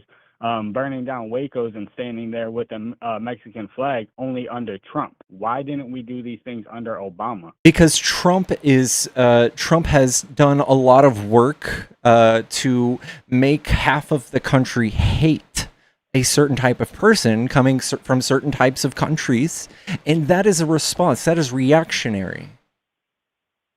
Okay. And then, so thank you for that one.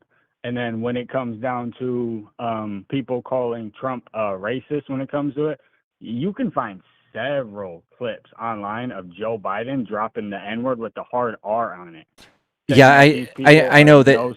Here's the context of that. Every single one of those videos, it's him reading and shaming his Republican congressmen across the aisle for saying these things. He's quoting them. He said, if you don't vote for me, you're not black.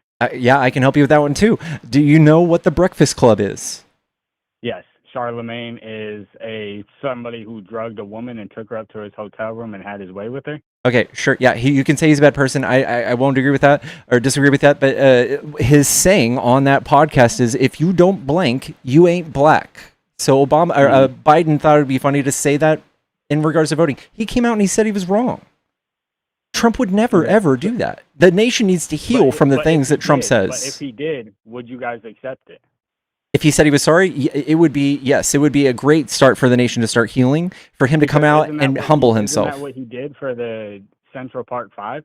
No, actually, he still maintains that they should be hung. He maintains his stance on the rape, that if they were held accountable for the rape, that they should still, he did not change his stance on how he felt about the rape. Okay, but can you tell me where he came back on that at all? I don't think he's ever come back on any of it though, right? He basically apologized for labeling the black kids who were in that park. Basically came out and said, I didn't have all the information on that, but he still stood his. I feel the same way about rape. I don't. If you're can you rape a woman? You can should you be under the fucking prison. I'm not going to go back on my stance just because it wasn't a black kid and it was a white kid. Can you tell me where he said that? Because I don't think he has said that. Yeah, if I could try to find it, just give me just a second. I don't think he's ever said anything like that. Central Park 5.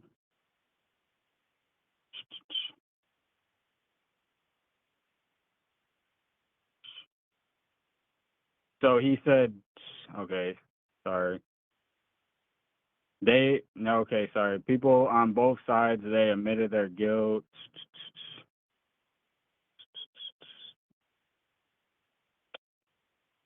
I mean, I could probably, if I did some digging on him, I'm not just going to go by the very first AI overview on Google.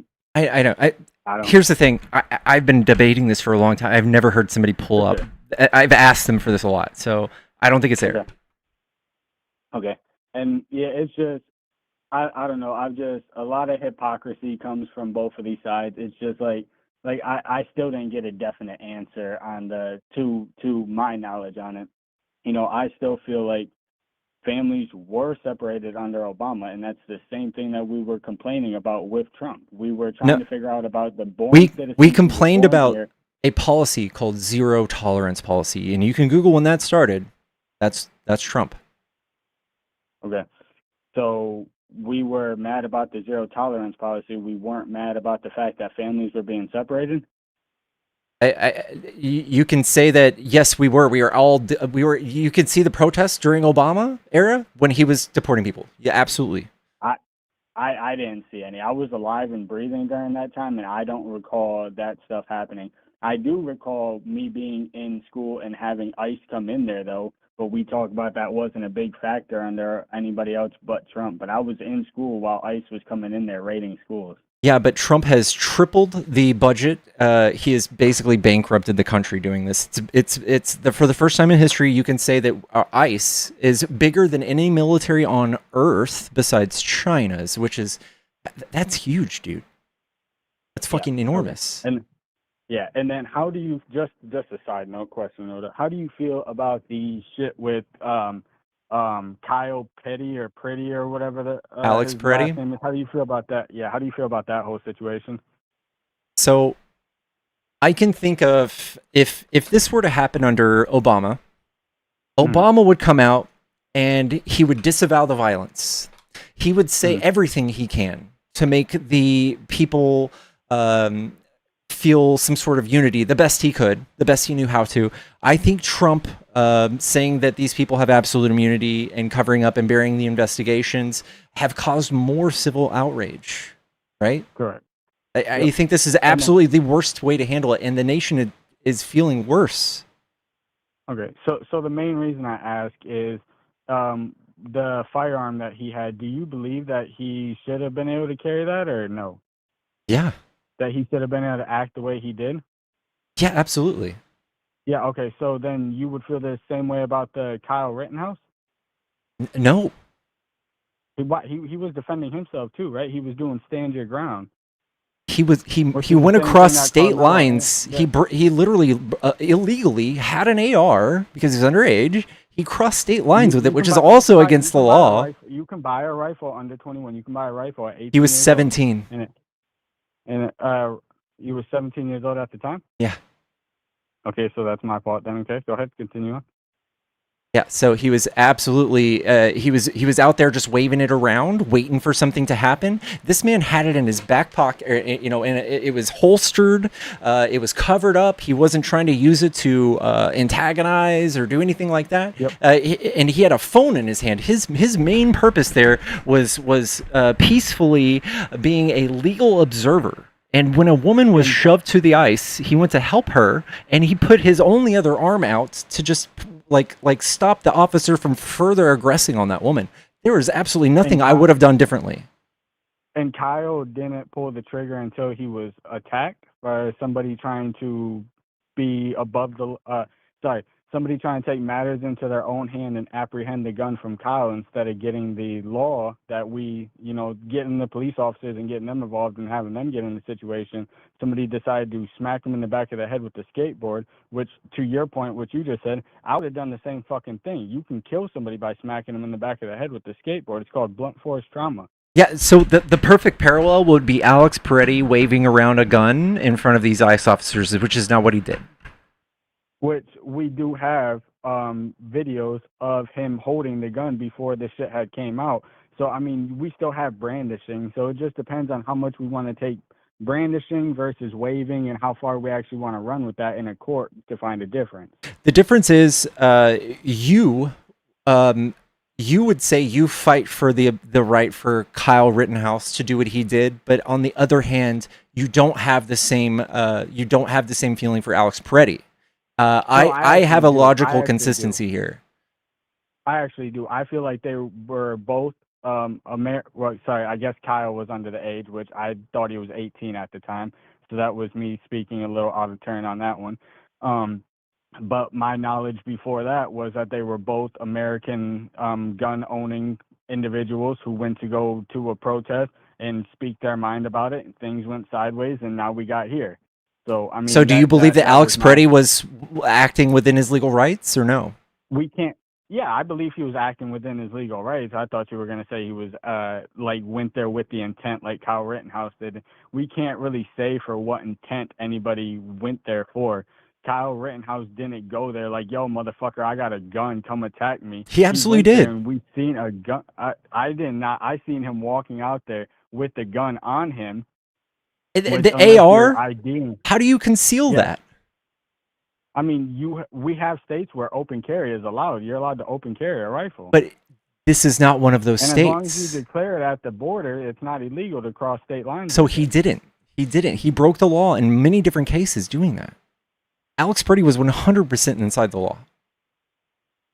So we just had a case where somebody brings a gun illegally across the state lines, so that is subject to us to take matters into our own hand again and try to take it from them, or should we No, go ahead and get the proper authority? I don't think that the bad actors that were attacking him were in the right, but I also think Right. that if he had not went out there and just arbitrarily started waving around a firearm, there would be less violence. And I literally would love to legislate ARs out of the hands of anybody under like 21. I would make sure that these people are healthy mentally.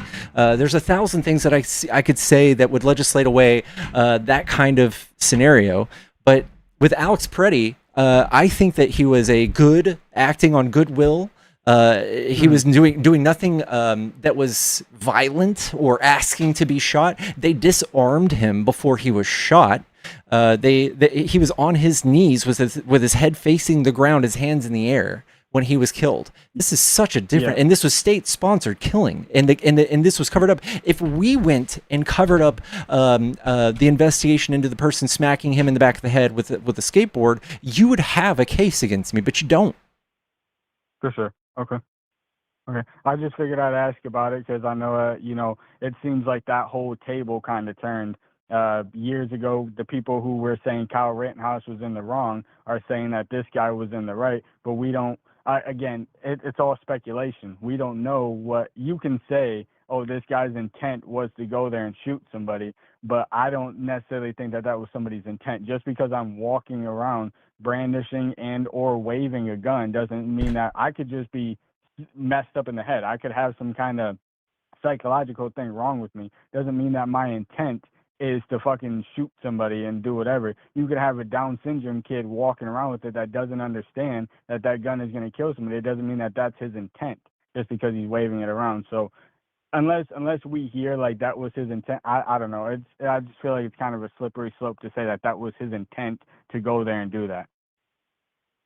I think you would have a hard case to make. Like he went to the source of unrest with a firearm. When Alex Purdy was a native, like he Okay, was a so to another case, it's not necessarily gun related. If you don't know it, I'll tell you the people's names and you can look it up. We had a Carmelo Anthony and Austin Metcalf situation. So Carmelo Anthony, it's in Texas where they have stand your, it looks like I'm calling from Texas. So you guys have stand your ground laws and you guys have stuff like that. So Carmelo went there with a knife in his bag with intent to do that, right? So he should have been held accountable for that, right? So self-defense should be out the window once you go with intent, correct?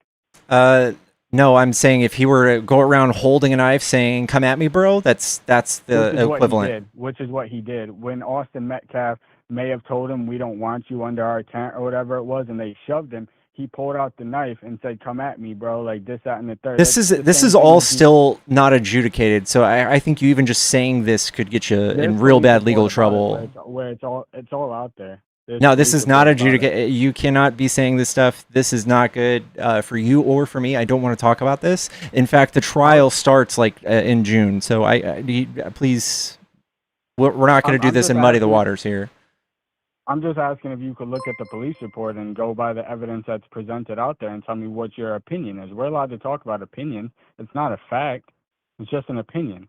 I'm just asking for your opinion on something.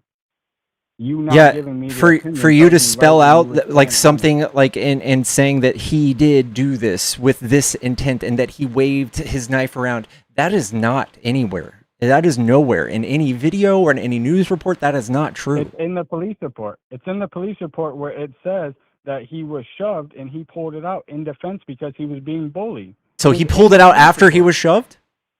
After he was shoved, yes. That's different, right? You said he was waving it. He was shoved. What you said about the gun thing is if he was waving it and said, "Come at me, bro." That's what he did. After he was shoved, you're supposed to be the bigger person and walk away or go get somebody. Again, what I resorted back to earlier. Once you're shoved, there used to be a saying when I was growing up, "Sticks and stones may break my bones." But anyways, when you're shoved and then you pull it out, once you pull that thing out, you can no longer say, like, "Oh, this is just," you are provoking somebody at that point. You're absolutely pulling out not. that knife saying, no, standard ground is totally different. So like if his assaultees would have turned around and ran and he chased them with it, you would have a case. But if they were still the aggressors, whatever you say has nothing. Campus. I'm sorry? A knife to school campus is intent. Now, I think he knew he was going to be bullied. Like, it could have been a million different things. So we should go get the proper authorities for that, right? Schools don't have security. Schools don't have principals or advocates or anything like that. nobody says, "Hey, pause! I call pausies. Stop punching me. I'm going to go get the No, but if principal." you've been bullied, I've been bullied. I go talk to a parent. I go talk to an adult. I go talk to a superintendent. I talk to somebody to try to get the root of the cause fixed. I don't sit there and try to bring a fucking knife to school. Listen, I don't think we should be talking about this, especially when I have This is a. a political thing. You said you've been debating. This is a political thing. Yeah, I know, and we can talk about it after the case. Okay, then I'll call back after June and we'll go from there. Okay. Perfect. Thank you, man. You've been great. Your mods on YouTube aren't so much. They're not following their own rules, but you've been great, man. You've been respectful. Keep it up. All right. Thank you. Thank you.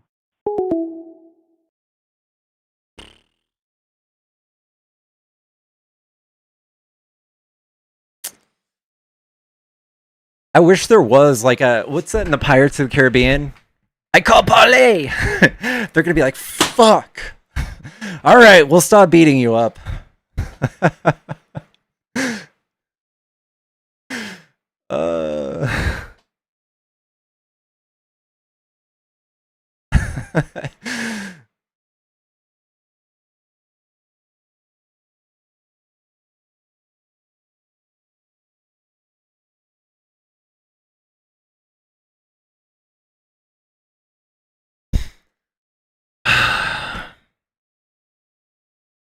Guys, if you want to support the stream, I have a Cash App, Venmo, and PayPal in the bio.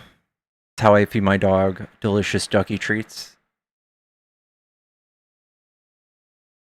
And you can also become a subscriber, guys. It's $10 a month, and we do this every day, and it helps me pay my bills. If you become a subscriber, I will do unforgivable things to you, consensually.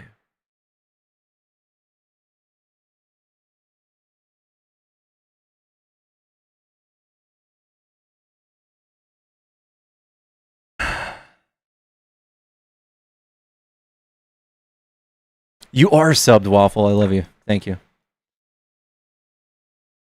I think. Yeah, you are.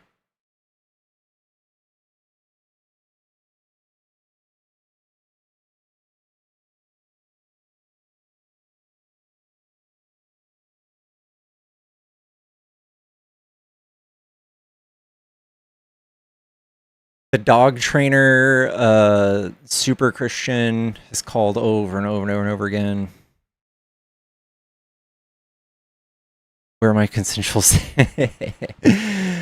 out to all my subs. I love you so much. You guys now have stickers, by the way. You guys now have stickers. I hope I did that on the right account. Subscribers, do y'all have stickers? Also, don't forget to follow. Thank you guys, everybody who followed. We do have stickers. Awesome. Okay.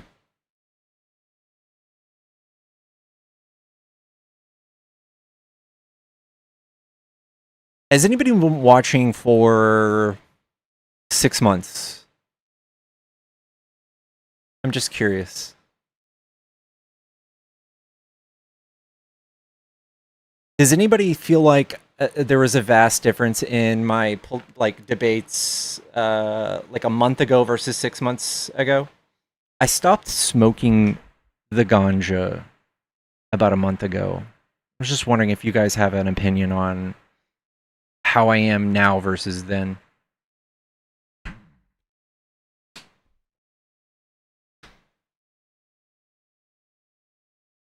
I can immediately, really?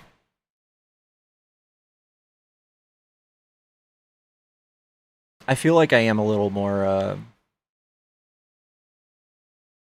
don't know, on it. Like on top of it, without the ganj.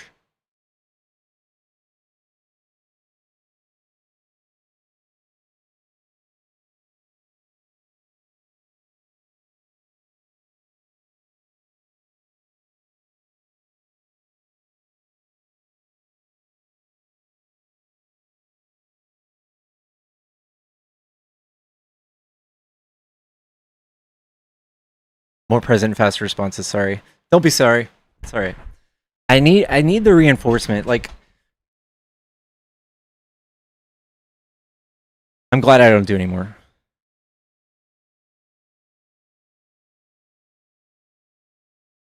I was here for the dog walking incident. Oh my god, dude. I wish you'd make fun of the nervous laughter guy more. I want to. Like, I have like a one-track mind.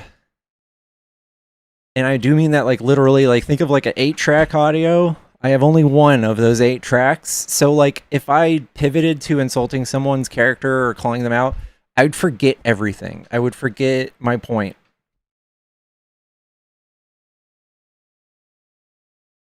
Trembles. Dude, that guy, if you're listening, dude, and I mean this with like all of the care, the genuine care that I can muster, you honestly might look at like some sort of treatment for your emotional regulation. Like I feel you're like almost redlining at every point when we talk.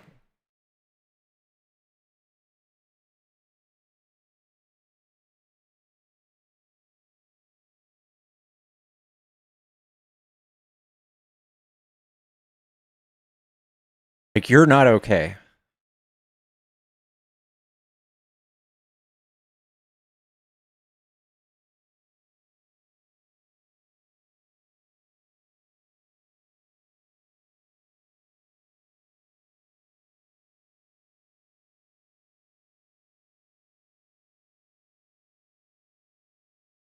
When the name calling starts, I know the person isn't smart enough. I mean, I agree. I agree. Like, it distracts from the point of the argument, and it also, when you start attacking somebody, or even just like showing your ego at all, they will not hear anything you have to say. That's why I'm always like kind of like in the face of the insane, like most insane Nazi person. Like we had like my first or second guess. I still have to keep my cool and like try to dissect what they're saying and thinking and be objective about it. Because they just won't hear. If I started laughing at that person, it'd immediately be a pissing contest. I think that's what it turned into 100% of the time.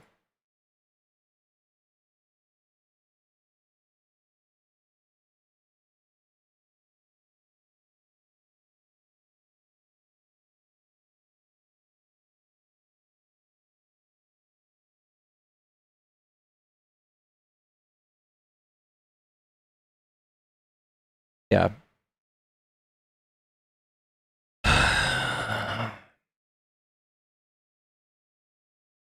I do get on the adrenaline rush when I do this. I just don't show. Being autistic was clueless. Yesterday, thank you, Haley. Please don't keep bringing Cecil back up. Sometimes it's slim pickings, y'all. I don't do this on purpose, but when Cecil's the only other person in the box, the show must go on. I must show other people the absurdities of the MAGA worldview. No matter how painful, like it's helpful. Like when y'all say like don't platform this or that, I have an opinion on that. That may not be popular, but like I think that people who are like unopinionated in politics, which is a lot of people, when they see two people arguing, and one of them is an extremely radical, insane, racist POS, and the other person is plain old me trying to be reasonable, I think that person will drift their opinion to my side. I don't think they'll hear this insane person be like, yeah, I'm buying that. Like, I don't think they do that. Exposure therapy, yeah.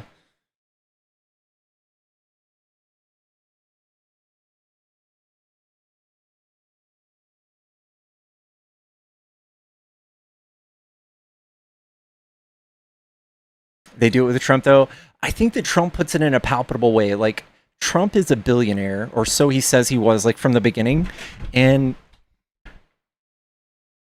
when people look at a billionaire who says weird things or is just a weird way, they go, well, that's just how you be a billionaire. You gotta cut some heads. You gotta, you know, to become a billionaire, you gotta be ruthless. That's his excuse. But when you're just a guy, when you're just a fucking average dude, and you're saying these things, it's not so easily forgivable.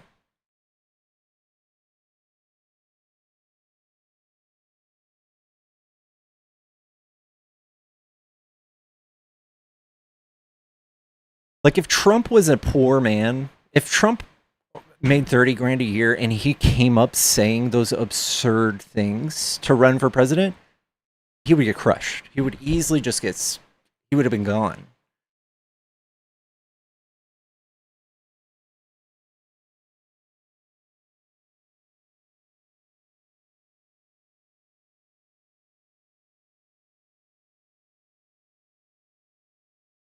Yeah, he'd be considered the drunk uncle.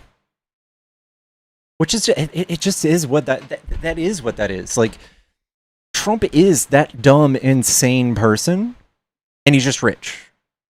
He's your insane uncle at Thanksgiving, but he's just rich. And if people saw through that, no, we wouldn't have an office.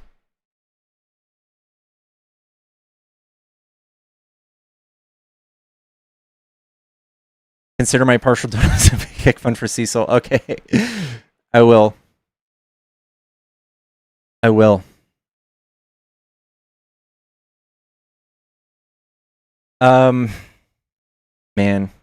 we're getting some repeats, some double dips. They're calling and calling, but I think I want to call it.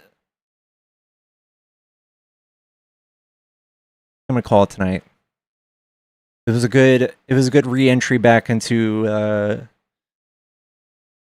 live access for this account. This is Talarico country. That's right, Echo. Can we send a raid to Matt? Yes, let's do it. Yes. Who is Matt live right now? Let's give Matt that love.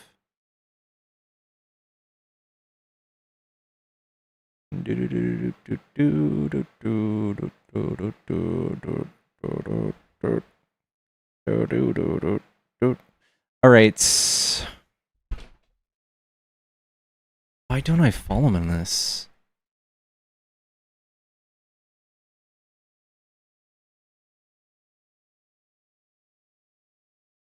Politics of Matt. Jeez, I'm such a fucking asshole. I haven't followed him back on this account. All right. Politics with Matt, guys. This is who we are rating. Go give him all the love. Give him a hot pickle injection. Tell him that Pickle sent you. I love you, chat. I hope you guys have a good night. Just bought my shirts. Fuck yeah. All right, chat. I love you. I will see you guys later. Go give Matt. It's Politics with Matt. Politics with Matt. Here, I'll make it bigger. Hold on.